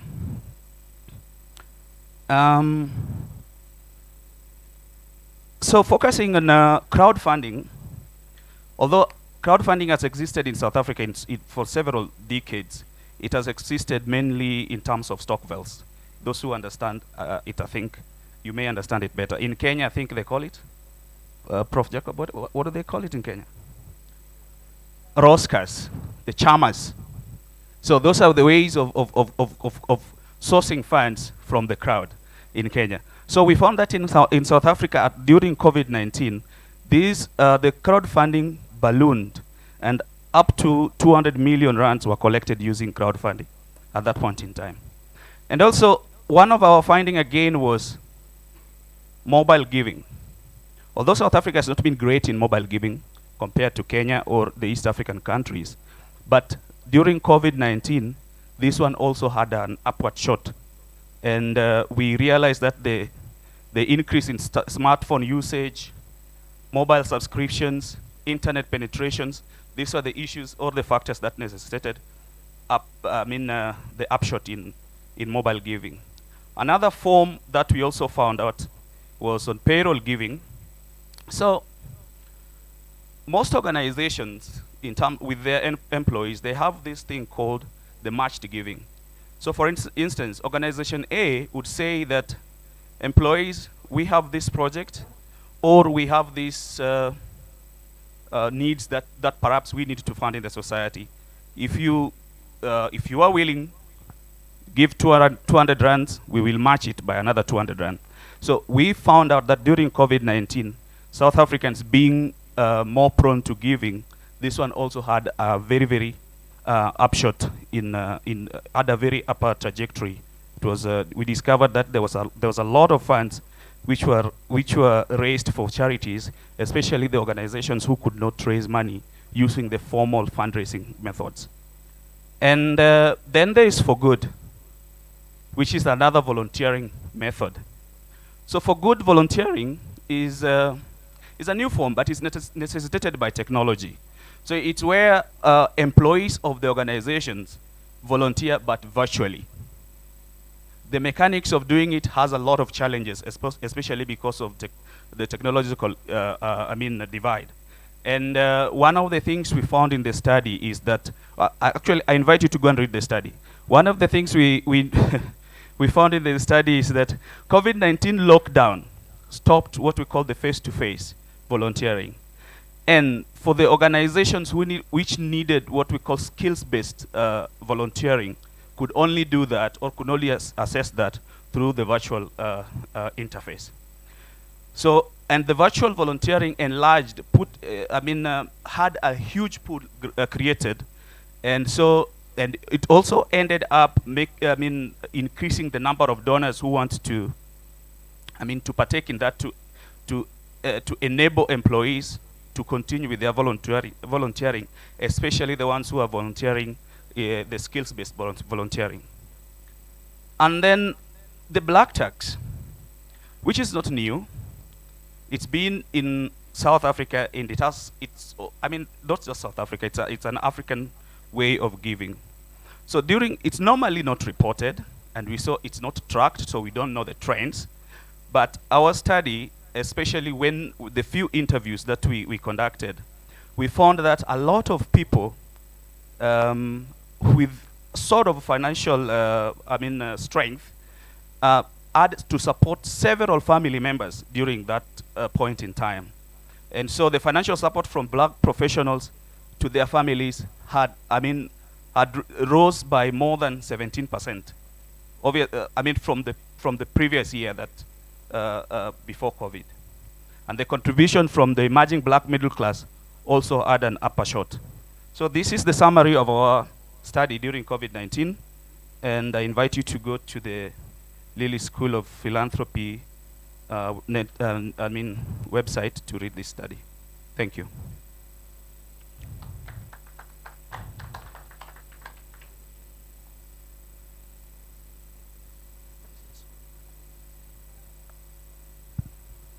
Thank you so much, Wycliffe, and thanks for stepping in for Jill.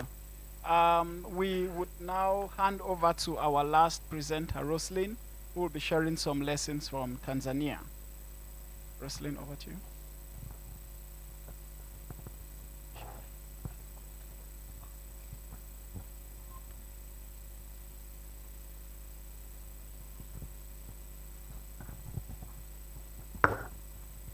Okay, good afternoon.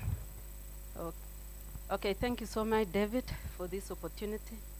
So I want to take you back to the barriers and all that, because I was doing a study on the barriers to civil society in Tanzania. But I'll try to maybe align it with the theme that we had, which is collaboration. So my study was So I'll start with the background, and then I'll look at the barriers to civil society in Tanzania, and then the role of philanthropy and technology. So if we talk about the background in Tanzania, so we thought I can go to the East Africa. Maybe there are some differences there. So if we talk about the civil society in Tanzania, it has come a long way. So it started in the 1920s during the British colonial rule. So during that time, there were so many organizations. Remember, we say CSO is a fluid concept. So in that case, it encompassed cooperative movements, pastoralist movements, and even some of the political movements. So in the 1940s, there were some labor and nationalistic movements which were fighting for the freedom, for independence. So in 1954, the then leader of what you call the Tanganyika African Association, who later on became the president, Julius Nyerere, reformed his association, which became what you call the Tanganyika African National Union. So at the same time, the civil movement was being spearheaded to maybe fight for the independence. So after the independence, this one-party system actually attacked those organizations and abolished most of them. The next slide, please. So because of that, the government itself took over most of the delivery of the services, but they were not delivering. That's when the civil society, the donors themselves shifted their power and focused on the civil society organizations. So that's when now they started to come up with the modern kind of civil society that we have in Tanzania. Sorry. So when the government realized that these are some of the participants or the key participants in the economy, they started to maybe look at the policies that maybe focus on these organizations. So if we look at the state of the art of the CSOs in Tanzania, they are getting bigger, numerous, and more sophisticated. So let's look at some of the barriers to these local CSOs in Tanzania, and I'll try to bring in the collaboration part of it.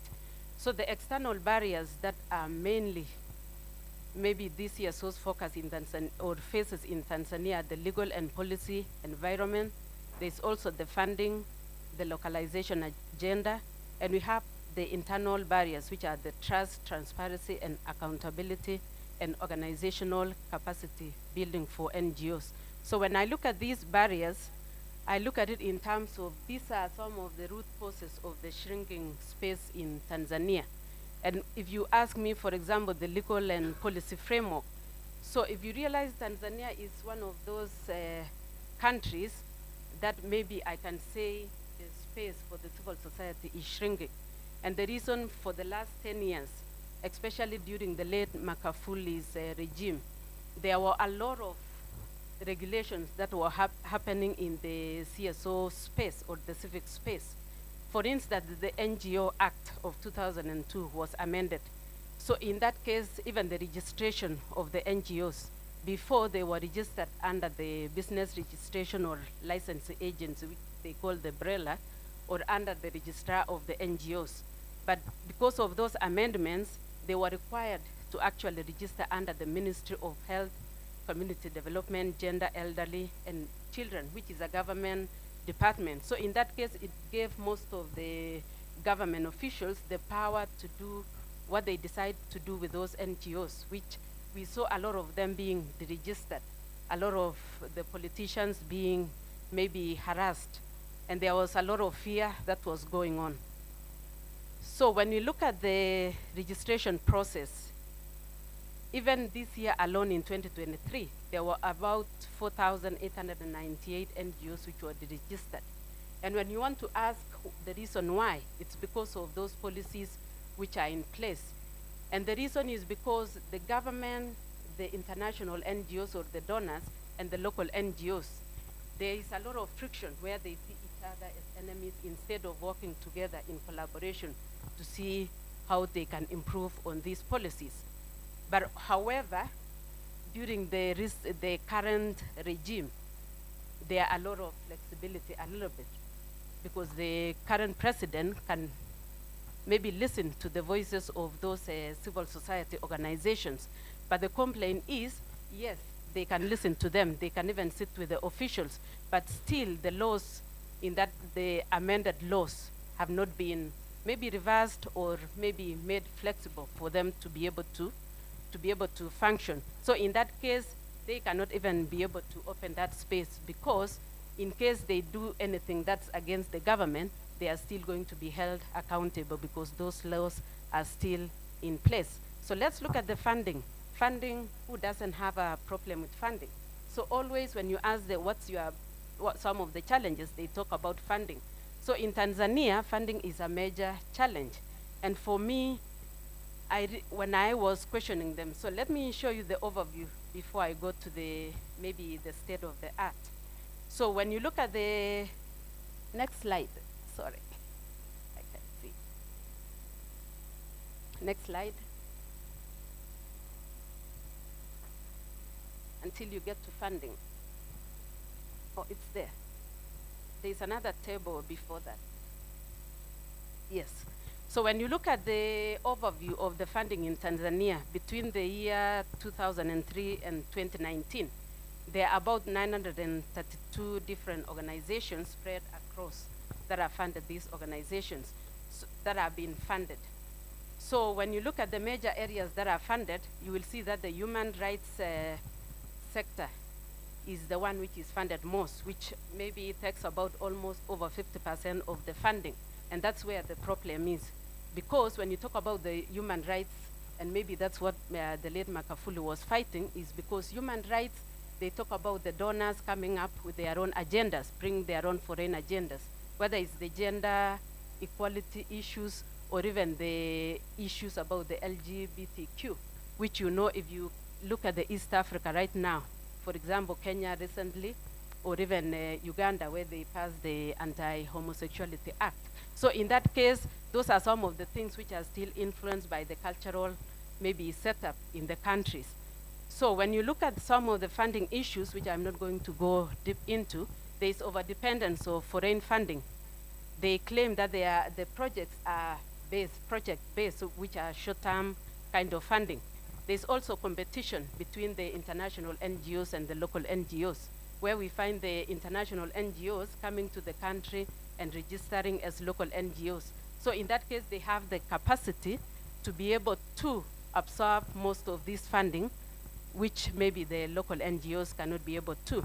But the problem is, if we question the shrinking space, for me, I feel like the local civil society organizations in the country are also enablers of this shrinking space, because we talked earlier about who is actually shrinking this space. So most of these issues come also from the local NGOs.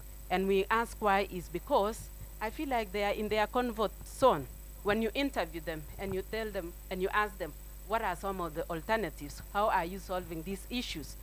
They actually start to fold their hands. But when they were talking about the funding challenge, they have this open hand, which shows that they are not ready to be able to mobilize the resources themselves, but they are used to getting funding from maybe the donors, foreign donors. So in that case, that's another issue, because if you cannot do it yourselves, then who else is going to feed you for the rest of your life?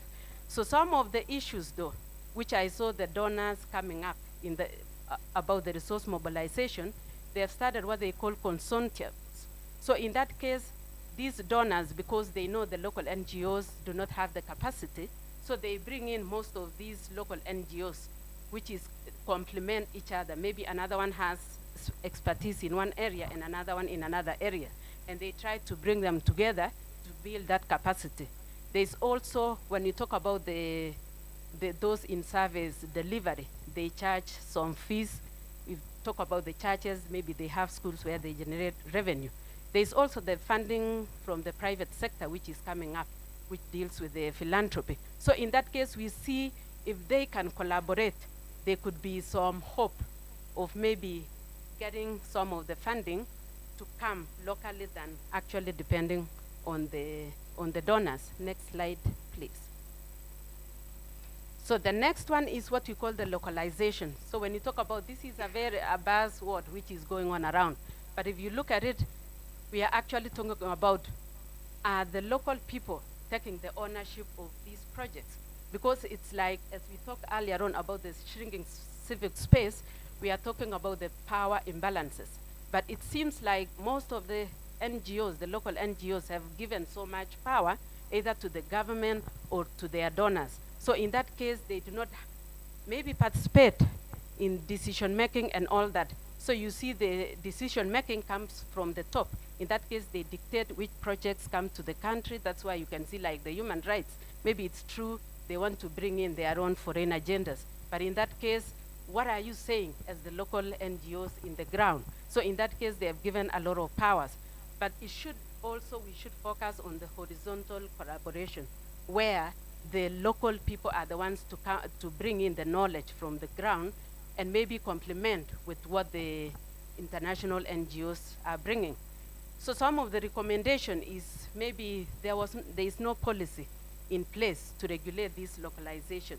How do you manage? Another thing is power needs to come from the local NGOs. Don't leave a lot of power to the donors to dictate exactly what is happening in your own country. Another problem that I see is that the communities, the beneficiaries themselves, they don't even know their own rights. They don't know their own responsibilities in that space. So in that case, they need to be empowered. Another challenge is the, next slide please, organizational capacity. So when we were interviewing the civil societies in Tanzania, and you ask them, can you absorb some of the funding that come from the large funding? And most of them say no. And you ask them, so what are you doing about it? And they actually do not have a solution. And what happened in this space is that even though they don't have the capacity to absorb all these funds, they are not thinking about doing what? Collaborating with other, maybe local NGOs to see how they can expand. So in that case, it limits them. And another thing is that there is a lot of competition. It's competition about the money. Instead of thinking about how can we collaborate, they are thinking about how can we get that money that the donors have. So in that case, they limit their own space. So maybe some of the interventions that I saw from the funders themselves is that they bring in their own experts, especially training in leadership, training in some of the services that they provide. So they come with their own in-house training to their beneficiaries. Another thing is to take advantage, maybe the local NGOs nowadays, because they lack the funding, they take advantage of the technology. Next slide, please. So I'm almost done. So another challenge is fragmentation and spatial imbalances. So in that case, you can see fragmentations mean there are so many small NGOs, and I talk about competition, where they focus on the same issue. So instead of collaborating and expanding their own capacity, they all want to do the same thing at the same time. So they are actually fighting for this funding.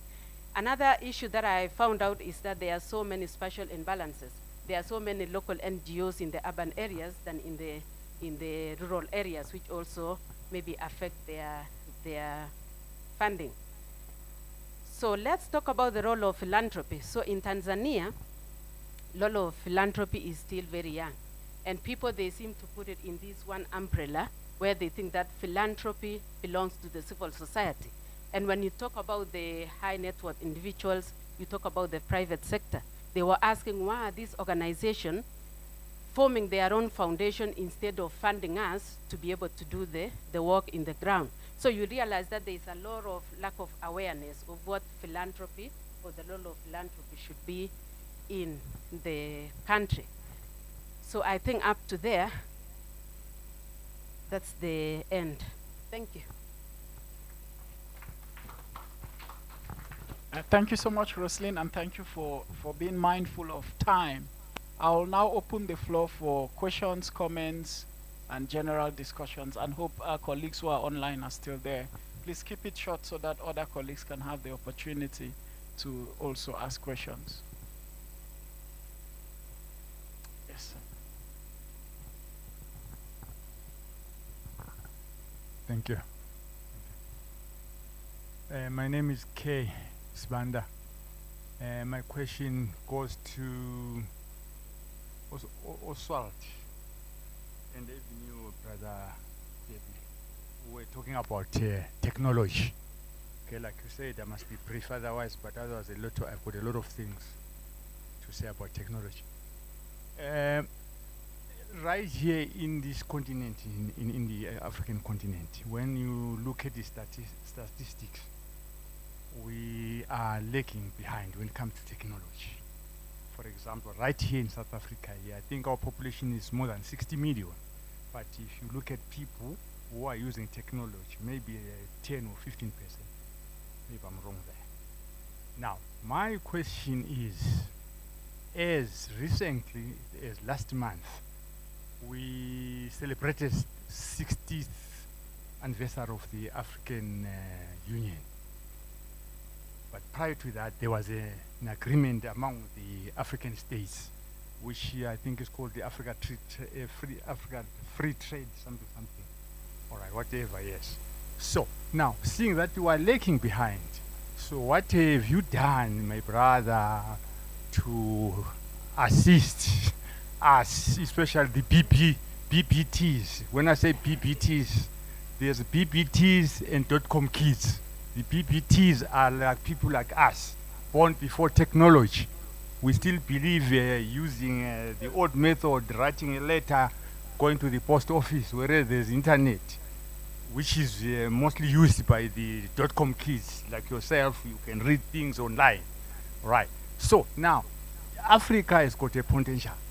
So I don't know, have you perhaps approached some big guys like in Silicon Valley there, the likes of Billy Gates, the oracles, to come and assist us in Africa so that at least we can leapfrog, and then so that there will be much easier collaboration in terms of the fourth industrial revolution.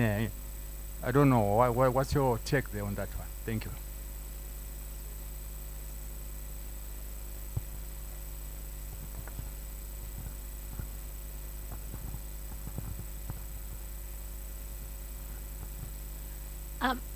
Thank you.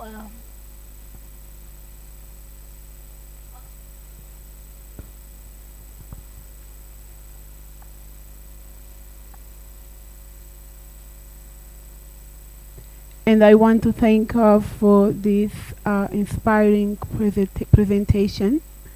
I didn't say in the morning, but our organization is implementing a WVL program, which was actually based, has a thesis to answer the question, what happens when money is given to women?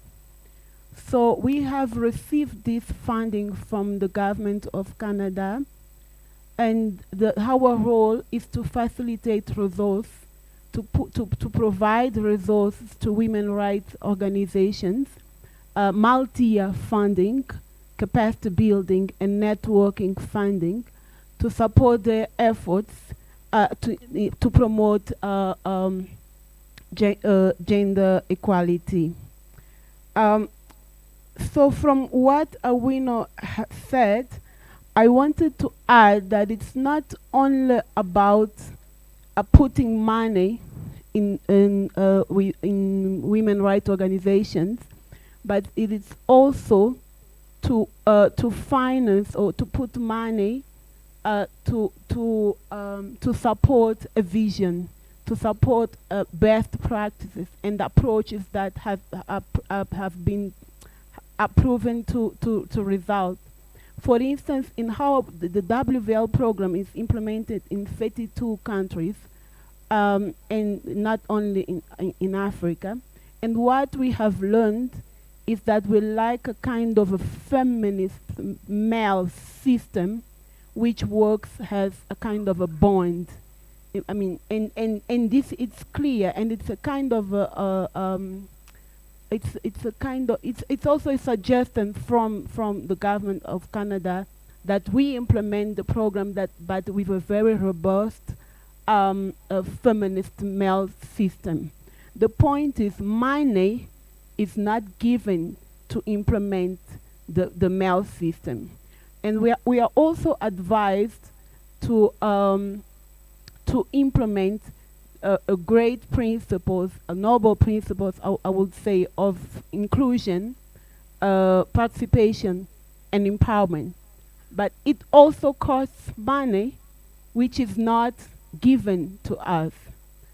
For instance, inclusion, it's not that simple.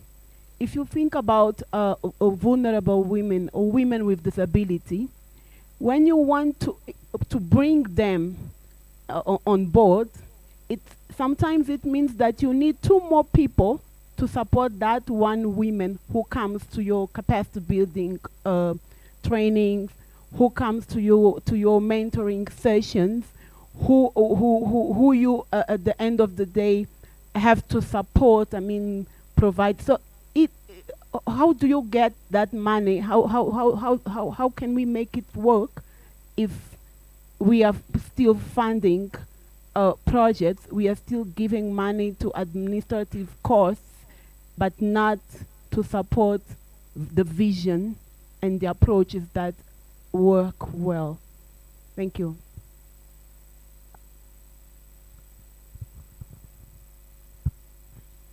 Thank you to the panel for such an interesting conversation. Very quickly, mine is not a question per se, but maybe a discussion in relation to a point that was raised by Roslyn around the issue, excuse me, of local communities were found sort of like not knowing their rights and needing to be empowered around their rights. And maybe as part of a broader conversation, for us, people who do work like research, development work, and other different work, to rethink maybe the spaces where we're doing our work in relation to the agency of the people on the ground, and to ask ourselves whether the programs that we're bringing, if then we find people on the ground needing to be quote unquote empowered to understand their rights and everything, perhaps maybe we need to rethink the work that we're doing in terms of, are we doing the work for the people or are we doing work with the people? Because sometimes I think this is an old conversation around why development projects sometimes fail, because we tend to get to the space and then we bring quote-unquote savior complex to try and save the masses from where they are and the people that we're working with. But maybe a different conversation around what happens if you know, they take charge of the programs or any work that we bring to them and then own it and make it theirs. At what point are we being led by them and their understanding of their everyday lived experiences and how they shape you know, the space that they live in, of which then they open it up to for us to enter as we come with different conversations to them. Thank you. Yeah. So my question as well speaks to what she's saying, and it speaks to the initial conversation that was started by Sipo around the shrinking space, civic space. So firstly, my question is, when if I heard Rosalind quietly, she was mostly basing a research on NGOs or the formal civic space. So now my question is, so if NGOs are being, let's say for example, NGOs are being banned and they're being restricted, then what does it mean in terms of the response of the communities and the populations that they are fighting for, or that they are dealing with? Because the issues remain the same. For example, if it is the issues of the LGBTQ whatever community, and then NGOs are being banned that work along those lines, gay people will still be there in that particular community. Then what is the response of those people that are affected by that? Are they standing up for their own rights in a manner that Malema calls an unled revolution, which means that they're not formalized through the NGO sector, which is registered and given money, but it is people talking and working about their issues on the ground, informally so, so those informal social movements that are rallying behind a particular issue. So are we seeing that effect where the formal NGO space is closing and then the informal is rising to fill in the gap, because the issues have remained the same? You know, if there's no water, there's no water. Because NGO that delivers water has been chased out of the country, doesn't mean that there will be water and the issue remains the same. So are we seeing that kind of reaction? Thank you. I want to take us back to where we began this morning. But to Prince, have you seen communities demonstrating against an NGO? Have you seen any community demonstrating against an NGO? The way we toy against local government? Have you seen them do the same for an NGO? Yes or no? No, you have never seen. Okay, some years ago, some of us led a demonstration against an international NGO of international repute because they were helping us at building classrooms for 4 times the amount of money that we built ourselves. And it didn't make sense to us. So we told them they can go with their money, and it was a big problem. They came with the police. We told them they need to go. We are not interested. Yes, because it's, why do you want to capitalize on our misery and do things that do not make sense to us? Same quality, same everything. So it's the political economy that Sipo was talking to this morning. But I said we need to probably take ourselves back to the conversation. A lot of the conversation about this civic space since morning has been around the political side of things, the relationship with the state. And if I got it right at some point, Professor Fowler, and I think some of the conversations, Rose, the presentation that she's just done, and a few others have started speaking to an element which I think is important, but which is lacking in our conceptions of, whether a pragmatic conception or not, of civic space, money. Going back to that. So as we conceive what civic space looks like or what ought to be on our continent, and probably for the project that we are working on, is money a concern in enabling or disenabling, or should we completely ignore that and just look at back at the tree, and this particular tree is supposed to be government, which is supposed to be guarantor of the space. It's not just for you, it's to everyone. And of course, technology, also, and my brother, you may be able to help us, because it's, 10, 12 years ago, there was a lot of excitement, especially in the northern part of Africa, the Arab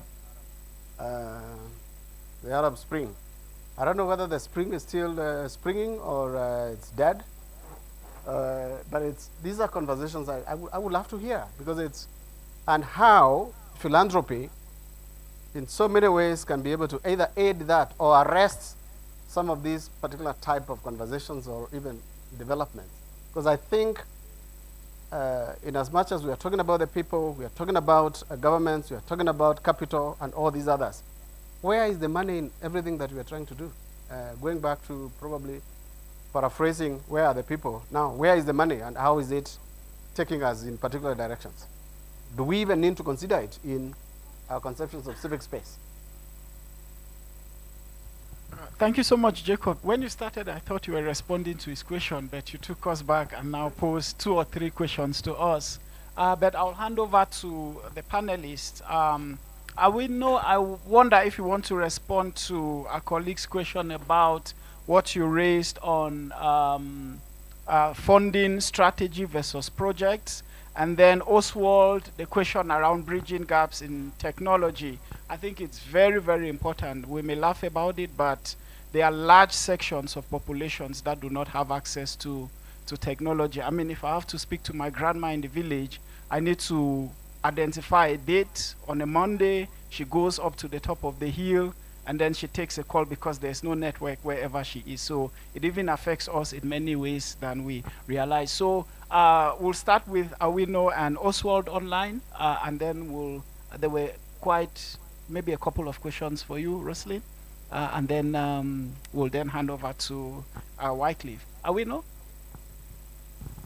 Yeah, thanks very much. I read or understood the comment about funding strategy and all of that as building on what I'd said rather than a question. So let me just say 4 things that I wanted to sort of wrap up with, and which also connect to some of the things that the other speakers have said. I think, Jacob, we cannot ignore the question of financial resources and resources as political, and money as political in the kind of world that we live in, where you need to have money in order to do anything. We cannot then run away from the politics of money and how money circulates or does not circulate, and the power that shapes the circulation of money as a critical part of thinking about philanthropy. So I don't think that is something that we can run away from. The second thing that's linked to that, which brings back the question of power and structural inequalities, is the risks that we face sometimes in trying to conceptualize philanthropy in the broadest sense, particularly in thinking through African philanthropy, and collapsing a whole range of things as evidence of philanthropy where they actually illustrate the failures of the state, the failure of the socio-economic political project. And here, for instance, I'm thinking about mutual aid, and mutual aid includes all of the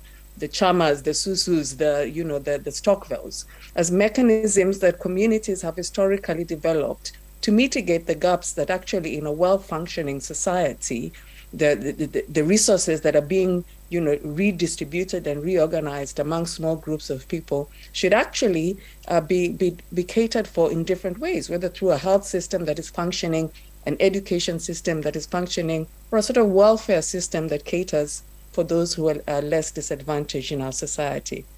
So while I recognize the thing about black tax, I think a critical view of what black tax actually is telling us would be a much more helpful way of allowing us to distinguish between forms of philanthropy that are really about broad-based structural change work vis-a-vis the kinds of things that we have to do, because if we do not do them, our relatives are going to be in positions that we will not necessarily be able to publicly defend, especially if we are more economically mobile.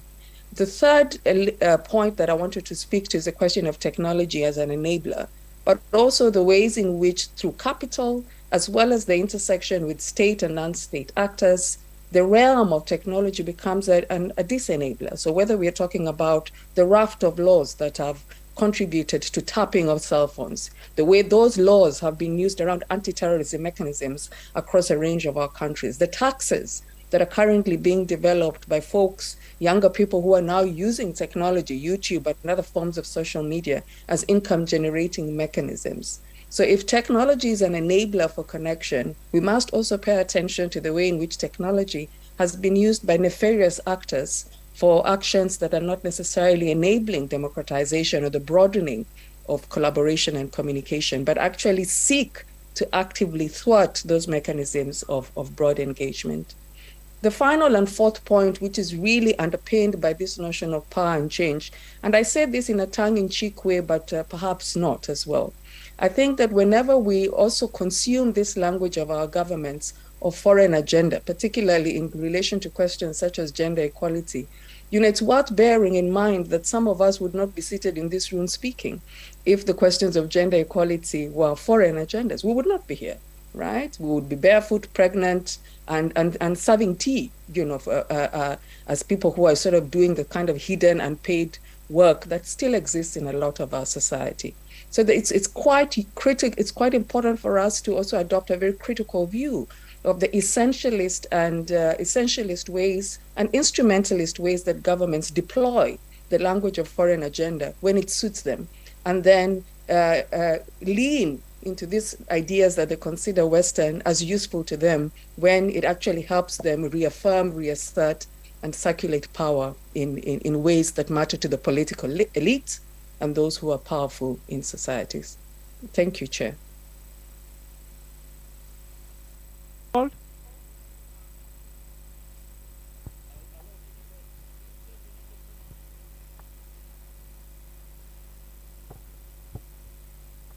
I think we're having some challenges with technology. We'll come back to you once. Okay. Are you there now? Hello? I can hear you also. Okay, cool. There's a couple of questions that have been fielded on my side. I'll try to go through all of them because I was just documenting them here.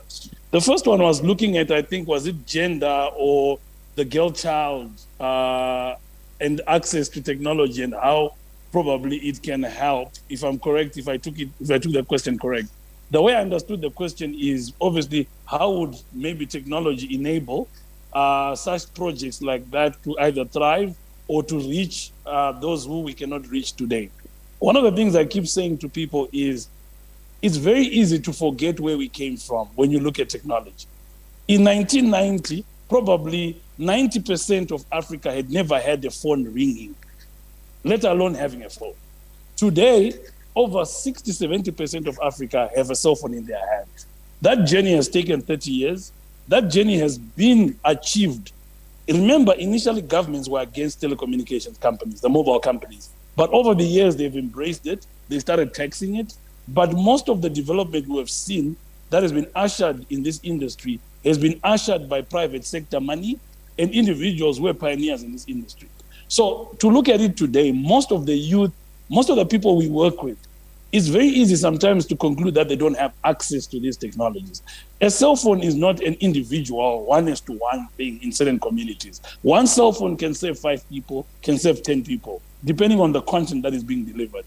So one of the things that I would say on that question around the female individuals having access to technology or enabling their projects, I do believe there's a lot of ways to achieve that today, and there's still a gap that needs to be filled. The question is it a government responsibility, private sector, CSO, NGO responsibility? I do believe everyone has to play a part until we get to a point where people have access to this technology. There was a brother who was talking about the old people and the young people. There's so many programs today that are available through many CSOs, many NGOs, and many initiatives around reskilling. All of us in this room, in 5 to 10 years' time, we're going to go back to school to learn something new. Unless if we want to die without enough knowledge, right? So the idea of reskilling is a must for everyone. And there could be programs designed for that. There could be initiatives designed for that. We now live in this AI world where there's ChatGPT. There's a lot of things going on. My grandmother does not even understand the cell phone, let alone will she understand ChatGPT. So for me, I do believe that there is going to be those, unfortunately, who will be left behind. We need to find solutions for those guys. Researchers, entrepreneurs need to come up with solutions for that. But the overarching statement I always say is, we have come from afar, guys. Let's not underestimate the transition we've gone through to be where we are today, the barriers we have overcome. I know there's still a lot to be done, but I think there's a lot that is going on. But the concept of reskilling ourselves is going to be a must, especially on technology. Otherwise, we're going to be left behind. The other thing is there is a lot of content already available for free on the internet. But the thing about people sometimes is we maybe are transfixed in a classroom setup, in a training setup, in a program setup, but content is available. It's also about how do we get to access that content. The other question was talking about how the big technology companies can come and help us. I think we are already at a point where we are developing a lot of solutions by ourselves. And let's start, first of all, nature what our own people are doing, then we can call upon those guys to capacitate and scale us. Because gone are the days where we need to consistently rely on people from abroad. We've all learned abroad before we came back to Africa. Can we not develop some of these things for our own and then build on what's existing? Microsoft, all these big companies, they're doing a lot of work in Africa today through multiple foundations, programs to help us. But we need to help ourselves also and come up with solutions to address these problems. If you are going to design programs, let's design programs that take the youth from a perspective of understanding technology to developing technology. We understand our continent more than anyone else. We cannot wait for these guys to come tell us how we can launch a program here or do stuff down here. So for me, I'm more about us taking the initiative ourselves, going to reskill and empowering ourselves. The question of the fourth industrial revolution, what I can tell you about engineers, scientists, and technology people, they love technologies. Fourth industrial, fifth, third, whatever it is. At the end of the day, does it change our lives? We just need to go back to the basics and understand that what is this fourth industrial revolution? Can I tell my grandmother about it? Does it change my grandmother's life or not? So there is an understanding and appreciation we need to have around these revolutions people talk about, and see how basically do they address the problem we have of water that is not of good quality? Do they address the problems in healthcare of people still dying out of malaria in this generation, cholera and all these diseases? So for me, I rather look at all of these terminologies, initiatives people talk about from a perspective that are they impacting people and are they changing our lives? The other question that was spoken about was the trade one, Africa Free Continental Trade Agreement. I know the African Union has a lot of initiatives. This one is one great one, but the adoption of it is not easy because you're trying to amalgamate 54 countries to start trading together in their own currency, moving products across borders. There is a lot of work that is going on again. And we might not let's not forget where we are coming from. All of these things, it was difficult to move a product from South Africa to Zimbabwe than maybe moving a product from London into South Africa. But today, there's so many innovations that are coming up to address that. So my conclusion around this is it's about us more than the outside people. It's about what programs we're designing. We know AI is coming. We know technology is taking over our lives.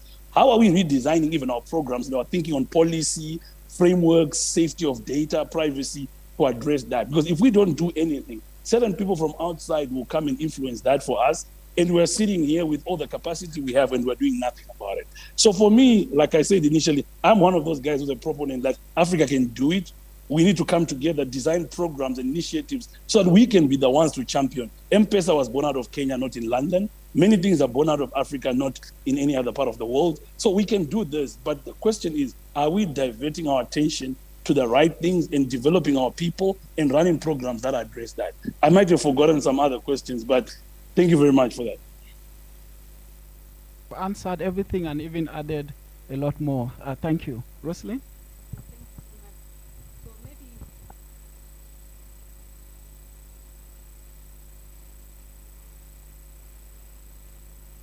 Structures are not working, then why don't we use the informal structures? So if I want to talk about the informality, if you talk about the informality, it's all another concept in itself. So when you look at the local communities, and I'll fall back to what Jacob was asking, whether you've seen communities maybe demonstrating against the NGOs, the answer, of course, is no. Maybe there are some few. And the reason why is because you need the formal structures to be able to be heard. For example, if I go back to the Tanzanian context, if you look at the issues they have, first of all, they are minority issues. So in that case, will the community support you? For example, the gender issues. For example, the human rights like the LGBTQ and all that. So it all falls back to who has the upper hand when it comes to power. We still have patriarchal systems, which is very prevalent globally, even and mostly in the African context. Another thing is the culture, which is driving most of these issues. So in that case, if you want to mobilize the community to just fight for those issues, they need formal structures to do that. And some of the reasons why these local CSOs are deregistered is because they don't meet some of the requirements. They don't register. So if you don't register and you're not in the system, how are you going to fight for this system? So in a way, as much as there are so many informal ways of doing things, but I think if you really want to be heard, if you really want your issues to be addressed, then maybe the formal structures is maybe a preference in that case. Another issue is that let's look at the government policies. Of course, the government will always have power. Even, for example, what's going on in Tanzania now, even the formal NGOs themselves, they have fear of maybe intimidating the government. So if you look at the local NGOs now, they do not have a voice. So in that case, some of these things, if you want to advocate for them, you might have to fall more into the formal structures. And I just want to go back to what Jacob was saying about the financial. Like, do we even need to talk about the funding? So I think from what I've learned is that I think we have monetized too much philanthropy in Africa. And maybe we need to fall back to the traditional ways of maybe how we were doing the giving, the philanthropic ways. For example, now if you want to dig a well, people will just think of where do we get the funding to be able to do it. But if you look at back in the days, people used to come together to fundraise themselves and do it doesn't have to involve money, maybe just labor and you do the work. So in that case, maybe it's a question of, is funding really shrinking the space, or it's ourselves who are making the funding to shrink our space? Thank you so much. Yeah, thank you. So I think you probably have taken words out of my mouth to answer some of the questions that perhaps I wanted to tackle. So the good phrase that was said, BBT, born before technology, right? So I'll show you some statistics here, or I'll tell you some statistics here. There's been a growth in the smartphone use in South Africa. In 2014, which is not so long ago, there were only 9.7 million smartphones. In 2014, there were only 9. And I'm talking about this in the context of what we found in terms of mobile giving as a way. It's technology-linked type of giving. So it links to the smartphone. So until 2022, there was 25.5 million. So that's a tremendous growth in the smartphone users. So it came from 17% to 42% of the population having smartphones. And in terms of mobile giving, according to what our study found, is that it's through the mobile technology that a lot of money were raised, either through the internet directly. Even the crowdfunding, the current system of crowdfunding is mostly internet-based. And so that growth, or that trajectory in the smartphone translates into that. So definitely technology is enabling the space. Okay. Number 2, I think it's about money. So Prof. Jacob talks, I mean, you threw us, this is a very good question actually. Is it an enabler or a disenabling? So it's both, I would say so.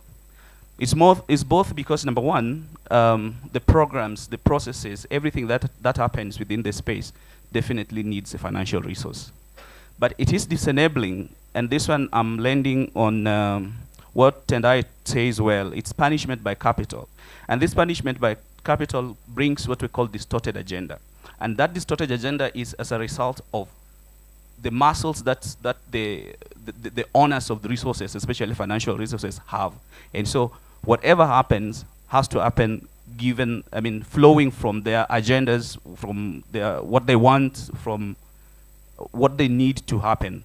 And number 3, out of that, it now makes these organizations lack autonomy. There's no autonomy. You cannot decide on yourself what to do. And that without that, there's no agility. There is no growth, literally. And then we land, that one lends itself to lack of sustainability. And there is no growth at the end of the day. So I'll stop there. Thank you. Cliff, Jacob gave me graciously 15 minutes before the start of the session. I'm happy to say I'm handing over 10 minutes back to you. Thank you, Awino, Oswald, Wycliffe, and Rosalind. Very, very important interventions. And thank you so much, colleagues, for your responses, your questions, and your participation. Thank you so much. I think you deserve a round of applause. And back to you, Jacob.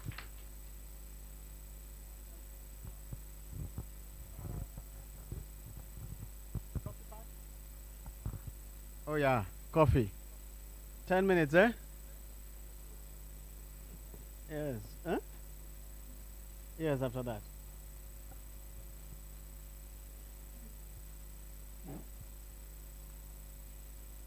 Oh, okay. The last session has a recording, visual, audio, and everything else. So be in your best behavior. No, I'm kidding. There is a conversation happening in the final plenary, and we're hoping that we can get your permission to record. That's the more polite way of putting it, isn't it? Huh? We are trying to, Professor Moyo will be in conversation with a couple of people who are already in this room on which way forward. So essentially that's it.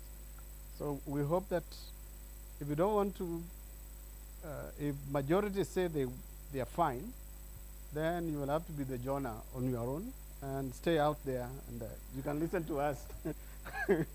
Yeah. Yeah. Okay, cheers. Enjoy your coffee.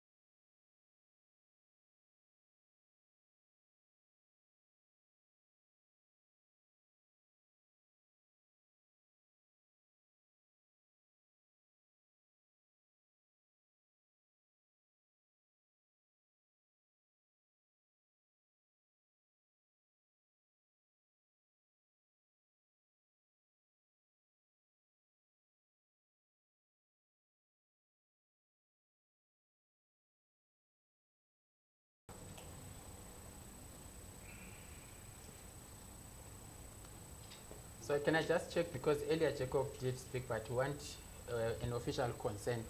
Here is fine, we have already agreed. Don't But the camera will also... I did it the Kenyan way. Okay. So the camera will also be coming to you, especially when we ask questions. We would want to zoom on you as well. So is everyone comfortable with that? Okay.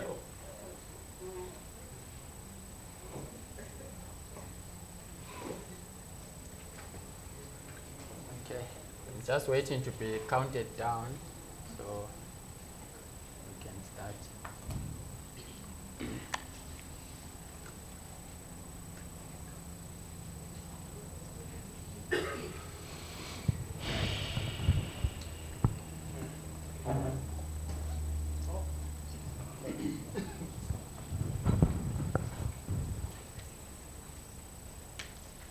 I guess ready. Yeah, we are.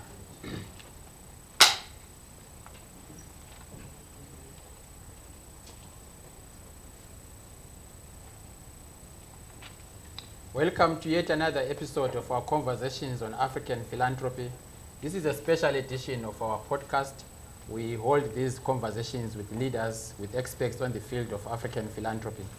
We have held a conversation today on barriers on civil society, and we've listened to various speakers, from researchers to practitioners, and wanted to use this closing session to record a conversation that we can share with the wider audience.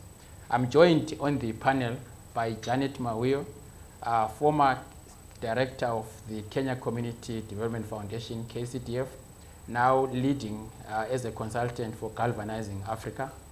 I'm also joined by Briggs Bomba. Most of you might not know his real name is John Bomba. Briggs is with Trust Africa, is the programs director, operates from Harare, but Trust Africa is based in Senegal. I'm also joined by Ashley Green Thompson, who is with Ektu Kumbano, a new outfit in Southern Africa that works on solidarity issues. I'm also joined by Halima Mohammed, who is with Trust Africa, but also an associate of CAPSI. Online, we are joined by Velapi Mamba, who is with the Harvard. He just completed his degree at Harvard Kennedy School of Governance, formerly with OSISA. Welcome, everyone, to this conversation. We had different conversations today, looking at the different barriers that face civil society at a local level, at a national level. We also looked at the relations that are created between civil society and the state, civil society and business, civil society and civil society itself. And I'm hoping that we can use this session to begin to look into the future and talk about what stood out for each and every one of us from the panel, but also we'll get to the audience to also get to hear their reflections. Maybe starting with you, Janet. You led KCDF for 17 years.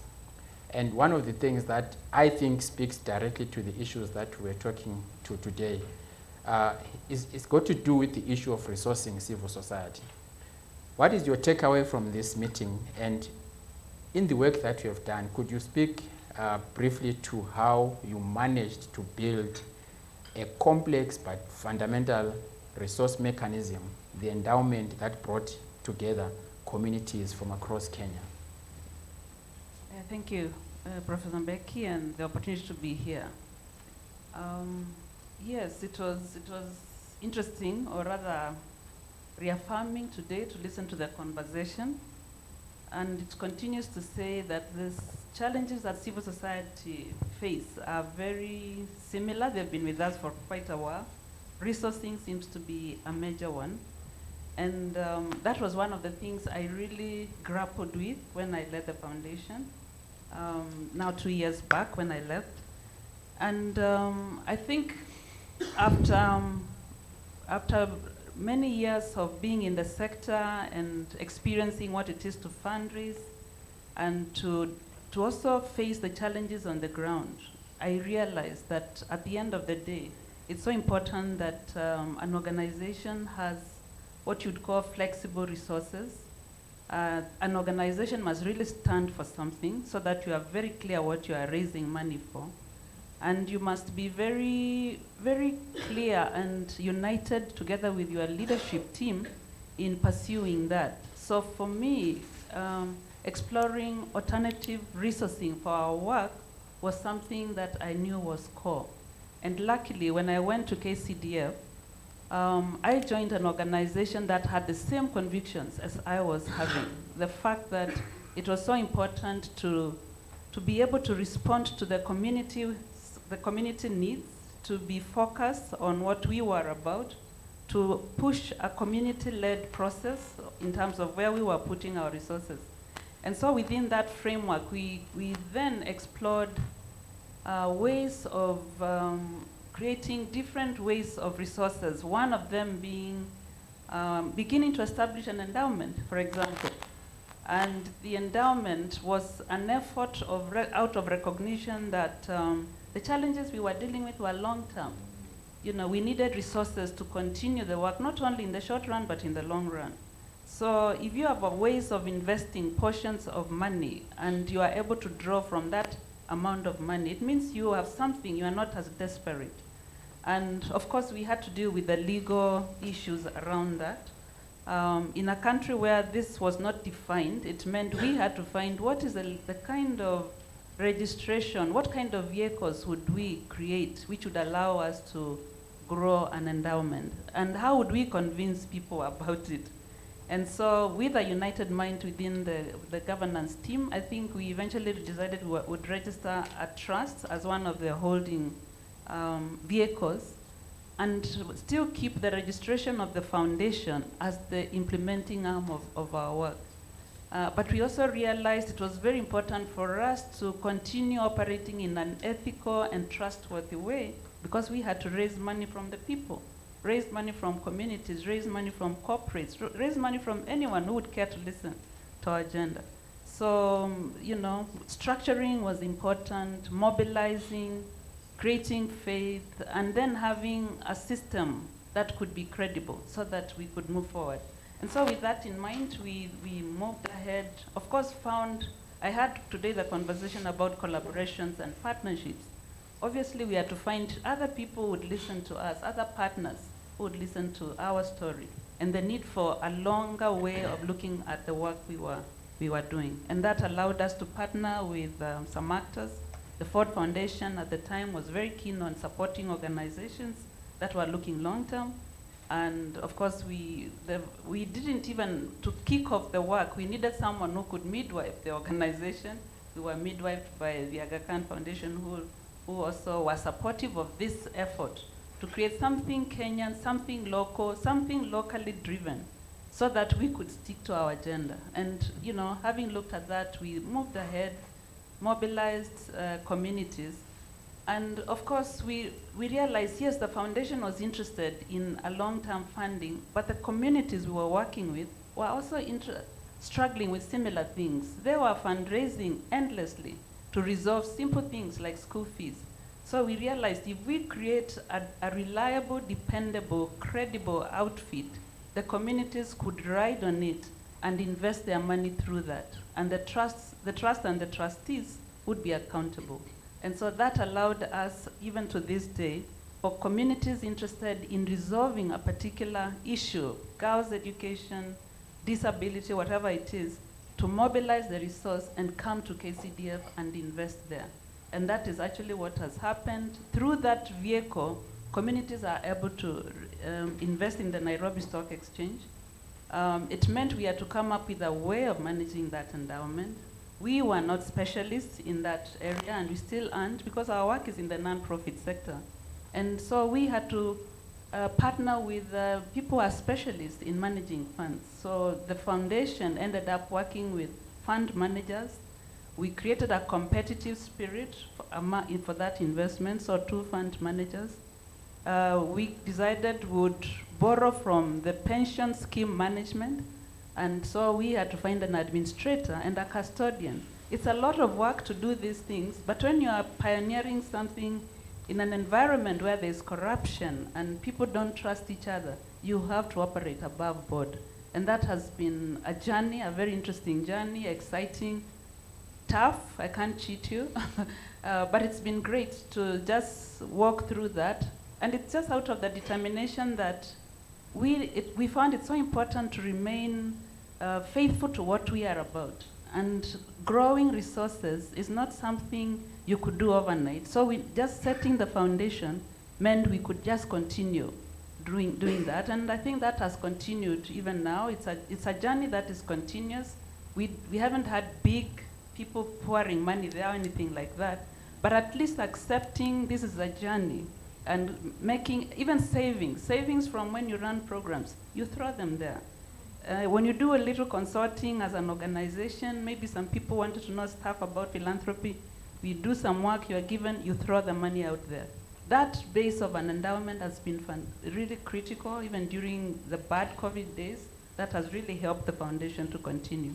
But we also moved on to consider other things which happen in our environment, real estate. And actually, eventually, we must manage to buy an office because we needed a base. But more important, we also needed to have an income generating way. So the space we had, which originally had been donated to us, became the base for actually building a 5-floor building, which now is rented practically 95 or 100%. And that has become an additional source of income for the foundation. So these are things that obviously have happened in almost maybe 15, 20 years. It's been a journey, but I think it's been very helpful. And we didn't stop there, as you know, Becky. We continued to explore other ways of being in the marketplace through that investment side, and explored a collaboration with actually a South African-based trust foundation, Kagiso Trust. Many of you might know Kagiso Trust. And that allowed us to begin to explore other forms of investments. And eventually, of course, figuring out how do you actually manage this investment side. That has led us to create an outfit which is now managing the whole investment side of the foundation. So I'm just saying that I think we have to think out of the box. It made us feel like one time you're a non-profit, but another time you have to think things from a very business type of orientation, because it's trying to see how do you raise money to remain focused on your work, and how do you manage that? How do you create structures? That's the stuff we have had to deal with so that we can move that agenda. I think that's a very summarized way. Thank you so much, Janet. I think what we are hearing here is that throughout the conversations, funding comes out as one of the biggest barriers. In fact, it's projected as one of the factors that shrinks the space for civil society. But there are alternative ways in which we can do that. And I think the KCDF example is such an important one because it is done in an African setting. So KCDF, unlike other community foundations, took on a national geographic outreach as opposed to in other places where you locate a community foundation in a specific municipality, in a specific region. But they decided to go national because the context was very different from anywhere else in the world. So that's, I think, one of the most important things when we talk about the uniqueness and the Africanness around that. The second is that when Janet refers to communities participating, these communities have created their own endowments, and those endowments are managed by KCDF. So you actually have the bigger endowment, and within that bigger endowment, you've got these community endowments, and there are more than 21 of them, 27 of them, if I'm not mistaken, in that endowment. And the oldest saving of them is about 21 years old in that journey. So I think it's important to really look into these examples which are done in an African context in order to address the barrier of funding. And this case study, I will implore you to actually take a look at it. We have written it. Professor Fowler has actually written a teaching note for the KCDF. We use it a lot in our classes. So let me move on to you, Halima, and just ask you to reflect on what you are taking away from this. But as you do so, I know you've been doing a lot of work on philanthropy and social movements. And the extent to which, as you listen to the conversations and we are now beginning to look forward, what role should philanthropy be playing in addressing some of the challenges that we are facing? But more specifically, what role should philanthropy be playing when it comes to social movements? Because the world is really changing and social movements are coming back in full force. Thanks, Vicky. I think I'm...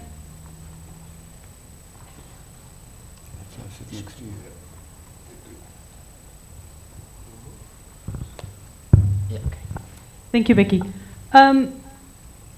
So I missed the beginning of the conversation, but I caught a bit up at the point where we're talking about which civil society and later on which philanthropy. And I do think it's important, Ashley, you and I might disagree on some of this, but I do think it's important to spend time on the terminology and spend time on differentiating and disaggregating.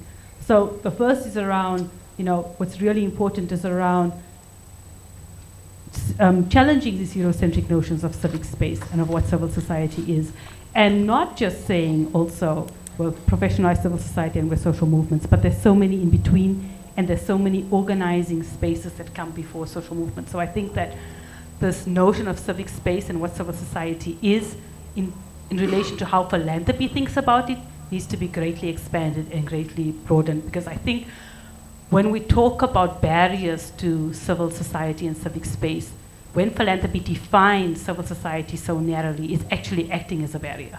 And we don't see that enough, and we don't challenge ourselves enough on that, because it's easier to support the organized, professionalized spaces. I'm not saying we should not. I'm saying we need to think about a much more holistic framing of what we mean by civil society, and what does it mean to shift our processes and our extremely bureaucratic systems and our notions of impact so that we are able to cater to this broader civic space. Looking at philanthropy again, there's the which philanthropy are we talking about? There's the everyday individual and associational giving. There's the philanthropy that happens in civic organizing and in movement building, which we don't take into account, but which is significant. And then there's the formal, legally registered institutions. And people sometimes straddle all of these spaces, right? And we tend to put things into specific boxes and then just deal with the boxes. And I think really we have to start to challenge those silos much more. The other thing I took out from some of this morning's discussion was about that this work is not value neutral. So Alan put up, it was the Operation Dudula picture, and yes, that's a representation of civic space. And likewise, not all philanthropy is justice oriented. When we think about philanthropy that's on the right, on the far right, we think about the anti-feminist, the anti-progressive agendas, and the substantive funding, long-term funding that goes into that. We shouldn't make the mistake of saying that all philanthropy is justice oriented. And I think we have to be specific about saying that this is not value neutral, that we have to be thinking about who is our constituency, and these are justice-based activists, movements, organizations, and organizing spaces. The third thing I think we need to think about is that philanthropy is a political project. If we're talking about justice-based philanthropy, this is a political issue. We can't be neutral in these spaces. It means taking a stand, and it means taking sometimes very uncomfortable stands that don't sit well with the ways in which power is configured and the ways in which privilege is configured.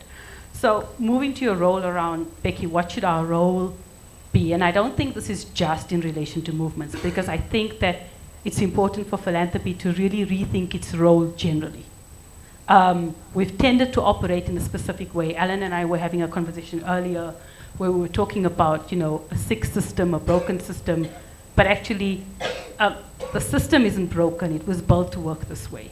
And until we don't recognize that we can't continue to tweak within a broken system, but we have to think about redefining what's our role as philanthropic institutions, as justice-oriented philanthropic institutions. So what our role then becomes about centering the agency of our constituencies, whether those are movements, whether those are community organizing spaces or constituency organizing spaces, whether those are professionalized CSOs, NGOs. What does it mean to center their agency? And if the agency is at the heart of what it is that we're doing, then it means that we have to reconfigure our processes, it means that we reconfigure our approaches, it means that we throw our theories of change, in essence, out the door, because we've developed them from a specific perspective, from a specific worldview. What does it mean to develop them in ways that are grounded in the agendas, priorities, and needs of our constituencies? And I think there are some who say, oh, well, philanthropy should just give the money and go away. And that's not what I'm saying.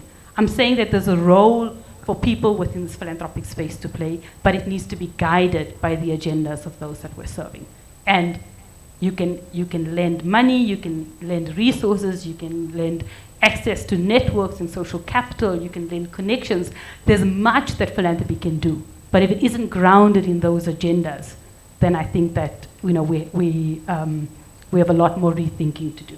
And the last one I want to say is that there's a lot of talk around shifting power. And I think it's easy to talk about shifting power and keep your privilege untouched. And so we really need to think about, one, how do we as philanthropy position our privilege in service of constituency agency? And two, how do we dismantle our privilege? Because we don't talk enough about dismantling privilege and what does it mean to do that. Audrey earlier talked about Wraith having a closing down date in 2035. What does that mean in terms of dismantling privilege? Vis-a-vis setting up foundations that will perpetuate forever, right? In the context of who controls those foundations, who has decision-making power over that, versus how do we use those resources to look at the longevity and sustainability of those that we're supporting, rather than the longevity and sustainability of our own resources. Yeah, and I think it's a good segue to talk to Ashley, because the issue of shifting power and the issues of solidarity almost in today's context speak to each other. And I think I want to get a sense from you. What was your takeaway? And in the context of Ektubumbano, what should we be looking forward to be doing in order to address these barriers that were discussed today? Yeah. By the way, you're mic'd. I'm mic'd. Yeah. I'm the special one. I'll have to be conscious of my privilege, right? Yes. Yeah, I think Halima said a lot of the things that I had made notes about. But I think the one thing that the conversation today prompted me to think about was an analysis of our context. And I think we're in a context where empire is on the move. Ever since we became a unipolar world, empire is on the move. Capitalism is marching rampant throughout our communities. And I think that it does this with the unholy trinity of political power, the power of capital, and criminal and military networks. So these things, we have a crime-ridden South Africa not by accident. It's part of a system that continues to drive empire and the accumulation of wealth for the few. If we understand and in other parts of the continent, you might find in the Eastern DRC, the military activity there in pursuit of mineral wealth with the collaboration of political and capital classes. So we're in trouble. And I think we as people who are working in a philanthropic space have a unique opportunity, right? I think we must check our privilege. We must constantly critique ourselves. But we must acknowledge that we're in a unique position of where we, in many instances, control financial resources. We control, well, Begi controls these airways because he's the moderator of the conversation. But we have the ability to put voice out there. And so if we do a deeper analysis of our context and come to an understanding that this isn't just some accidental breaking of the system, as Halima says, the system was designed to do this. It is a system of death. It promotes environmental destruction. It promotes inequality and poverty as part of its growth gospel, right? So you can't run away from that. It forces us to rethink how we organize ourselves and how we support communities who bear the brunt of that onslaught. People who resist their dehumanization, in Ektubumbano's eyes, are the professors of their lives. They're the ones that understand their dehumanization more than anybody in this room who's done PhDs and research and everything like that. And yet we don't listen to those voices. Because a lot of the time they ask us uncomfortable questions about the nature of the industry in which we are involved, the extent to which us as practitioners are often complicit in the way we do things, and the positions we hold and how we disperse resources and how we take over spaces and speak on behalf of. Active Movement is a very small organization. I have my boss, my colleague there, Zanele, who Zanele is she's an extremely eloquent advocate, particularly on issues of gender justice. And we're part of global networks. And there's a constant, and I'm not exaggerating, a constant invitation from our global partners, our European partners, to attend UN processes and other global platforms to speak about gender justice in Africa. And we say, but why us? You know, why aren't you getting the people who are actually resisting? The women who organize themselves in physical resistance to the men who abuse them. Or the LGBTI community in places like Uganda who are mobilizing in opposition to this onslaught on their very existence. Why aren't you getting those people into your platforms to speak? And I think that's the challenge to us. If you want a new way of doing philanthropy, let's do solidarity, which means you accompany people. You go on a journey with people. It's not a moment. And I'm happy to see things like trust-based philanthropy are talking about things like 10-year grants and, you know, don't worry about the log frame and it's okay if your impact and your unexpected consequence doesn't happen and all that rubbish. To journey with somebody means that you've actually got to be there when they fall. You can't walk away. You've got to help them up. You can't pick them up and carry them because it's not your struggle, but you're walking with them in solidarity with them as they form their resistance and as they disintegrate at various times and then how they reform. Opposition to injustice is not a moment. Liberation is not a moment. It's a process. It's a journey. Often, us with the resources in the metropoles, in the cities, in the rich parts of the world, we're looking for those moments of aha. And genuine solidarity is a long and really uncomfortable and difficult process where you have to interrogate yourself at each step. Are you genuinely listening with empathy to the lived reality and experiences of those who resist their dehumanization? And is your action commensurate with being in solidarity with those people? It's fine to write lovely slogans and papers, but if you're not acting in solidarity with those who know their own oppression and can resist it best, then I think we're going to have lots of conversations where we're still trying to figure out how to shift the power.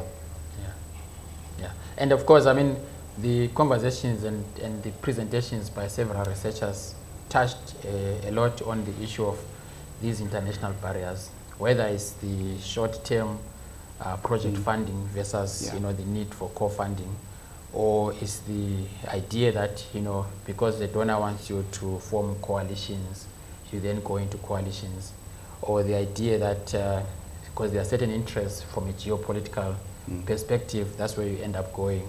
And of course, the flip side is that there's been calls for this decolonization of aid, which lends itself in different expressions. Some would refer to the shifting of power, others will be talking about proximation, among others. And so I think that what you are saying really is that for institutions on the ground to be part of that process, there has to be some form of deliberate understanding between partners, and one of them is this long-term, journeying together, and that can express itself in different ways. And so it lends me to coming to you, Briggs, and this idea of journeying with partners or with communities. And I'm aware that at Trust Africa, you've already begun, for example, one of the programs around supporting movements, social movements on the one hand, but also a particular focus on feminist philanthropies. And recently you were in Addis launching that initiative. Maybe you could talk to us about where that came from and link it to some of the outcomes of this conversation today. 1, 2. Not mic'd. No, not yet. 1, 2, 1, 2. I think it's not, yeah. Mic check, 1, 2. You can give us a song actually before you go. You know. I can break into poetry Yeah, if you delay any further. All right, thanks Becky. Thanks for the invitation and also the sentiments from Janet, Halima. Halima, you said half of what I wanted to say. Despite our pre-panel pact. Yeah, so, I mean, just to speak a little bit in terms of what I am taking away, I think it's at 2 levels. I'm taking away the importance for us to keep grappling with the conceptual question of civil society. And I think Halima has talked about it, just how expansive that terrain is. And I think even when we sort of, say it academically, we always find ourselves focused on the professional NGOs registered form of civil society. And I don't think there's enough focus in other vehicles through which citizens are exercising agents. I think that's the term that came from Professor Fowler in the morning, that there's a whole plethora of associational formations through which citizens are exercising their agency, are contributing to shaping social, economic, and political processes around them. And I think it's important for us to really focus on that, given what we are hearing in terms of what shrinking civil society actually means. We are hearing about difficulties in receiving money from outside the country, difficulties in getting registered, difficulties in complying with certain legislations, and some of the formations that we miss when we focus on this professionalized space are actually formations that are not as vulnerable to all these restrictions that are coming into place, which also means then there are formations that are much more better placed to then play a role moving forward. I was in a conversation with comrades from Equatorial Guinea last week, and the interesting thing that came from them was that they've now started to focus so much on the creative sector and artistic, activism. So a lot of artists were involved in progressive expression, transformative expression, and what stood out for them was that these artists are actually saying things in much more blatant manners than what civil society is saying, but they're not being targeted the same way that civil society then becomes targeted. So I think it's really important for us to really focus on some of those non-state actors, non-usual actors that do not fit this professionalized NGO space. It might actually just be the way that we can sustain the civic space, we can sustain organizing, we can sustain agents moving forward. And I found Tendai's own expansion of the whole concept to focus on citizenship to be also very interesting, because once we broaden to citizenship, we are now, and if we were to look at the context, if we were to shift a little bit from the conceptual to the contextual, we are in a context where I think it's arguable that the biggest vehicles for the exercising of what we're calling citizenship are actually political formations. I'll be interested to hear what people think, but political parties really represent the biggest platforms. If we see what's happening, the hullabaloo around voter registration, showing up to vote, and all of these things. So you are seeing the political party playing a very, very important role as a vehicle through which, again, citizens are exercising their agents. But this is in a context where the notion, our understanding of democracy has been reduced to the representational aspect of democracy, not the participation aspect of democracy. So we are seeing again that citizenship, that agency that's being mobilized is really being mobilized for this showing up once every 5 years, then you demobilize it again. And throughout the 5 years, there's someone who's representing you. And then we've got these distortions that are coming in. So I think we really need to interrogate that aspect much more significantly. So again, when you look at some of the contextual pieces for me, and I don't know if it was really coming out in our conversations earlier, there's the aspect of the legitimacy of civil society itself. Ashley started to call it our industry, and I was shaking a little bit. Are we an industrial complex? What exactly are we? But there's this question when someone was asking in the morning, like, who are we? And where do we derive our legitimacy from? It's a fact that most of the civil society formations, especially those at the professional level, have a massive social distance with communities and constituencies that they speak on behalf of. So questions arise in terms of, so what is your base? And it's compounded when you then look at the fact that most of the funding that we're talking about is coming from outside the country. It's foreign funding. So even at a state level, that legitimacy question arises again. It gets even more complicated in a context of this whole geopolitical dynamic now, where especially some of this money that is bilateral based and it's so connected to the foreign policy interest of the respective countries from which it's coming from. So there's a very big questions around closing that social distance between civil society and communities and constituencies, and the question of domestic resource mobilization in terms of treasure, in terms of talent, in terms of time, so that we can address some of the contradictions that then begin to come up. And the question of corporate power. I think that's a big thing that we cannot ignore. The way that is also playing into our politics and then compromising the whole space. So coming to your question around the initiative around Pan-African and feminist initiatives, it ties into the question that Sipo asked in the morning to say, okay, this is all about power. The whole conversation is really about building power so that we can bring about societal change, driven by a vision for a just society anchored in the values that Professor Fowler was speaking to in the morning. So for us, we've been asking that question. When people say shift the power, I was in a conversation at that time, then someone said, no, it's not shift the power, let's take the power. Then someone said, no, it's not about taking the power, let's actually just share the power. Then someone comes like, no, it's not really about sharing the power, let's confront power.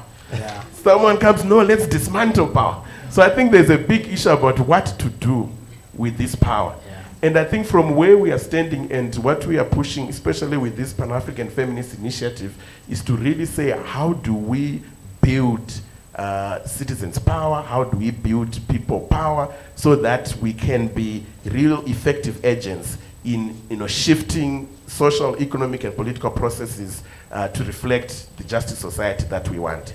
And for us, we think the question of investing in organizing, where we are going into communities, we are connecting people, we are strengthening the abilities for these communities to really be able to respond to anything that is arising, that is of interest to that community, to move away from these atomized citizens or atomized individuals to a real community. To us, that's really what building power is, and that's what we are really investing. And we're saying it must be anchored in very, very firm understanding of feminism principles and a commitment to a Pan-African agenda. So I think I'm going to invite one of our panelists online, and as he's getting ready, that's Philanthropy. I just want to make a comment that what we're trying to do here is to present alternative models that are available right now in different contexts by different organizations that are responding either in one format or in different ways to the many barriers that we discussed in the morning. And so as I go to Philanthropy, and I hope he can hear us, and so Philanthropy in the morning, there was a whole discussion around the relationship between civil society and the state. And I don't think we could discuss that today without confronting the situation of civil society in Swaziland or Eswatini. And one key moment in your life personally was the assassination of the advocate Thulani Maseko. And you've been very vocal about that. And I wanted you to talk to us a bit about the state of civil society in Eswatini, and some of the activities and interventions that you and your other colleagues are actually leading in trying to confront power, as it were. So welcome, Philanthropy.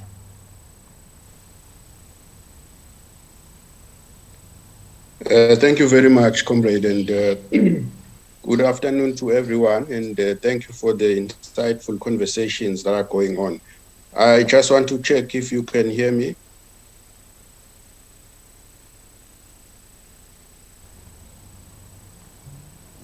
Can you confirm if you can hear me, comrade? We can hear you. We can hear you. Okay. Okay.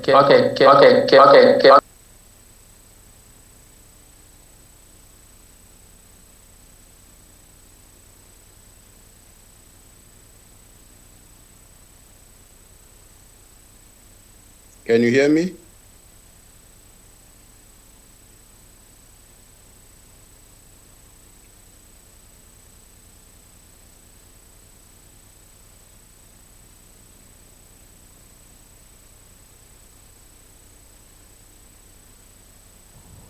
You are muted.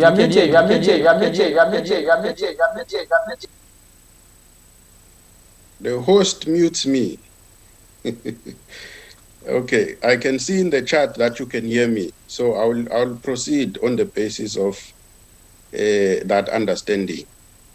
Yes, good afternoon, and thank you for the opportunity of being here, Peggy, and all the panelists, as well as everyone in the audience. I think it is important to emphasize the points that have been made, that indeed we are in very telling times and challenging times for civil society in the African continent.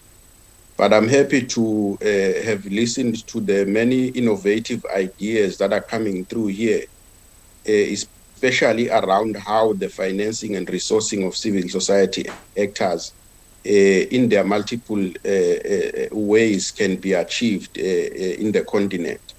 That's really refreshing, and I think that's the way for the future, so that we don't always depend on a cap-in-hand approach to how we can resource our struggles. Insofar as the situation in Swaziland, I think it would take me the entire day to speak about it, but I will try and summarize. Basically, Swaziland, as we all know, is a monarchical dictatorship. It's a feudal state where the king has absolute power, unfettered power over all three arms of government, and basically is just a law over everyone in the country.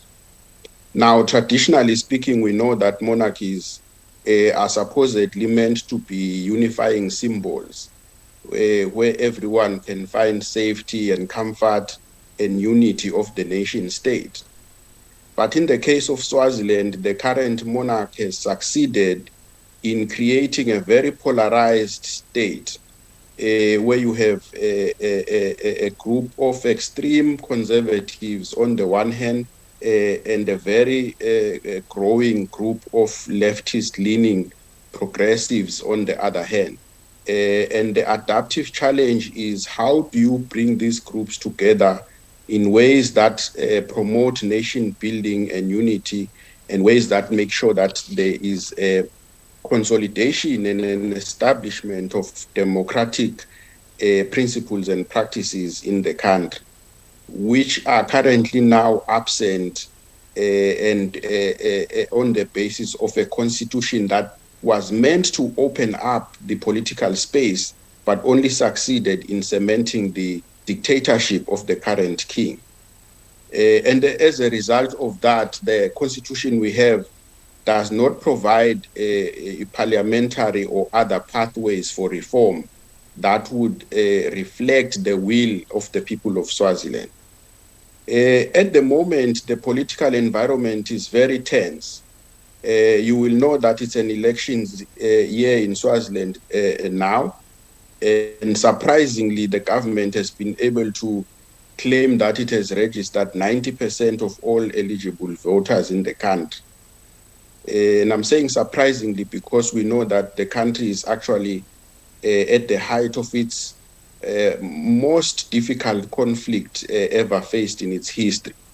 And it would be surprising that it would be able to garner the kind of percentage registration numbers that they are claiming to have achieved. Nonetheless, we know that the government controls the entire process of registration. It controls all the tools, the coercive tools that are out there to use to force people to participate in the process and all that. But those actions do not detract from the fact that Swaziland faces a very serious adaptive challenge, which is the challenge of moving the country from the feudal autocratic rule by the king to a more democratic and pluralistic political order. And some of the things that we have seen over the past 12 months have been really shocking. We have seen the emergence of a rogue state, a murderous state, what we could actually term to be a terrorist state that is really has zero tolerance for freedoms. To the extent that while in other countries we see people exercising themselves in terms of freedom of speech, in terms of even organizing and having that civic space to assembly and engage on issues of national interest. That space in Swaziland is completely blocked off and completely closed. There is a rule by the gun and a rule by fear. And the death and the killing of Thulani Masego must be understood in that context, that the political environment has become very toxic and very fearful, and it's difficult for people to exercise themselves. So Thulani Masego was killed hours after the king had publicly actually declared that he had hired some mercenaries that would deal with all the political opponents in the country.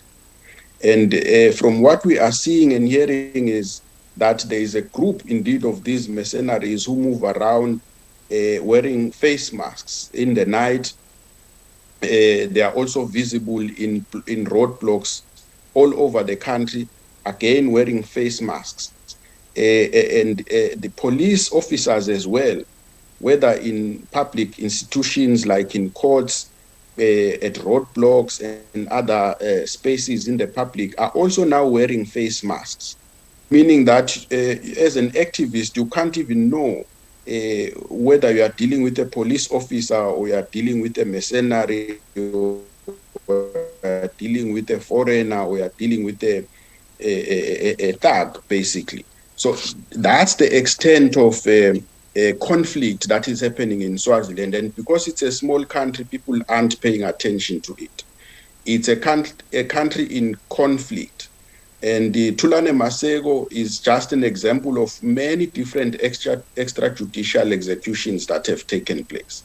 Let me try and summarize what we are trying to do to make sure that we push back on the closure of civic space in the country. I think this is a very important point that I'm going to make about the understanding the sources of the closure of civic space is something that we must take seriously, not just in Swaziland, but the entire continent. In many instances, this emanates from the military-industrial complex, working in cahoots or in tandem with with autocratic governments.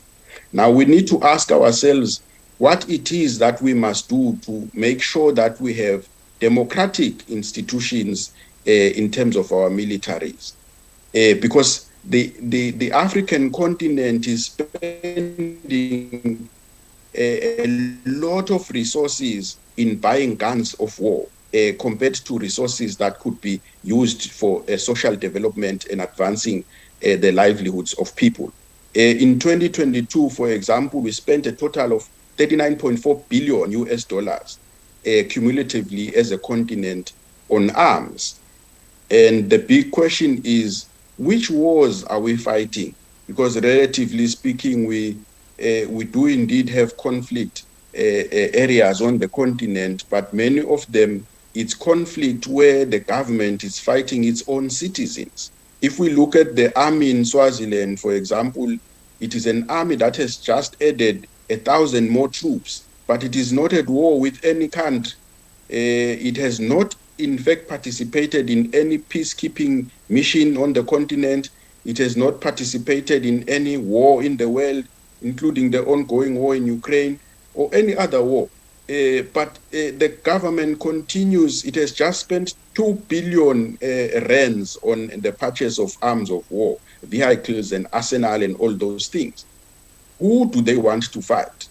They want to fight citizens. They want to kill citizens. So we really need to ask very serious questions around the military-industrial complex and what its intentions are vis-a-vis democratic practice and consolidation in Swaziland and also on the African continent. So I think that we need to have investments from a philanthropy point of view, programs that can focus on this militarization of our countries and how that is being used to shrink the civic space that we have. Secondly, one of the second actions that we want to leverage and use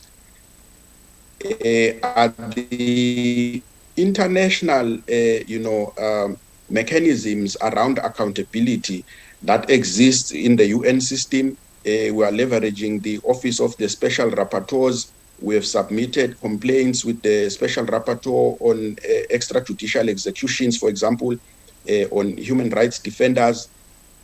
We have written to the African Commission on People and Human Rights, all in an attempt to make sure that the Swazi question remains current and the engagement with the authorities around the closure of civic space and the violation of human rights is something that is taken seriously and there is accountability.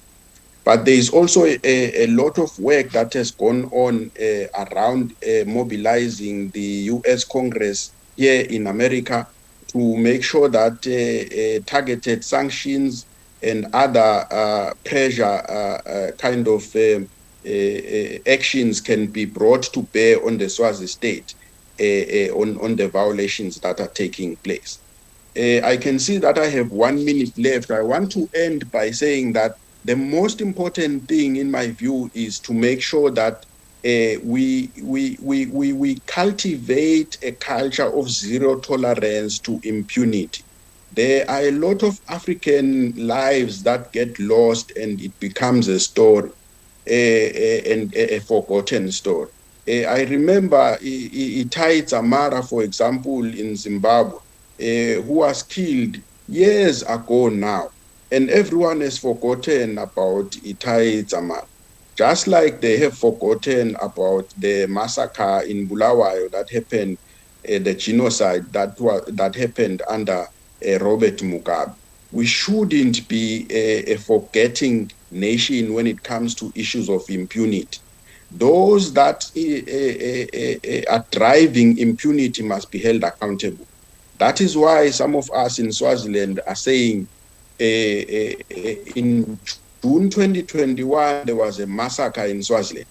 That was the beginning of the end of this current regime because it must be held accountable for the killings of those people. So we must cultivate actions and ways in which citizens must consistently hold accountable those in power. And we must ask questions why our governments in the first place are not being democratic and are autocratic instead and perpetuating violence against citizens. So those are the inputs that I would like to make, Peggy. Thank you. Thank you so much. I think it was difficult for us to stop Velat because of the communication. But I think what it has done, it has allowed him to also, because he's writing a paper which was meant to have been presented like the other papers. So it has given us an opportunity to hear what the situation is like in Swaziland. We have run out of time, but I want to make sure that we give the audience an opportunity in case there are 1 or 2 questions that people might want to ask. and then we will close the session. Let me just check if there's anyone online or in the audience who wants to ask a question or to make a comment on the reflections. I see Professor Fowler, and then I see Hlengiwe there as well.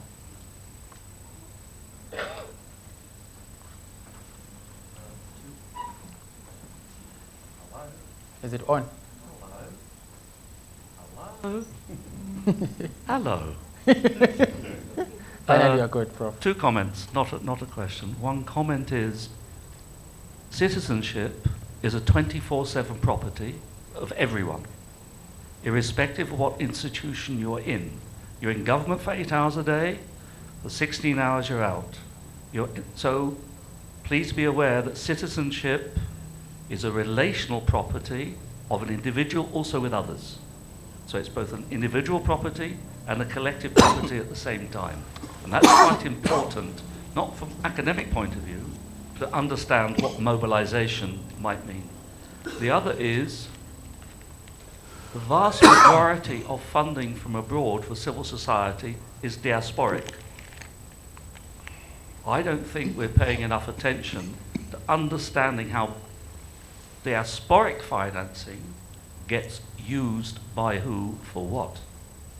It could be fostering social mobilizations of all sorts of things, not just building houses or helping, an elderly person like me go to the pub, respect for the elders. And so I'm joking a bit, but the vast majority of money of high quality is coming from the diaspora.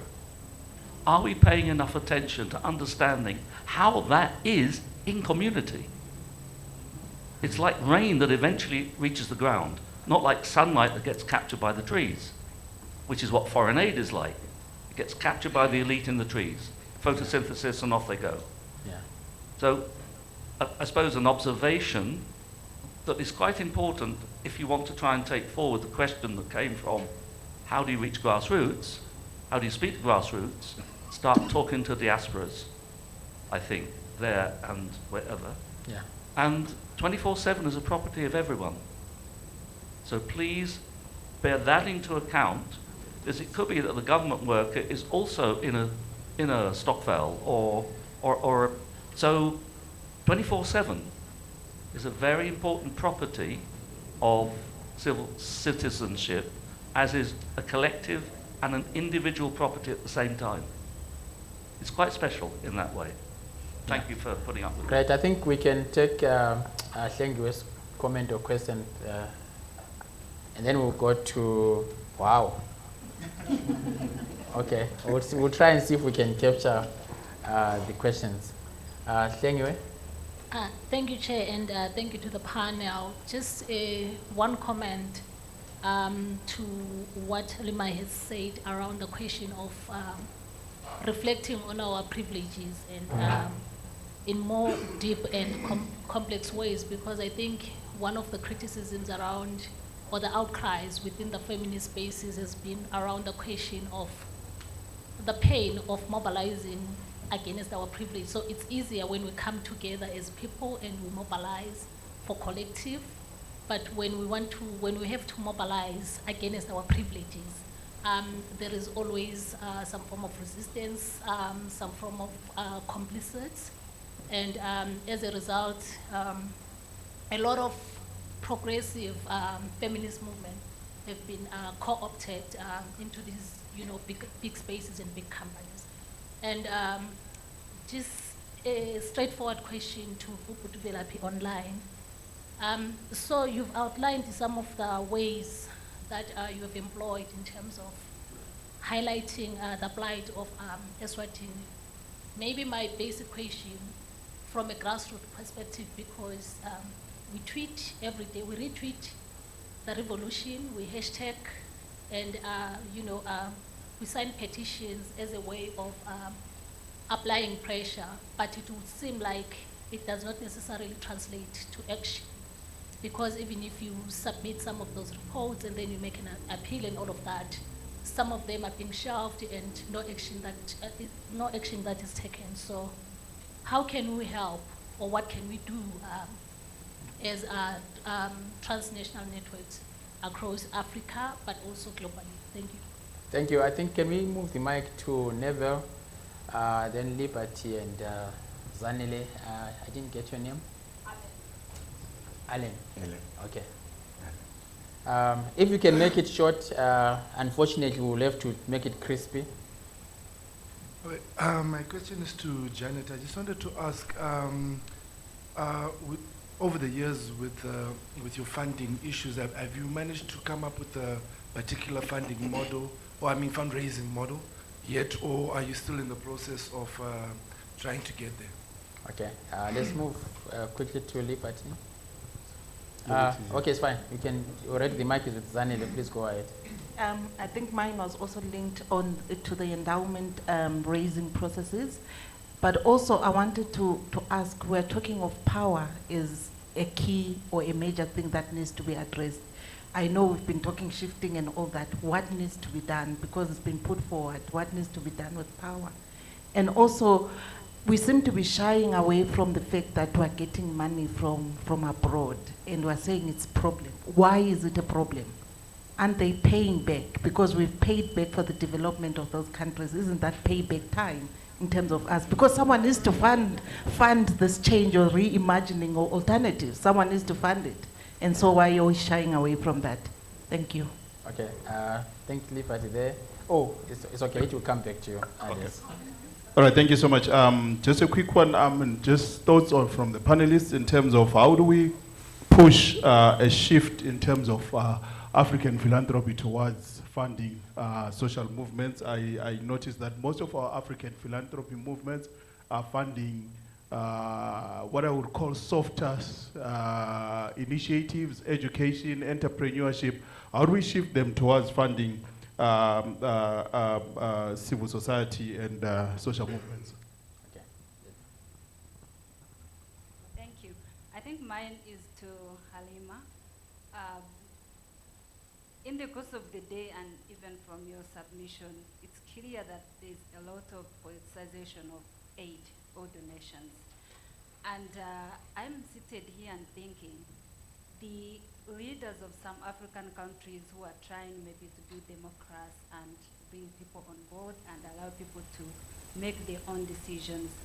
For example, if we have a country like Uganda, where more than 85% of the population say, well, it may be a right issue, but we do not want LGBTQ here.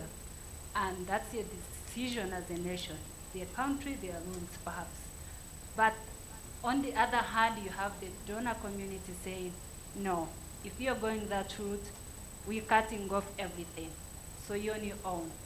So even as we speak about the shrinking space for civil society organizations, there is that difficult line for leaders to toe while they're trying to allow their masses to make their voices heard to their governments and to make really what they believe in happen. So it's kind of a complicated situation. So I believe perhaps we have to just say, no, that's all we on our own, but then we all know the consequences. Okay. Thank you. Thank you so much. I think we really have run out of time. We have 3 minutes remaining. I will invite panelists to make their last inputs, a minute each if possible. And if you don't have to respond, you don't have to. So let's start maybe with you, Halima. We come this way and we'll end with Philapi. Thanks. A couple of things. One is around money from abroad and money from here. The first thing is, let's not romanticize African philanthropic institutions just because they're from the continent. Many of our institutionalized philanthropic structures have modeled themselves on what comes out of the global north. And so the systems and the structures and the bureaucracies and the thinking that they know what's best.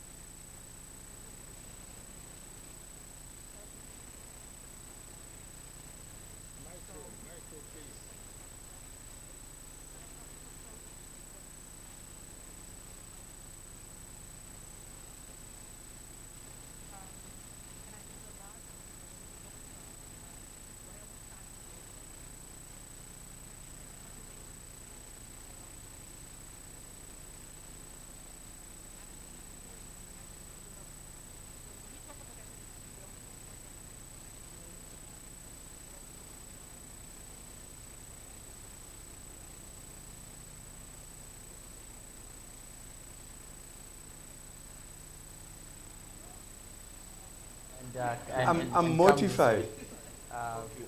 You will understand why we are skipping him. 1, 2. So I think in the morning it was you, Prof. Fowler, who said there's no universal accepted definition of civil society. And I think we should not even try to create such a universal accepted definition. And I would say the same applies for citizenship. We can spend a whole year locked up in here trying to define what citizenship is. For some, it's a certificate, a formal document you get from Home Affairs. For others, it's in a much more inclusive social sense, where really we are talking about, that we can have distributed agency. I worked with a movement that we called Citizens Manifesto, and we defined citizen participation as our mantra was everyone, every day, in everything that matters in terms of our collective progress towards our vision for a just society. So the mantra was everyone, every day, in everything that matters, because we wanted to move away from this notion of participating once every 5 years and privileging representation over this day-to-day participation. What do we do with power? I think we really need to grapple with that question.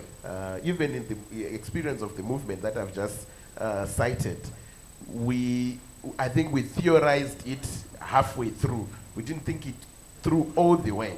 So after building something really significant, it became directed in some ways into political processes, because that's where there was some kind of a clarity to then say this is how you can keep exercising your agents. So that became very prioritized.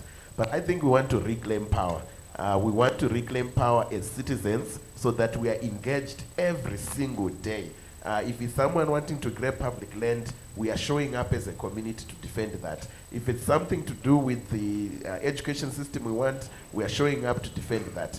If it's anything that really affects us as citizens, we are showing up, we are not surrendering that power. So it's really a matter of reclaiming that power, and that's why I think this question of organizing, and that's where I'll close, organizing so that we are connected. There's a relationship amongst us as members of a community, and we are responding collectively to issues that affect us collectively, not individually as we are currently seeing. I built my own high wall to deal with security. I dig my own borehole to deal with water shortages. I am going to a private school to deal with a collapsing education system. So there's something about us being connected and us organizing and being a community that can claim power and that can act collectively so that we can change society. I think there's something that we need to keep exploring that's at that heart there. Time will not allow us to talk about this foreign funding question, but I think it's important. Thank you. I think the question was around the fundraising model. I actually think we pick the answer from where bricks left. Many times the civil society organizations are not properly connected with horizontally. They are more connected vertically. We are more about reporting to external people, not to our communities. And that's why we are unable to raise money locally. It is not uncommon to find a very neat office, somewhere neat gate, but the neighbors don't know the name or what that civil society organization does, although you are somewhere. I think that's what is splitting us. And so in my view and from my own experience, I think one of the things we really have to work on is re-engineering ourselves, getting ourselves to be locally owned, locally relevant. When somebody knows the work you do as civil society, even I as a local Kenyan out there, I'm happy to put in $1,000 every month or something, or 10,000 for many of us, But as long as we are disconnected with communities, we can't. And when I look at how we've raised money in Kenya, it's actually just making time. Of course, you get yourself known to communities. That's where it begins. You get yourself known to corporates who are sensitive. And you don't just buy everything they're telling you.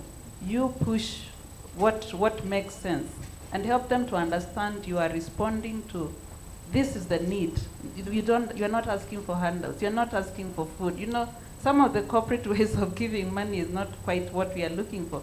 But as you work with them, as you educate them, they begin to change, and they can see Take them on trips, let them see the work you're doing. They begin to listen to you. And that has been my experience. Even well-to-do people, you help them.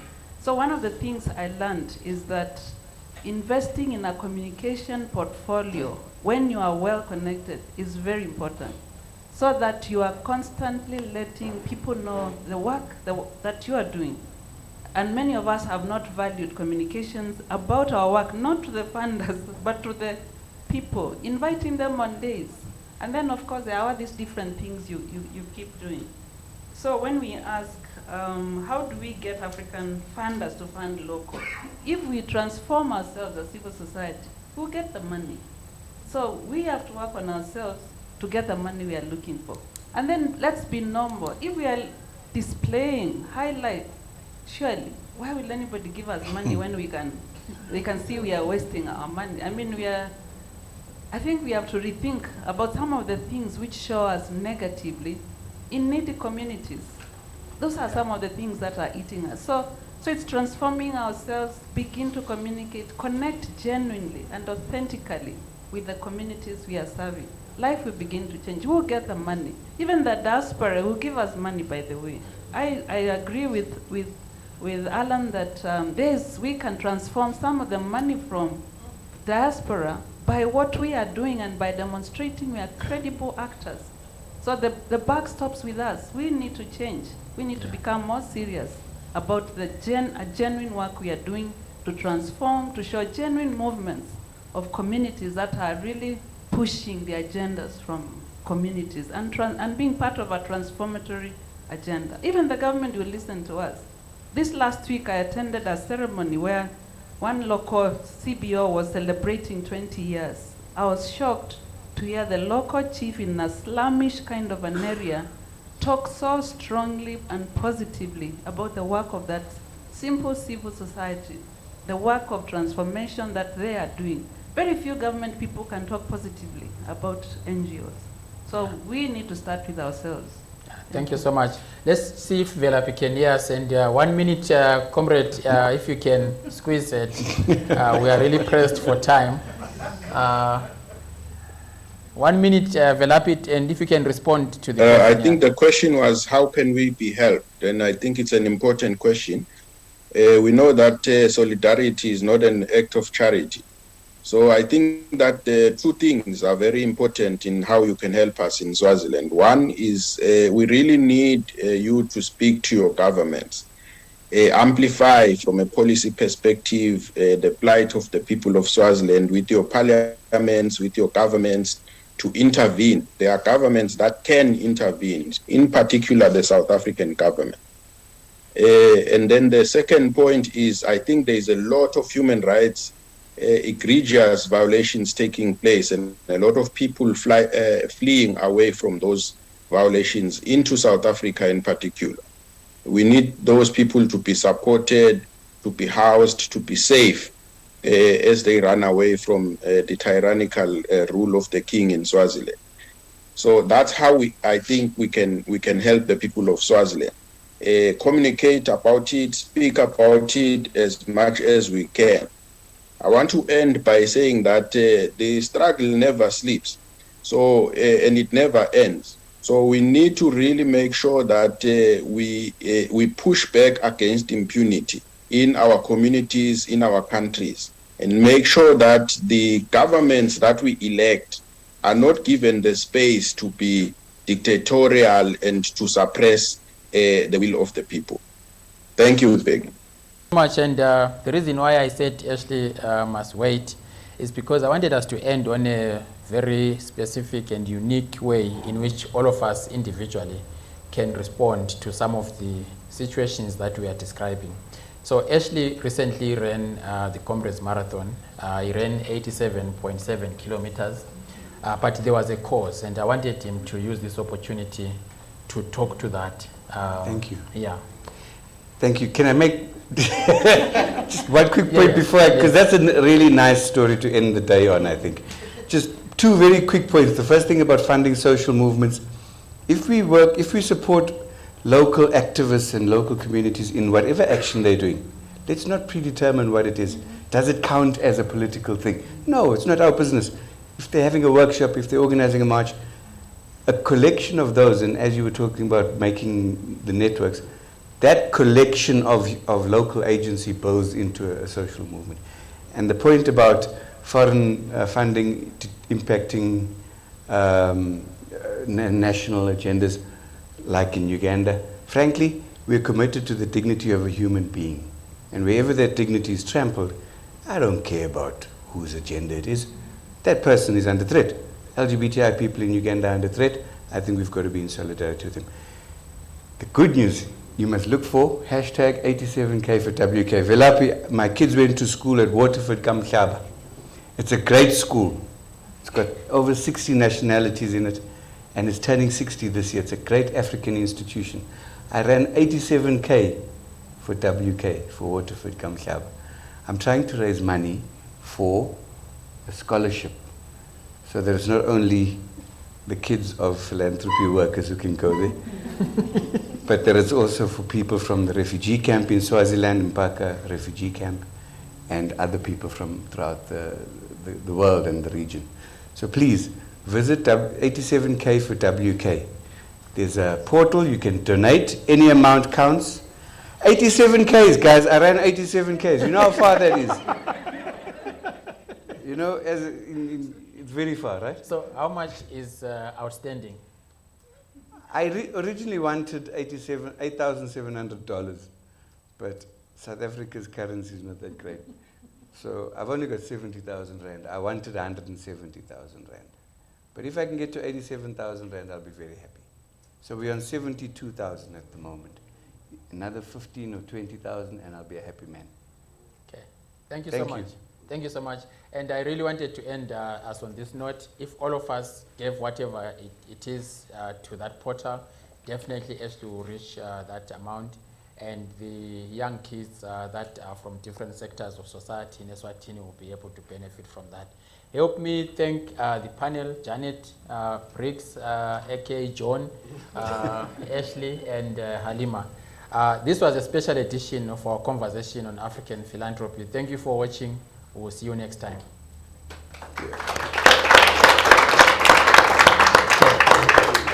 Are there any announcements?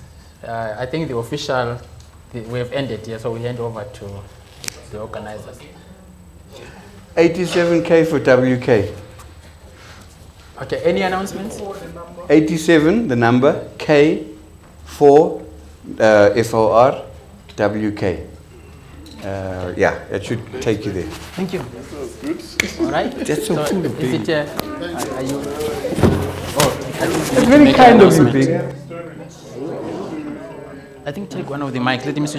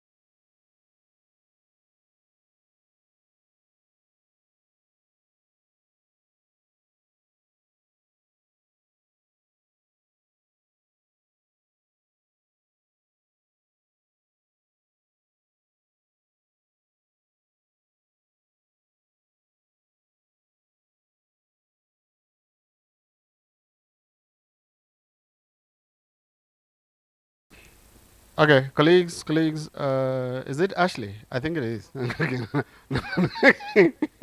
No, I'm kidding. I think it's been a wonderful day. for me especially, I think I'll sleep tonight, because in the last couple of weeks, it's been a lot with some of the people that were supposed to be, some of the people that you had online were supposed to be here, and for one reason or another, I think we failed them in terms of bringing them here. So for your time, for all the contributions, I need to thank each and every one of you. But especially for people online, listening to all the chaos for over 8 hours is not easy. And I want to thank you profusely for that. Those that have traveled from afar, again, many, many, many thanks.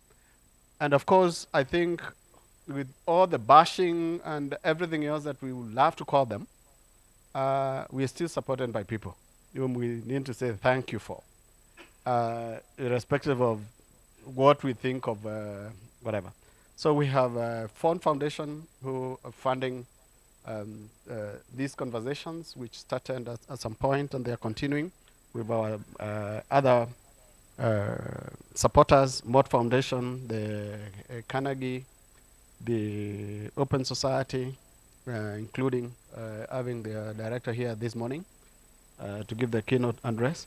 And of course, our, I don't know whether it's the mother, the father, but I hear the paternity is in question. So WBS, but also the university, including senior management at the university who were with us at some point or another. We thank you very much. We would not have had this day without all your individual and collective support. I hope you make your journeys back home safely, and we continue the conversation. Some of you, of course, are involved in the authorship of and further conversations that are appearing. And at the end of the day today, don't be surprised if I call on you to help me further in some of these conversations, but also in the teaching, because some of the students that we have and are taking some of the things that are very critical to these particular conversations. And I think there's quite a lot that each and every one of you offers here. Thank you very much.